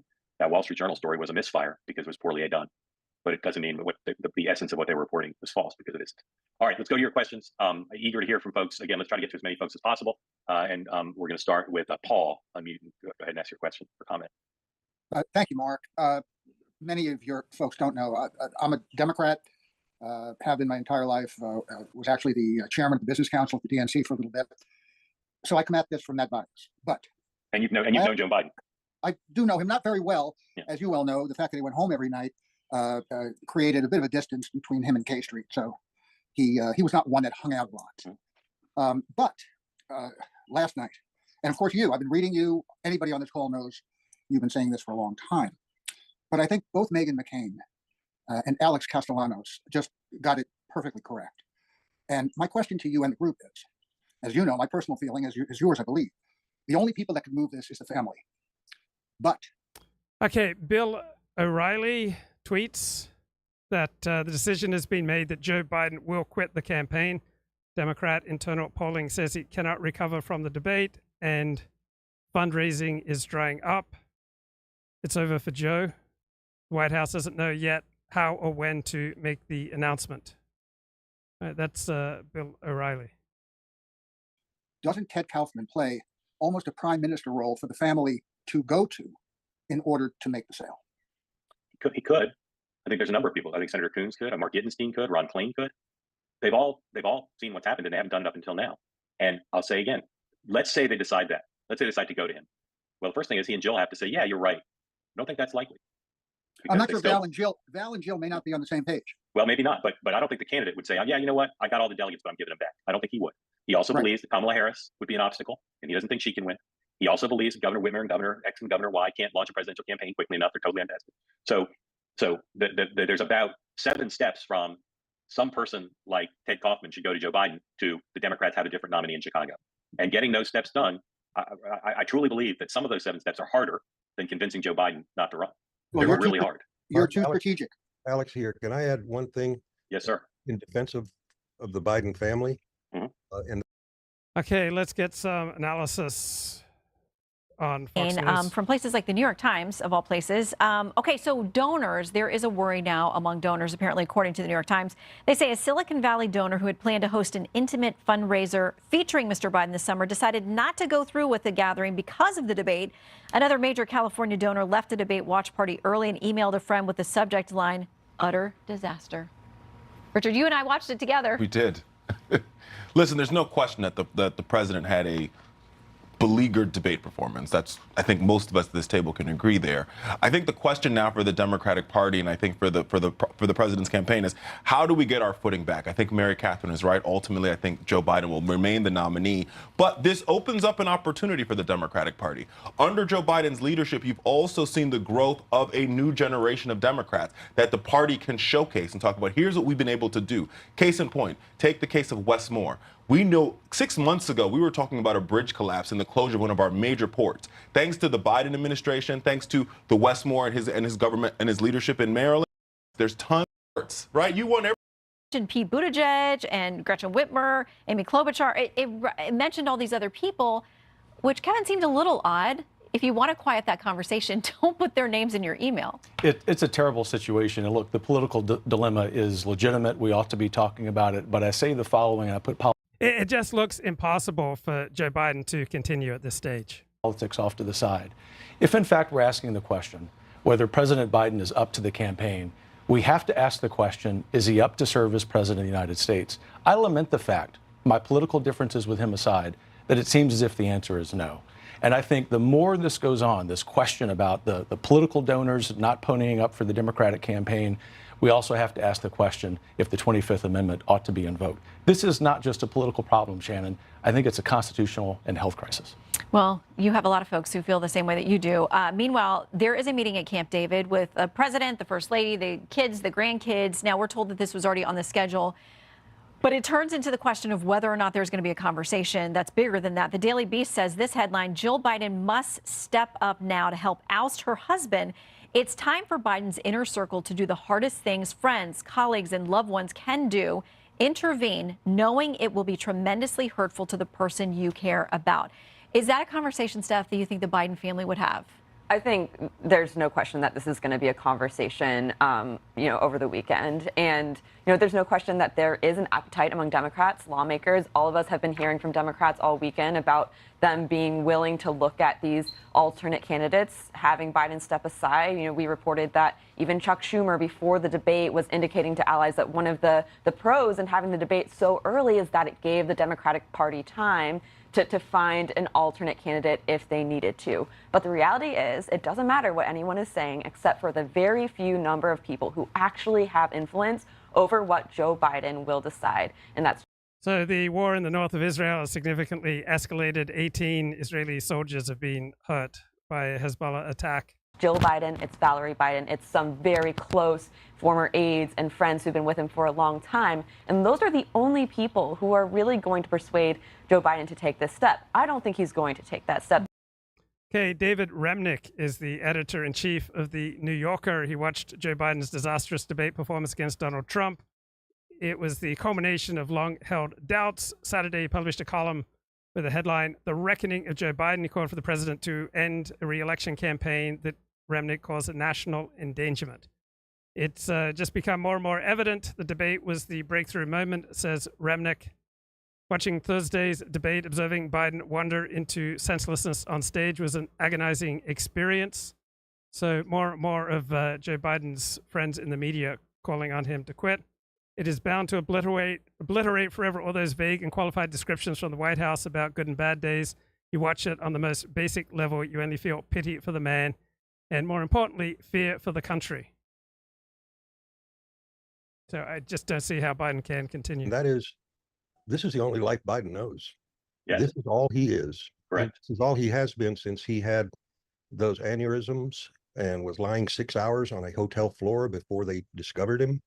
And since then, 40 years ago, he's rehabbed, and this is all there is. I think a lot of the family and the people close to him rightly believe that if they take him out of this, that's the end of him. Okay. Well, And so now, do I think that's short-sighted? And do I think that that diminishes the importance of this to the country? Yeah. It's Mark. selfish in a way. Nevertheless, it's a real dynamic that I think is going to make it very hard for them to, in effect, say, okay, this is not just removing him from the presidency. This is removing Ending his life. Yeah. Let me say one other thing. Mark, I'm sorry. I mean, Lord, I think, look, I mean, I think that's a little bit of a overly dramatic take. Look, if you're the president, you believe you. So here is a report from the Associated Press. Multiple Democratic committee members on a private call, most granted anonymity to talk about the private discussion, described feeling like they were being gaslit by the Biden administration, that they were being asked to ignore the dire nature of the party's predicament. And so the Bidens have been trying to do everything they can to hang on. It just simply does not seem possible. You had a very successful first term, and that he was remarkably effective, that he passed, generational legislation. There was a real reason why he ran again, which was not just about propping up his ego. I mean, the only person who hasn't run a second term is Lyndon Johnson, and he was on the brink of heart failure. Lauren, that's different than what it would do to him to step aside. But No, I understand, but I'm just saying, I think that there were legitimate reasons, as the only person who's beaten Trump and as someone who had a remarkably successful first term, that he decided to run again, which I think are completely defensible. The issue is that what we've learned in the first few months of this campaign is that Americans don't believe that his first term was especially successful. So if the campaign wants to now run on that and say, look at his record, look what he's accomplished, forget about one bad day, the problem is most Americans don't believe that. And that's the deficit that they came into this debate with, which is that they failed to make the case over the last 3 years that he's been effective. And so they don't have that to lean on. If you set aside the rest of it, he's in a hole because of that. Yeah. Let me say one other thing to Paul, and then we're going to go to Christine. So within the Biden orbit, there are lots of people. You identified Ted Kaufman, but there are lots of people who, in theory, could go to him.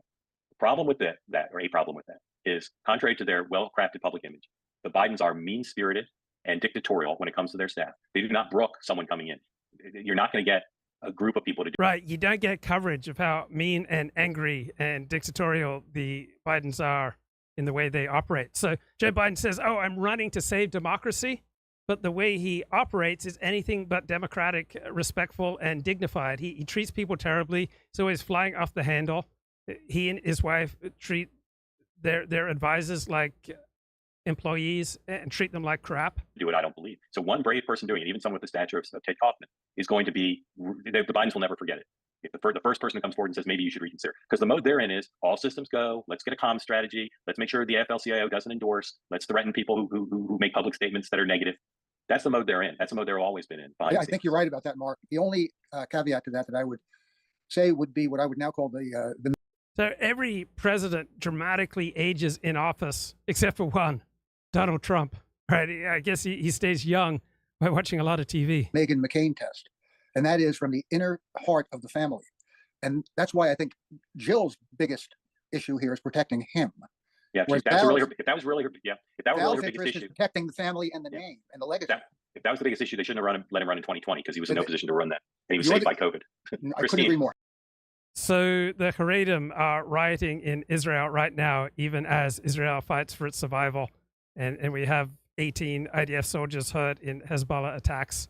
And the Haredim are rioting in Jerusalem, protesting being drafted, protesting being asked to do their share to defend the country that they overwhelmingly live on welfare. Right. Now, on the other hand, 80% of Haredi adult women work, which is about the same percentage of secular women, but only about 50% of Haredim men work. So about 30 points lower than secular men. Thank you, Paul. Christine, go ahead. Thanks, Mark. This has been such a thoughtful discussion this morning, but I just think it has to be said, this is a leadership moment for the Democrats. You know, I can imagine how overwhelming the past 12 hours have been for anyone who didn't know how serious or bad this was. But we can't accept any excuses that it's just too complicated at this point to take action. I mean, getting Apollo 13 home was complicated, right? But responsible people rose to the occasion and got it done. And so people are going to have to speak up, no matter how close or far they are from the Biden orbit, even if the Biden family is, committed to not doing anything. And we're also going to have to be committed to not make the perfect the enemy of the good. I do think that more people would embrace Kamala Harris than it's thought right now. And I also think Americans have such a short attention span, maybe that's global, that the idea of an 11-week campaign, it is doable. And so, I just think it's time to really take this seriously and pivot into, taking the action that's needed and not just making excuses. I know it's early, but it's critical. Christine, I'd love if you would just tell people a little bit about your background. Sure. I got my start in the Bush 43 administration, working in a couple of positions, and I now run an on-demand government and public affairs firm. So I pivoted from kind of international work to more domestic work, but do policy analysis as well as political analysis for a wide range. And if you would, before last night, who were you intending to vote for? I was going to go for Biden. I mean, I've become one of those double haters, unfortunately, or I knew I was pretty much a double hater, but Biden seemed the safer alternative. And what about, and where are you today? 4 years of bad policy, but you can't have bad politics. If he's still the nominee, will you still vote for him? No, impossible. I don't know what I'm going to do at this point. I'm really hoping that this 11-week pivot, happens pretty quickly so that we do have a viable alternative. And I don't think that's a la la land expectation to have. We have to take this seriously. Okay, Christine, thank you so much. So anti-National Front people in France are flying Palestinian flags, all right? They're not flying French flags, they're flying Palestinian flags because they identify with helpless underdogs. Douglas Workman, go ahead. To a reader of the wide world of news, what we saw last night came as no surprise. So that if it was no surprise to us, it couldn't have come as a surprise to the people who were preparing Biden. It couldn't have come to a surprise to the people in his inner circle. So then what was their aim in doing that? I don't understand why they would do that to put him in front of them, unless it was, this is the evidence we need for the family to now go to him and say, it's time to go. Well, they have a vested interest in not telling the truth to each other and to the public. They thought they could prepare him. Think about the State of the Union. I think they're in more denial than my sources have been about his recent decline since State of the Union. But they pushed. It wasn't that long ago that this debate that they. Right, we tend to stay in fantasy as opposed to reality as long as we can possibly maintain the fantasy. It's when reality becomes unavoidable, when it becomes more painful to stay in fantasy than in reality, that we finally accede to reality. And Biden land has stayed in fantasy for years, but it may be becoming more painful to stay in that delusional fantasy world than to join reality. Push for the early debate. And it's like Republicans supporting the invasion of Iraq, right? By the end of 2003, it was clear that it was a disaster, but Republicans only started coming around to that perspective many, many years later, right? They preferred to stay in the fantasy world. And George Bush staffers would say to people in the media, well, you're in the reality community, we're in the change the world community. But their delusions about changing the world were blown up by the disasters in Iraq and Afghanistan. And they felt they had to have debates rather than they could have done what I thought they were going to do, which is just prolong the debate about the debates with the commission, talk it to death, and end up with no debates or one.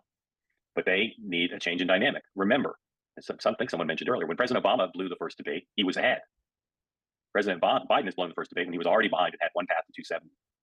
So what did they think? They thought they could get him ready and he could do well, and that Trump would be exposed as not on the side of the working class. The message that they went into the debate to drive, that Donald Trump is all about himself and Joe Biden's about America's working families.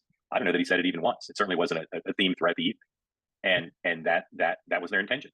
No one has written a word about how debate prep went. I have some reason to believe it didn't go all that well. But once they pushed for the early debate, they did the extraordinary thing, which they got off relatively easy for. They spent a week at Camp David doing nothing but resting and preparing and resting. They thought they could get him ready, and they thought you'd do better than that. But part of it is the Emperor's News Clothes thing. They don't want to admit to themselves that this has been going on since 2018, and he had no business running either time. Despite, as Lauren correctly pointed out, some great successes, the Democratic agenda as president. That's different. He almost lost to Trump last time, as everybody knows. I saw Jill afterwards say that the whole thing she was saying was Trump lies. And my first thought about lying was that that's baked into the cake on Trump. Yeah.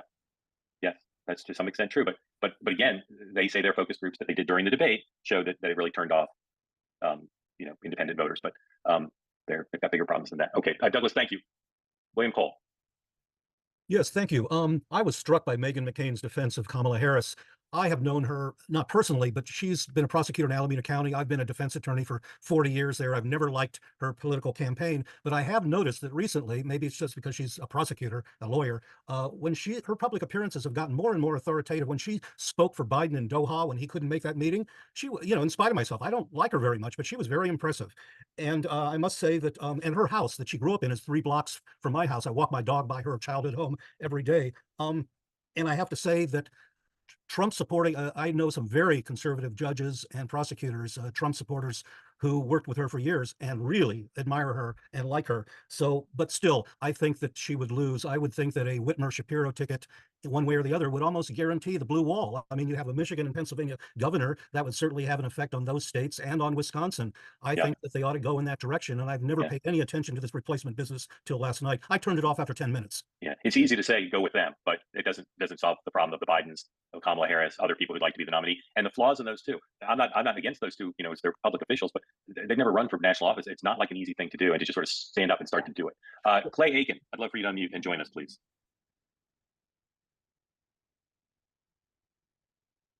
I'm a singer. I was on American Idol many years ago, and I left that, sang for about 10 years, and then transitioned into the political sphere, used my name to try to run for Congress in North Carolina. And now I'm back to singing because politics doesn't make anybody happy, but singing apparently does. So, and Clay, you didn't watch the debate, but how did you learn about what happened? Did people tell you, social media, or what? Well, I got up this morning to about 500 text messages, like I think a lot of people did. I actually went to bed a little early last night, and I was awake at 5 o'clock. I've actually been getting my political fix by following the UK race over the last 5 weeks since they started their campaign. I've been so fascinated by their process. So I've been waking up extra early in the morning to turn on Sky News and watch what's going on. I turned on Sky News today at 4 a.m. and they were talking about our debate also. And so obviously between that and all my text messages and all the stuff I've been reading so far, I'm back into it, at least for now. And I had a question. I know someone told you I was on the phone with a question, so I'll get to it because it's for anybody. Yes, sir. I believe that, yeah, this is awful. I'm just as disappointed, just as frustrated as Megan and Alex were that the family would let him go out like this. I sound like I have a cold today too, but I don't, and I'm only 45.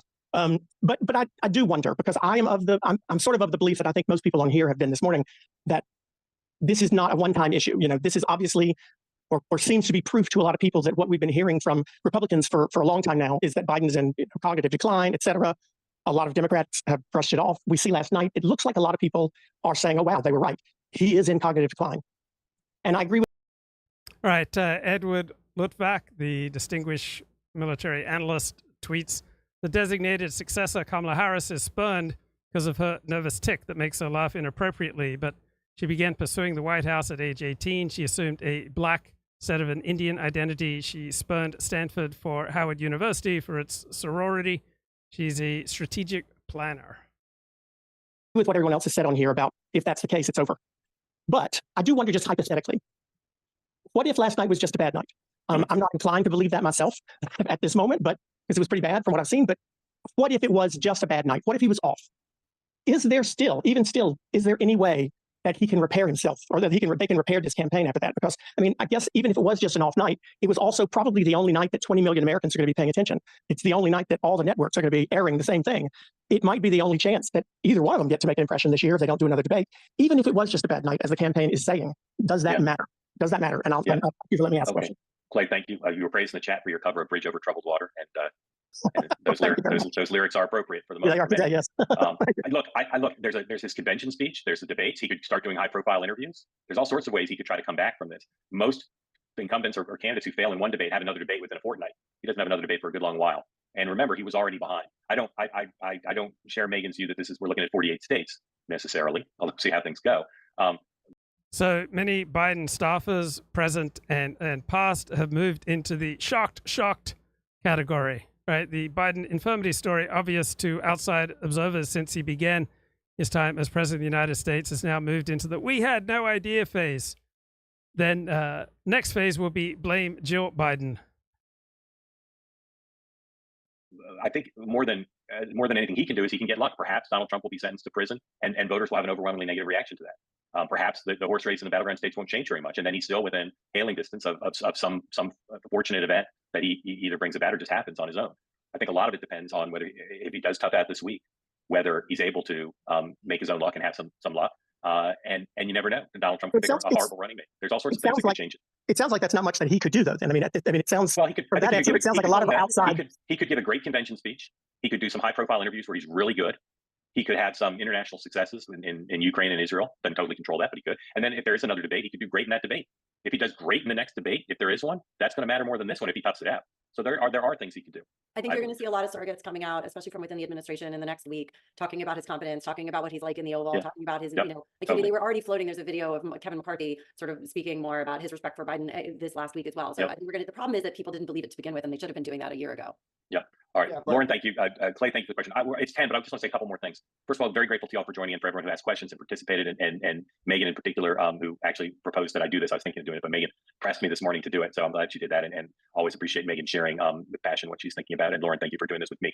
Two ways, a new platform. We haven't even really announced yet. This is all kind of beta. If you like this kind of conversation, if you think we're onto something here, love for you to be supportive. Those of you who potentially could be supportive as investors or content partners would love to. So yeah, Mark Halperin is the most clued in, connected, intelligent, most valuable of the observers of American politics. Right, let's get a little bit on Hezbollah-Israel prospects for war from the Washington Institute for the Study of Foreign Policy. The headlines concerning the potential for an Israel-Hezbollah war are alarming.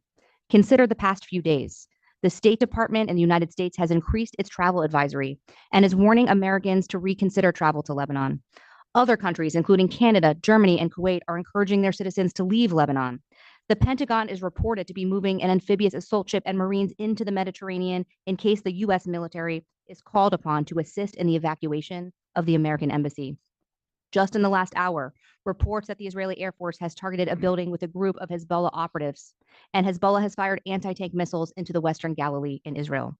Earlier this week, during a visit to Washington, Israeli Defense Minister Yoav Gallant warned that Israel could take Lebanon back to the Stone Age. And Hezbollah leader Hassan Nasrallah has used televised speeches to not only threaten dozens of critical sites deep inside and across Israel, but has even threatened to target Cyprus if there is war. Taken together, these developments suggest that most are planning or expecting that the conflict between Israel and Hezbollah will escalate, despite a widely shared consensus that this war will be devastating in terms of collateral damage, harm to civilians, and the weapons and tactics employed by both sides. The outcome of such a war is uncertain. So to discuss these risks, again, I'm pleased to be joined by such an esteemed panel of experts, and let's get right to it. Escalation cycles. What does your mapping exercise tell us about the phases of this recent conflict after October 8th? And does it offer any insights for how we could de-escalate? Yes, definitely. Thank you, Dana, and thank you, Matt and David, for joining us here. Asaf, hello. Any one thing can cause this war to knock off, to take off, to explode. Just one errant missile that, say, kills 10, 20 Israeli troops. All right, you could have a massive Israeli escalation and the war will go off. Hello. But the phases part is very important in looking at the map and understanding the escalation, because it's not just random phases. These phases, especially from Hezbollah's side, because Israel was merely responding and trying to reestablish. I think it's fascinating that Israel is eager for war against Hezbollah, and Hezbollah does not want to go to war with Israel. Right? Israel's increasingly eager to go to war with Iran. Iran does not want to go to war with Israel. So Israel seems to be moving onto the front foot. Establish deterrence. But what Hezbollah is trying to do from the day one, actually, the whole idea that it was involved in this confrontation and linked Lebanon to Gaza, is that because Hezbollah and Iran and the IRGC really need to be part of the conflict, the threat, and eventually the negotiations that come with it. They want a piece of the cake that comes from resolution and have a seat at the table. That was the whole calculations from the beginning. That's why the phases has always been linked to both diplomacy and conflict. First, it's definitely linked to Gaza. Whatever happens in Gaza, the phases in Gaza also reflected in Hezbollah's calculations and escalation. Every time the phases of the conflict in Gaza change, you can see that there's some changes within Hezbollah, but communities. Well, it's an unprecedented situation in which communities are totally displaced, scattered across hotels and apartments all over Israel, losing their community cohesion. a lot of social. I mean, imagine how the United States reacted if communities of 60,000 people on the southern border had to be moved inland because of terror attacks. And economic implications, but the border area itself, like 5 kilometers in and even deeper, is a war zone. So the soundtrack of that is ongoing attacks on both sides, incoming rockets and UAVs or drones into Israel, our own artillery and fighting forces inside there. That's the daily scenery. And well, how do you get them back? I think we need first to take a point, about a comparison between Kiryat Shmona, mostly desolated now, and Nahariya, which was never evacuated. They're about the same size, and Kiryat Shmona suffers almost daily shelling, and Nahariya lives relatively safely. So Hezbollah chooses not to attack a fully populated town at this point, which is a very important thing. So Israel, I think, now regrets the time or the decision of. Yeah, immediately after October 7, Israel wanted to go to war against Hezbollah and was talked out of it by the Biden administration. And now Israeli leaders recognize that was a mistake. Interesting perspective from Axios Corporation. Putting in a Silicon Valley Hollywood pinch hitter like Gavin Newsom would outrage the progressive wing of the Democratic Party. Biden allies have played out various scenarios. They see little chance of anyone besides Kamala Harris winning the nomination if Biden steps down. Will the Democratic Party deny the nomination to the first woman, the first Black, the first South Asian American to be elected? These allies think that Kamala Harris would struggle to pull moderate and swing voters and would enhance Donald Trump's chances of victory. October 7th to evacuate the border area. And the question is, okay, how do you reassure and allow them to go back safely? You need first to stop the ongoing fighting, because you can't live in Metula when twice a day you get anti-tank missiles hitting homes and buildings just out of the blue. You need to make sure that the Radwan units, all the near border threats are pushed away from the border area northward, so Hezbollah will not be there. It's already about 90% less than the opening picture of the early war, because Hezbollah took most of its forces back, fearing IDF attacks and so on. But how do you reassure people that it's safe to live there? So part of it, the IDF can deploy, and already deployed, heavier defensive and heavier forces on the defensive. But on the question of how do you stop a frontier which, as Matt said, is connected to Gaza, actually connected also to Tehran, and how do you make that stop, and how do you guarantee they won't come back to the near border area saying, well, we live here, we the garrison are in our homes, and it's legitimate to have a military deployment in the south. That's a political and diplomatic problem, but also a security, social, and economic problem. So it's a vicious problem, like a Rubik's cube, and you need to align a lot of facets to make it work. Actually, most of these, when you look at them, it's very difficult to align. And some people dealing with the Rubik's cube decided to use a hammer instead of turning it and try to fix it in a legitimate and, let's say, less costly way. Thanks so much for that. So now that we've talked about how we arrived at this moment and how communities on both... And if you go back to 2006, let's say, the last war between Israel and Hezbollah, it was something like Israel was hitting Hezbollah targets in South Lebanon for about 10 days, and then it ran out of targets. And the rest of the war, the next 20 days, there were targets that were hit in places all over Lebanon, including places like Junia that were sort of not Hezbollah areas, no Hezbollah personnel, no Hezbollah assets. And I think what we've seen between 2006 and 2023 on October 8th was that Israel really did its homework in terms of targeting both static targets and dynamic targets. It's done the intelligence homework. It knows individuals, high-value targets. It knows locations of weapons caches, depots, et cetera. And so it has spent the better part of 9 months going out and after key personnel and after Hezbollah assets in the south. The problem, of course, is that these people and these assets are everywhere. And so, I think just today it was reported that Israel hit 64 sites in one town, like Shab. But they've hit all over the south, sporadically in Bekaa and other areas of Lebanon, mostly in the south. So we got Alex Thompson from, I believe, Axios. He says the Biden family meeting was pre-planned for today, and it includes a photo shoot with Annie Leibovitz. So the Biden family spent the morning not having a summit, but in hair and makeup for a shoot with Annie Leibovitz. Wow.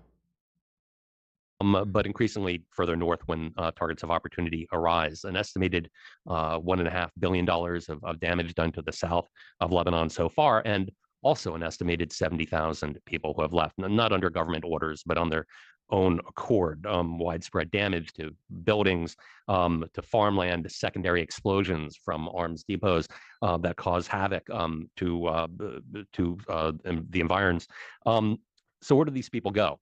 Once again, this is not like 2006, the war with Israel, when Israel was targeting not only Dahya, the southern suburb of Beirut, and south of Lebanon. So these people couldn't go to Dahya necessarily. So a lot of people went to other places in Lebanon and to Syria. But in the aftermath of Hezbollah's joining the war in support of Bashar al-Assad and killing the better part of 500,000 people in Syria, and Syria is still in a bad condition, these people are not going to Syria. They're in Lebanon, many at relatives' homes elsewhere, but also in facilities in Lebanon, government facilities, shelters, etc. And you can read about this with some frequency in Al Akhbar, Hezbollah's hometown newspaper, where they talk about that the government isn't providing gas for generators in these facilities, that the quality of life is quite poor and difficult, and there's a lot of grumbling about that. But let's just say there's a lot of I think dislocation and suffering as well in South Lebanon. But unlike Israel, there's no pressure that we're hearing from Hezbollah's constituents to end this or to get them back home. We're starting to hear the grumbling from other people in Lebanon, but not specifically, as far as I can tell, in a concerted way from this constituency. Thanks so much to both of you. So now we're going to turn to what. Yeah, how would they speak out against Hezbollah? I mean, Hezbollah would just execute them. It's a little bit like speaking out against Hamas. Success or victory look like from Hezbollah's perspective? And then finally, if you can share some thoughts on if there is this war, how will it compare to what we have just seen in Gaza over the past 9 months? Those are three big questions. So first of all, let's start where you ended. The potential, if there is a full-scale war between Israel and Hezbollah, is for it to be something of orders of magnitude bigger, more dangerous than what we have seen in Gaza. That says a lot. Hassan Nasrallah, the Secretary General of Hezbollah, has warned that if there's war, that Hezbollah will fight with no limits, with no rules. As you mentioned in your intro, the Israelis have said they would send Lebanon back to the Stone Age. Several months before October 7th, there was this kind of childish two kids in the sandbox thing between Israeli leaders and Hezbollah leaders, where day in, day out, they would threaten that Stone Age thing. There are some Israeli military leaders who say it may not go on a 1 to 10 scale from 0 to 10 right away. And maybe there could be additional phases of the type that Hanin was discussing, where they could escalate, but not go in too much further. The U.S. administration has been warning that the U.S. intelligence community is concerned that you can't do this in phases, that if you start something, it'll spiral very, very quickly. And that in part depends on how Hezbollah responds. Hezbollah releasing drone footage of critical infrastructure and Haifa, et cetera, is supposed to be signaling in that direction. So what would victory look like for each? In part depends on how they fight. For Hezbollah, at the end of the day, victory is remaining standing and not being destroyed, being able to point to Israel when Lebanese say, "Look at all the destruction that was just created on the heel of a massive economic crisis," which is why I think the overwhelming number of Lebanese don't want this war, and Hezbollah is concerned about that. At the end of the day, if everything ended today, Hezbollah would have this huge. Right. So overwhelmingly, the Lebanese and Hezbollah and Iran don't want this war, and overwhelmingly, Israelis do. Propaganda peace, which they would claim as part of their victory. We've been telling you for a long time we're eventually going to liberate, they would say, the Galilee. Now we have just cleared the Galilee of Jews for whatever it is, 8 months. Next time we're going to do it permanently. So long as they are not fully destroyed, and they wouldn't be in a big war, they would claim their divine victory as Nasrallah did in 2006. For the Israelis, ultimately, victory is being able to push Hezbollah back, destroy their capabilities, enough of their rocket arsenal, so that they can repopulate the north. They need the people to be able to go back to their homes in sovereign Israel without threat of being shot at on a daily basis. And I don't think that Israel here in this war is going to be trying to destroy all of Hezbollah, which is good because that's not an achievable goal. They'll be trying to destroy enough of their fighting power to make it so that people can go home north. This is what Israeli officials have said very clearly for the past few months. If we can achieve that goal through diplomatic means that the US and Germany and France have all been pushing to get Hezbollah through negotiations to redeploy, as it were, fine. If we can't, the Israelis have said, then we're going to have to do this through other means because the people have to go home. Thanks so much for that. And I would just note here, the idea of destroying much of Hezbollah's fighting power is very similar to the military objectives identified by Israel for its campaign in Gaza, which has obviously proven much more difficult than we understood in October. And the same thing on the Hamas perspective. For Hamas, victory is to survive. So what this incentive structure looks like on both sides, I think is quite concerning for how. Okay, let's